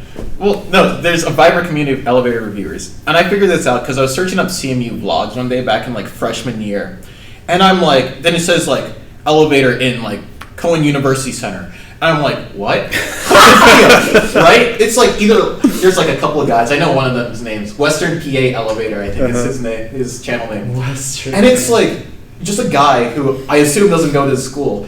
And he's just like, he clicks a button, goes in the elevator, talks about it a little bit, what make and model it is, rides it up and down a couple of times, exits the elevator, like talks more about it, end of the video. Like 5 to 10 minutes, all done. And it's like, if you go to his channel, he's like reviewing like UPMC, tons of fucking elevators. Warner Hall, all these elevators at like Carnegie Mellon and Pittsburgh greater area, right? They do collabs sometimes. They do collabs. We watch collab videos. It's like such a mundane thing, but I'm glad that they found the community that they want to be a part of. Yeah. I mean, modern society, man. Right? Can you imagine? Like, this couldn't have existed 200 years ago.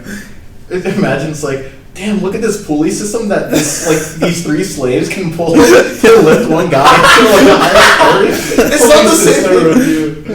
Oh, that's funny.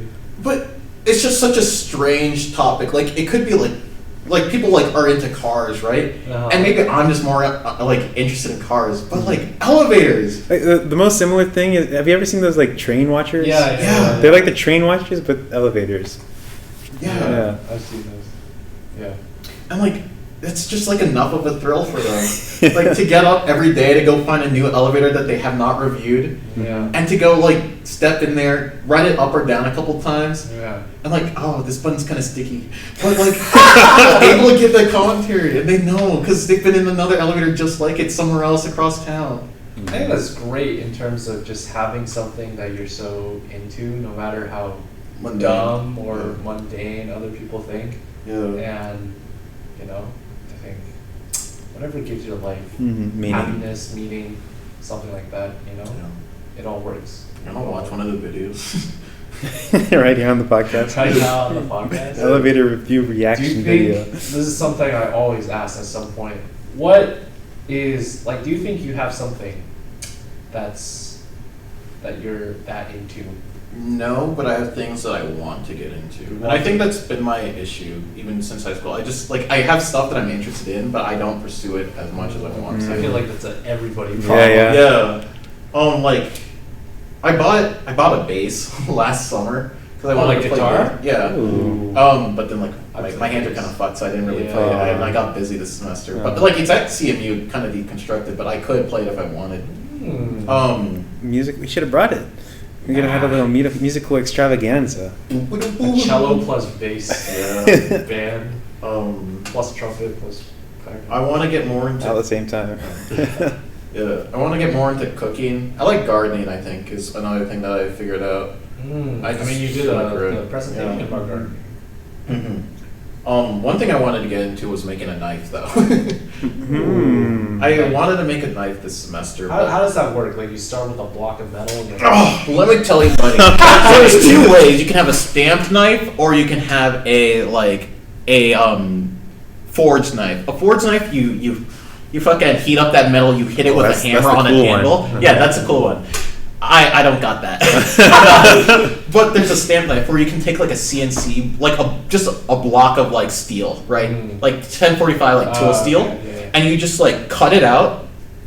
You sand it down to size. You heat treat it. You sand it. You give it its edge, and then you've essentially just made a knife, right? So you can take like a CNC machine is like one way you can stamp it out, and you just like trace the knife outline, and you've just cut out like the blank for your knife, and you just go and you refine that through heat treating and then sanding it down to size.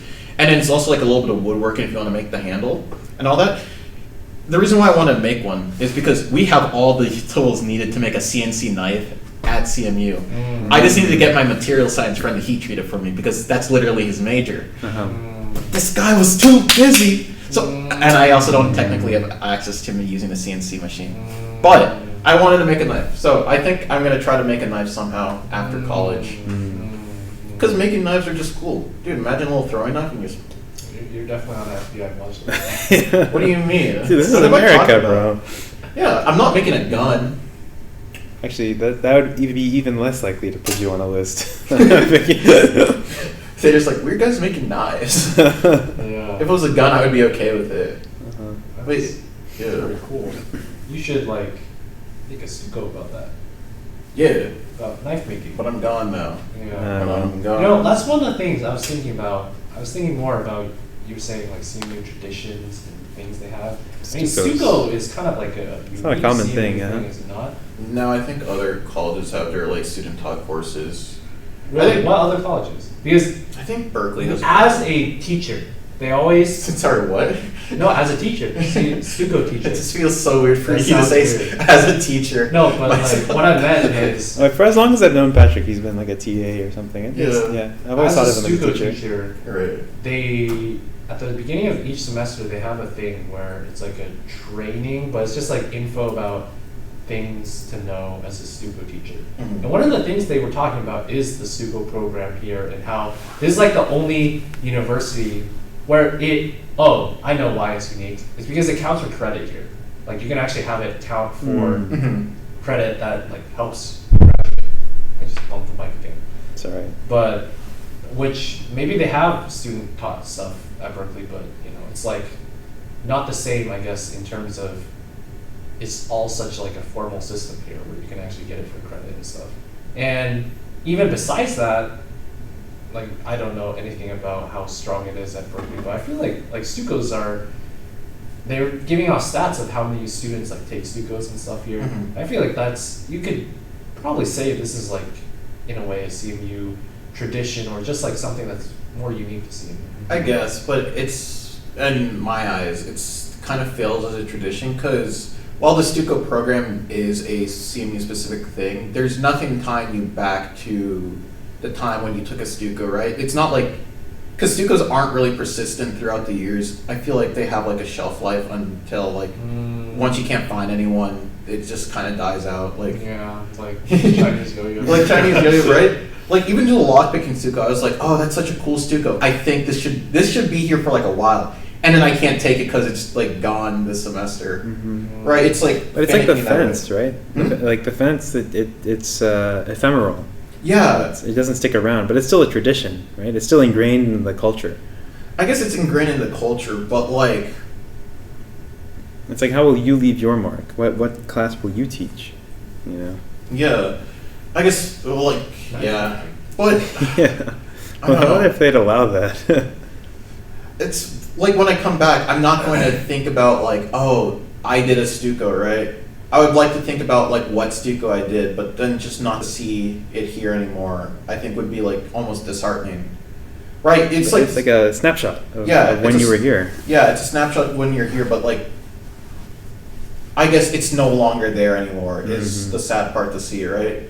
Like, you can have people, let's say you're in like one of the, like Fringe, right? The social org that does buggy. You can trace back like the lineage so far to like the 80s for Fringe, right? And to see like, oh, I was a part of Fringe, you feel like some camaraderie with even like the new members who you don't know, just because of this shared organization. But like the issue with the fence is like, oh, I painted the fence once. You're not tied to CMU, you're tied to the club that you painted the fence with. And like, I don't want to be tied to like the student taught course program. I want to be tied to the course that I taught with like my friends to see that that's continued. So I think that's like kind of the failing or like the disconnect that appears for me. There's no legacy. There's no legacy really. I see. Yeah, makes sense. I was thinking more also of, I guess you could say, CMU culture, traditions type things. And one thing that I thought about for SES is a very nerdy one, was like people really, there's like a TA culture in a way. Yeah. Of being a TA and stuff, right? You've been a TA, right? I was TA for once, 317 project, yeah. What was your experience being a TA? Did you do recitation? I did. I feel like I was a pretty shit TA, but I wasn't definitely the worst TA, I think. So that's pretty good. Like, I tried my hardest. It was my first semester TA, and especially for like not really teaching before or like being a good teacher. Yeah. It's just I was also just super busy during the semester, so I couldn't give like my all to it, and I feel that was pretty bad. But at least Clogic in that semester, and I think the issue with Clogic in general is, of course, and how it's taught, but I digress, is that it was like there's no like holdover TAs from semester to semester, which is like an issue you get in upper div courses. True. So it kind of loses that TA culture where it's like, we all got sweatshirts and we have this little stupid animal that's our mascot, and we all, it's like a huge course staff and everyone's like in the Slack message, even like alumni, right? That's like the really true TA culture. Once you get to these higher div courses where it's like, you know, even PhD students start TAing it, it's like that's no longer holist. That's no longer like a binding factor. Yeah. So I think Clogic now is, at least they're trying to like get, at least this semester I heard that they're trying to do more with like TA culture stuff, but yeah, it's like we didn't do any of like, you know how they do Valentine's Day cards on the Facebook group? Yeah. We didn't do any of that. Yeah, that reminds me because the last 2 years or whatever, I hadn't taken any of those courses. Yeah. Right? They were all like, you know, PhD students or like seniors that are TAing the class. Right? Or even in OS, it was like alumni. Yeah. That's no. Sorry. Yeah, we just leave it. And so it's like a much colder thing. And then this semester, I wasn't sure if I was going to pass all my France classes. I was going to ask if you were going to graduate. So as a backup, I took Intro to AI, right, just in case I needed an extra SES elective. Huh? 281. Yeah, 15281. And I was like, wow, because that class, it has a mascot, it has like a little, like, well, I don't know what it is, I forgot what it is. It's a penguin or something? Yeah. You know, all the TAs are, you know, they're just like so peppy. Yeah, they're so peppy. They like have parties at someone's house. It's actually like a club or a clique. Like the thing I see every time from like the 451 staff meetings, like, it just seems, it is like a friend group. Yeah. And it's like, I mean, super nerdy and stuff. Yeah. Which, you know, power to them. Yeah. But I think it's good because like they at least found their way to find connection. Yeah, I don't think that's a bad thing. Within a place which I feel doesn't really breed connection, even if it's through work. Yeah, maybe I regret never TAing a class. Yeah, I'd be a really shit teacher though, I think. I think you would be a great one because you would just like let it slide, like You'd be the favorite TA. People. They'd be like, I want Elan. Right. That's mine. But I also like don't give two fucks. They're trying to ask you a question, you're like, huh? Oh, what? What? Question mark? What? No, you did this incorrectly, man. But then you give them the answer. I'd be okay. Yeah. I had a chemistry teacher in high school who was like that. I was interested. You talked about that like TA culture, that whole thing, and it's like that was definitely there.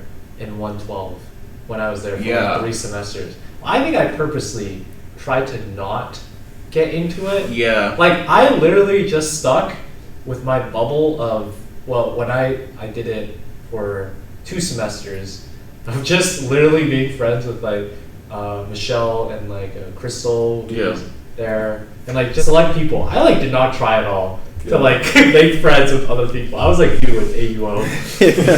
And then so like when later semesters, like I really only made friends also with my recitation partners, Yeah. which is kind of sad. Like I literally never tried to even do anything. Like for 112, they even have those Rage 112. It's like a party they throw, and it's like all 112 current and former TAs like invited, and it's just like house party and like drinking Yeah. and stuff. But like most of the ones, since I didn't make friends, like most of them, I think part of the reason is just like in every, I guess, TA staff, there's going to be people that you don't always vibe with, and I don't know, there were just a couple of people that didn't vibe with, and I feel like that just put me off from even trying with anybody, even with people that I could vibe with. I don't know, I didn't really try to even put myself there, but that's like Yeah. an avenue. I guess that's the other half of it, where it's like you have to put yourself out there to make friends, and I think I should put myself out there most likely. But yeah, Yeah. You have put yourself, or you? no, I should like You do more should. stuff, right? I was very outgoing when I was a young lad. I I think always, so too. I'd always, you know, I don't think go out I've of my ever- way to make. Honestly, friends. I think I've improved. I have from before. like fallen off a cliff. Dude. Yeah. I'm so different than I was when I was, like early high school, late middle school. I was like Yeah. a totally different person. No. I was so outgoing. I don't know, man. I'd always raise my hand. I'd Yeah. greet everybody as they entered the classroom. Wow. Yeah. That's one. Yeah, no, I definitely feel that. I've most definitely gotten more reserved, or at least like anxious just about social stuff. I think as time's gone on, at least no longer like elementary school or middle school where I just do like something stupid. But I think that's also me just like my frontal lobe kind of developed a bit. Yeah. Yeah. I started worrying about what other people think of me. Yeah. That's the problem. Like, oh yeah, I just got anxious. Uh-huh. Yeah. Self-conscious. Yeah. That makes sense. You're like in this blissful state where you hadn't developed that fear. Yeah, life was so easy. Yeah. But Are you excited at all in terms of just, moving on from college, having this new environment where you're going to be working? it's kind of like an old environment, but yeah, I guess. Old environment? Yeah, I'm excited. I think I can at least do more and come into my own without being in like a super structured place.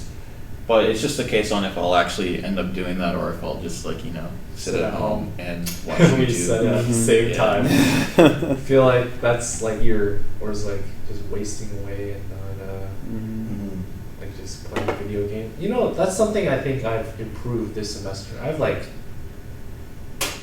That's a lie. I was gonna say I've like not played video games at all, but the first half of the semester I was literally on a competitive team and playing like 2 hours of scrims, like I know, you're learning so many hours a week. But then after the team died, Yeah. then I've like just not been playing games, and even before that, like I wasn't. Besides TF2, I was like not really playing games. I think just doing more IRL stuff, which sounds so like you touching grass. I Right? feel really guilty when I play video games. I Same, waste my I time in other ways. Like it's so much it's so much easier to justify a 10-minute YouTube video than it is to justify Like a 50-minute CS game. game. Yeah. So it's so much That's why easier you to watch play, 5-10 minutes. Yeah, exactly. So, but it's like the marginal. Yeah. So each 10-minute YouTube video doesn't feel Each that bad. 10-minute elevator review you watch. Yeah. Uh-huh. Just adds up. We should get Western PA elevator on the pod. I don't think I have enough questions for him. I need to watch his videos first. Mhm. Do your I'll send you a research. couple. Thank you. One of the things I wanted to ask you, Kachi, was when you were talking, one of the reasons I brought up the whole middle child thing. And then also me talking about how I got close with my sister in a way, was that is, I guess, my main support network line. Like if I have, she's probably the first person I talk to when I'm like, I don't know, going through something, Mhm. like stuff like that, right? Mhm. Who do you think is like your support network? Do you think it's your like siblings, friends at home, friends here? Like who do you, or just yourself, like you keep it all in? Oh, I think at least I used to keep it all in. I typically keep it all in. Mm. At least I try to. Yeah, I think it's just bad. As for that, I think I would trust my friends. I've definitely met some people here that I could tell things to, but I think it's more at home, right? Oh. At least people who I typically enjoy to tell. I like to tell people who are kind of like divorced from the situation. So it's like they physically can't interact with like the situation if necessary. It's kind of the same thing with how I like handle like, I guess, secrets from friends. Well, not secrets from friends, right? But like I don't even like telling details about something if I even obfuscate all of it. If like it's like from the same like location. Really, I don't even know if it's secrets is what if it's the correct thing I'm thinking of, but I just like it better when it's like, yeah, you're able to like separate the two parties, right? If that does that make sense? Did you get that? I kind of just floundered. I don't know. Yeah, are you talking about like if there's like drama? If it's like drama or if it's just something that's bothering me about like where I am, I will typically tell someone who's more removed. Right. So it's Yeah. like if someone had seen me, if I'm annoyed at someone seeing me, or You'll talk to people. At I'll home. talk to someone at home, and if something happened at like with my other friend group, I'll talk to someone more so at CMU. Mm-hmm. And if that's ever my family, I don't know. Most likely not. But yeah. That makes sense. Yeah. I Interesting. feel like I wouldn't talk about my family stuff. Well, family stuff usually is me and my parents. Yeah. I don't think, like, if I had something with my sister, I don't know who would I tell.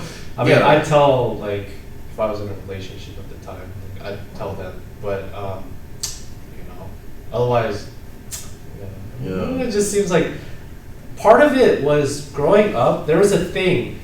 One of the reasons, multiple reasons my parents got mad at me and things. One of the reasons was once they got mad at me. And then this was like 9th grade, 10th grade, and I was like super emotional or whatever. And basically I put something on my Snapchat story or something that wasn't like saying the whole thing, but it was like alluding, I guess you could say. To this day, I still don't know how they found out, right? Did Mhm. someone leak it? That's Or, definitely like, they Tattletale. saw it. I don't know how it happened, but then they found out and they got really mad because they were like, family stuff stays in the family. Yeah, I think that's Mhm. also another thing. So it's like I've divorced my family from like I partitioned them away from like literally Partitioned everybody away. else. Yeah. No, yeah, it's funny that you say that if you have a problem in one like location, you talk to the other location. Mhm. I try to keep like the family. Yeah. I try to separate everything out. I don't talk about anything with my home It's friends. funny because whenever we did the podcast, he like would try so hard that none of his friends at home ever knew about I it. completely divorce my like different geographic friend No, groups. it's, Yeah. Yeah, and my family. It's like all separate. Yeah. I don't know if you guys ever feel this, but whenever I have friends from different areas of life, and it doesn't even have to be that drastic, different areas. It's like just even different friend groups here.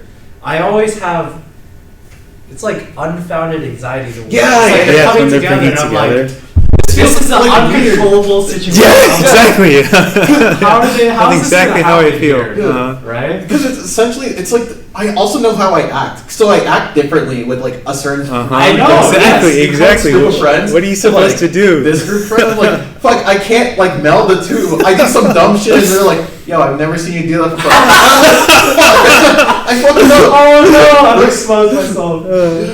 I was like, oh shit, they don't see that side of me ever. They've never seen that side of me. Yeah. I don't know for sure. Uh-huh. Yeah. I'm glad I'm not the only one. Yeah. Like, hmm No, I'm so curious. Like the friends that I had in like middle, early high school. If I ever see them again, I don't even know what I'm gonna do because that person hasn't existed since then, pretty much. Yeah. Like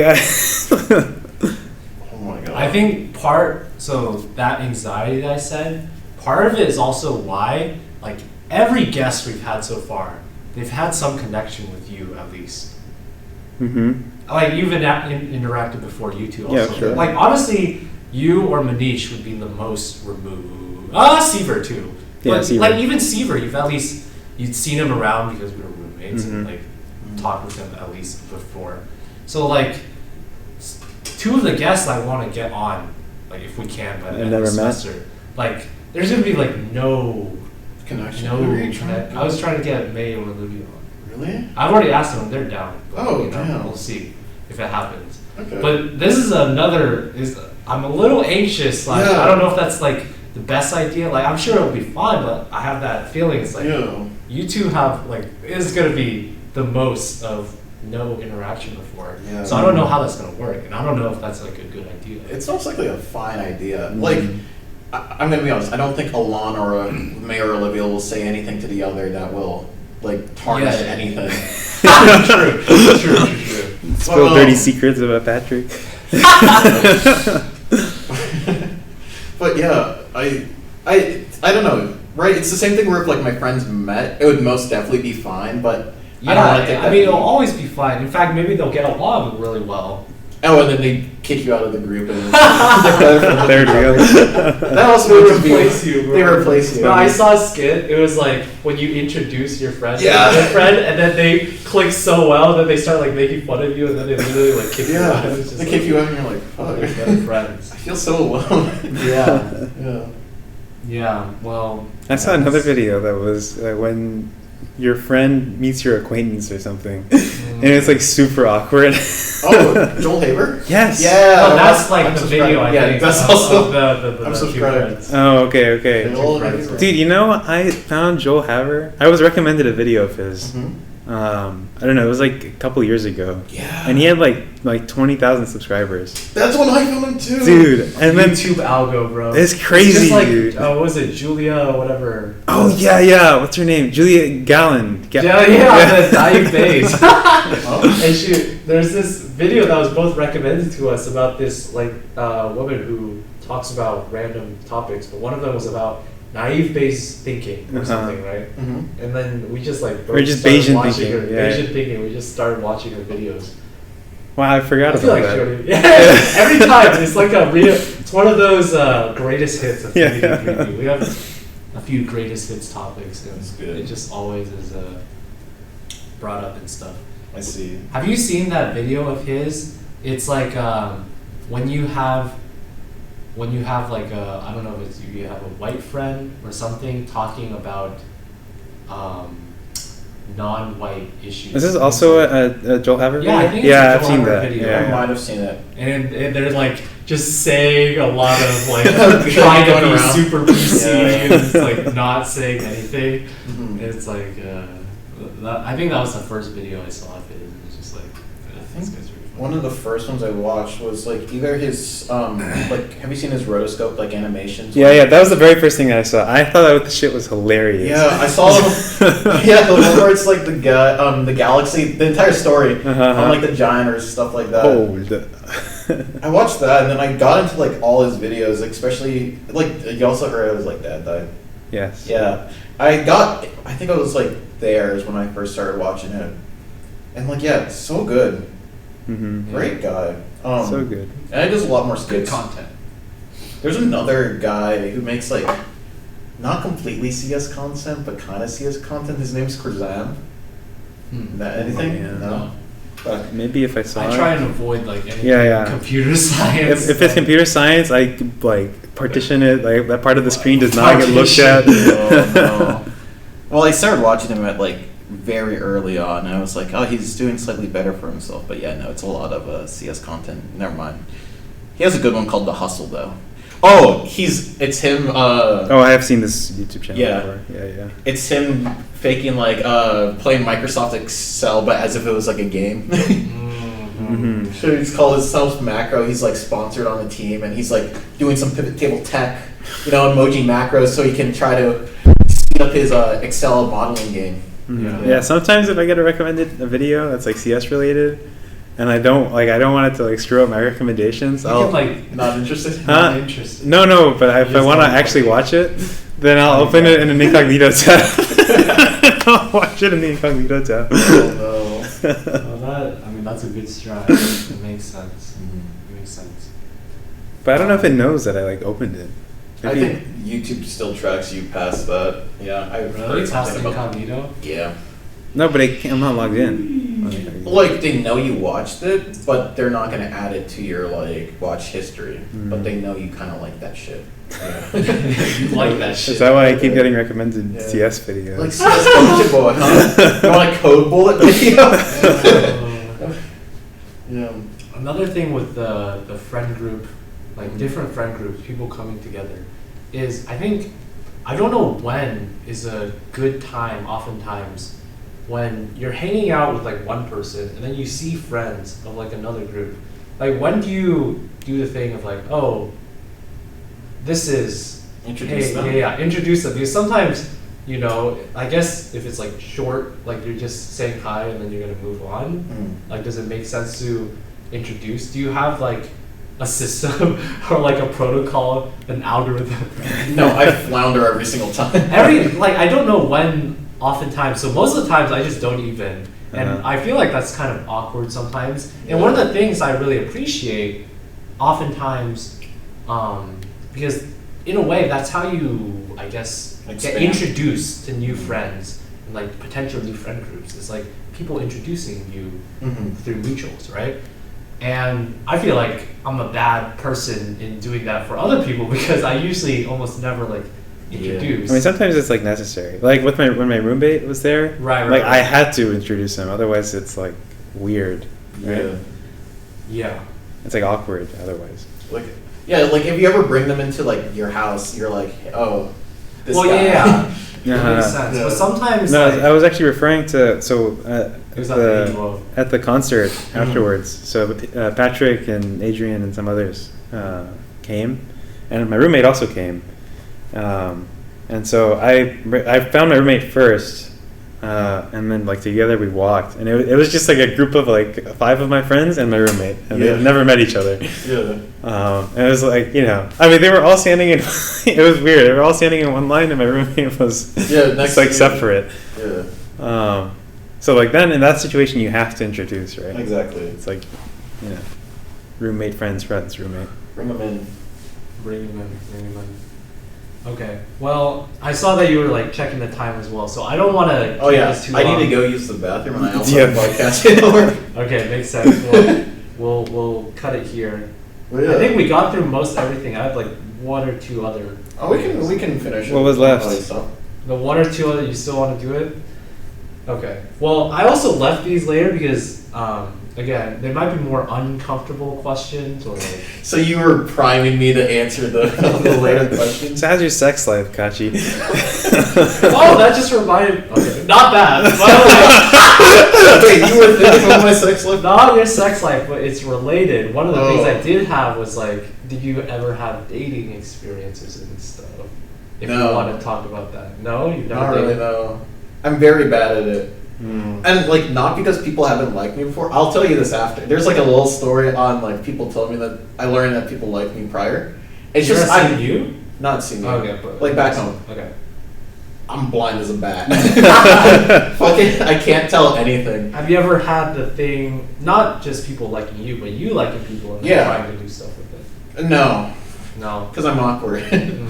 I think it makes me more anxious Mm. than to just like wait and have it fade.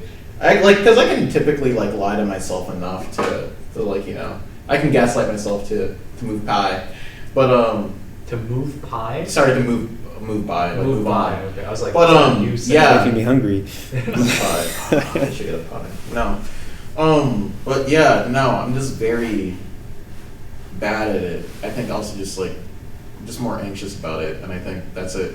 I think I've come into thinking of like, oh, it doesn't fucking matter. It took me like a while come to that conclusion, but I think I'm there now. But yeah, why do you ask? No, I mean that's just Oh, like just a segue. a tea question, haha, like or not haha, but it's just like interesting, you know, because it's one of those like juicy, spicy. He's got a Wait. dating story.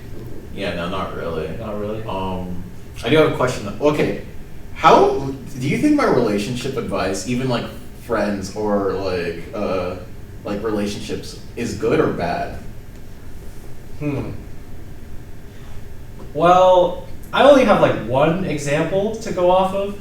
Yeah, but I mean, even with like friendships too. Oh, well, I don't know if you've given like, I don't know like what We just friendship talked. advice. Oh, was that really advice though? That was I don't just know like if it's advice. mentality. Is the mentality good or not? I don't know.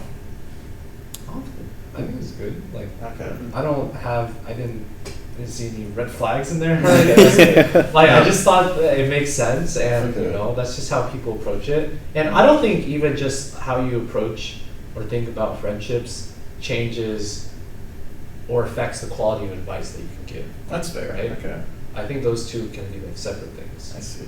And in terms of quality advice you give, I mean, I think it's good. Yeah. All right. Like, yeah. Okay, that's I fine. think it's all right. Okay. One example. So Sorry. it's all good. It's all good. You can Yeah, cut that's it. good. We can cut the last like 30 No, it's minutes. fine. We're good. We're good. No, cut It's the all last 30 content. minutes. It's all content. No, we'll bleep all of it. I'll No, fix it in I'm post. not. I'm not fixing anything in post. Absolutely Okay. nothing's happening in post. Except okay. Except for your last name. That part. Yeah. What's my last name? I already marked it. You marked out it, where okay. where it is. Okay. Last question. The last question. Okay, so Drum roll. Brrr. you don't have to answer if you don't want or anything like that, right? I just remember like when you talked about like where you grew up and stuff. You said like you mainly grew up in like a non-black community, so like there was not very any other black people, right? Yeah. How do you think that's like? I don't know. Do you think that's been something? How do you think you would have changed if you like were in a place where there were like more black people, more people around you? And in a way, not just that. Like usually, I'm guessing in all the communities here at CMU, maybe probably in your high school, there's just like not a lot of other people that are also black, right? And Yeah.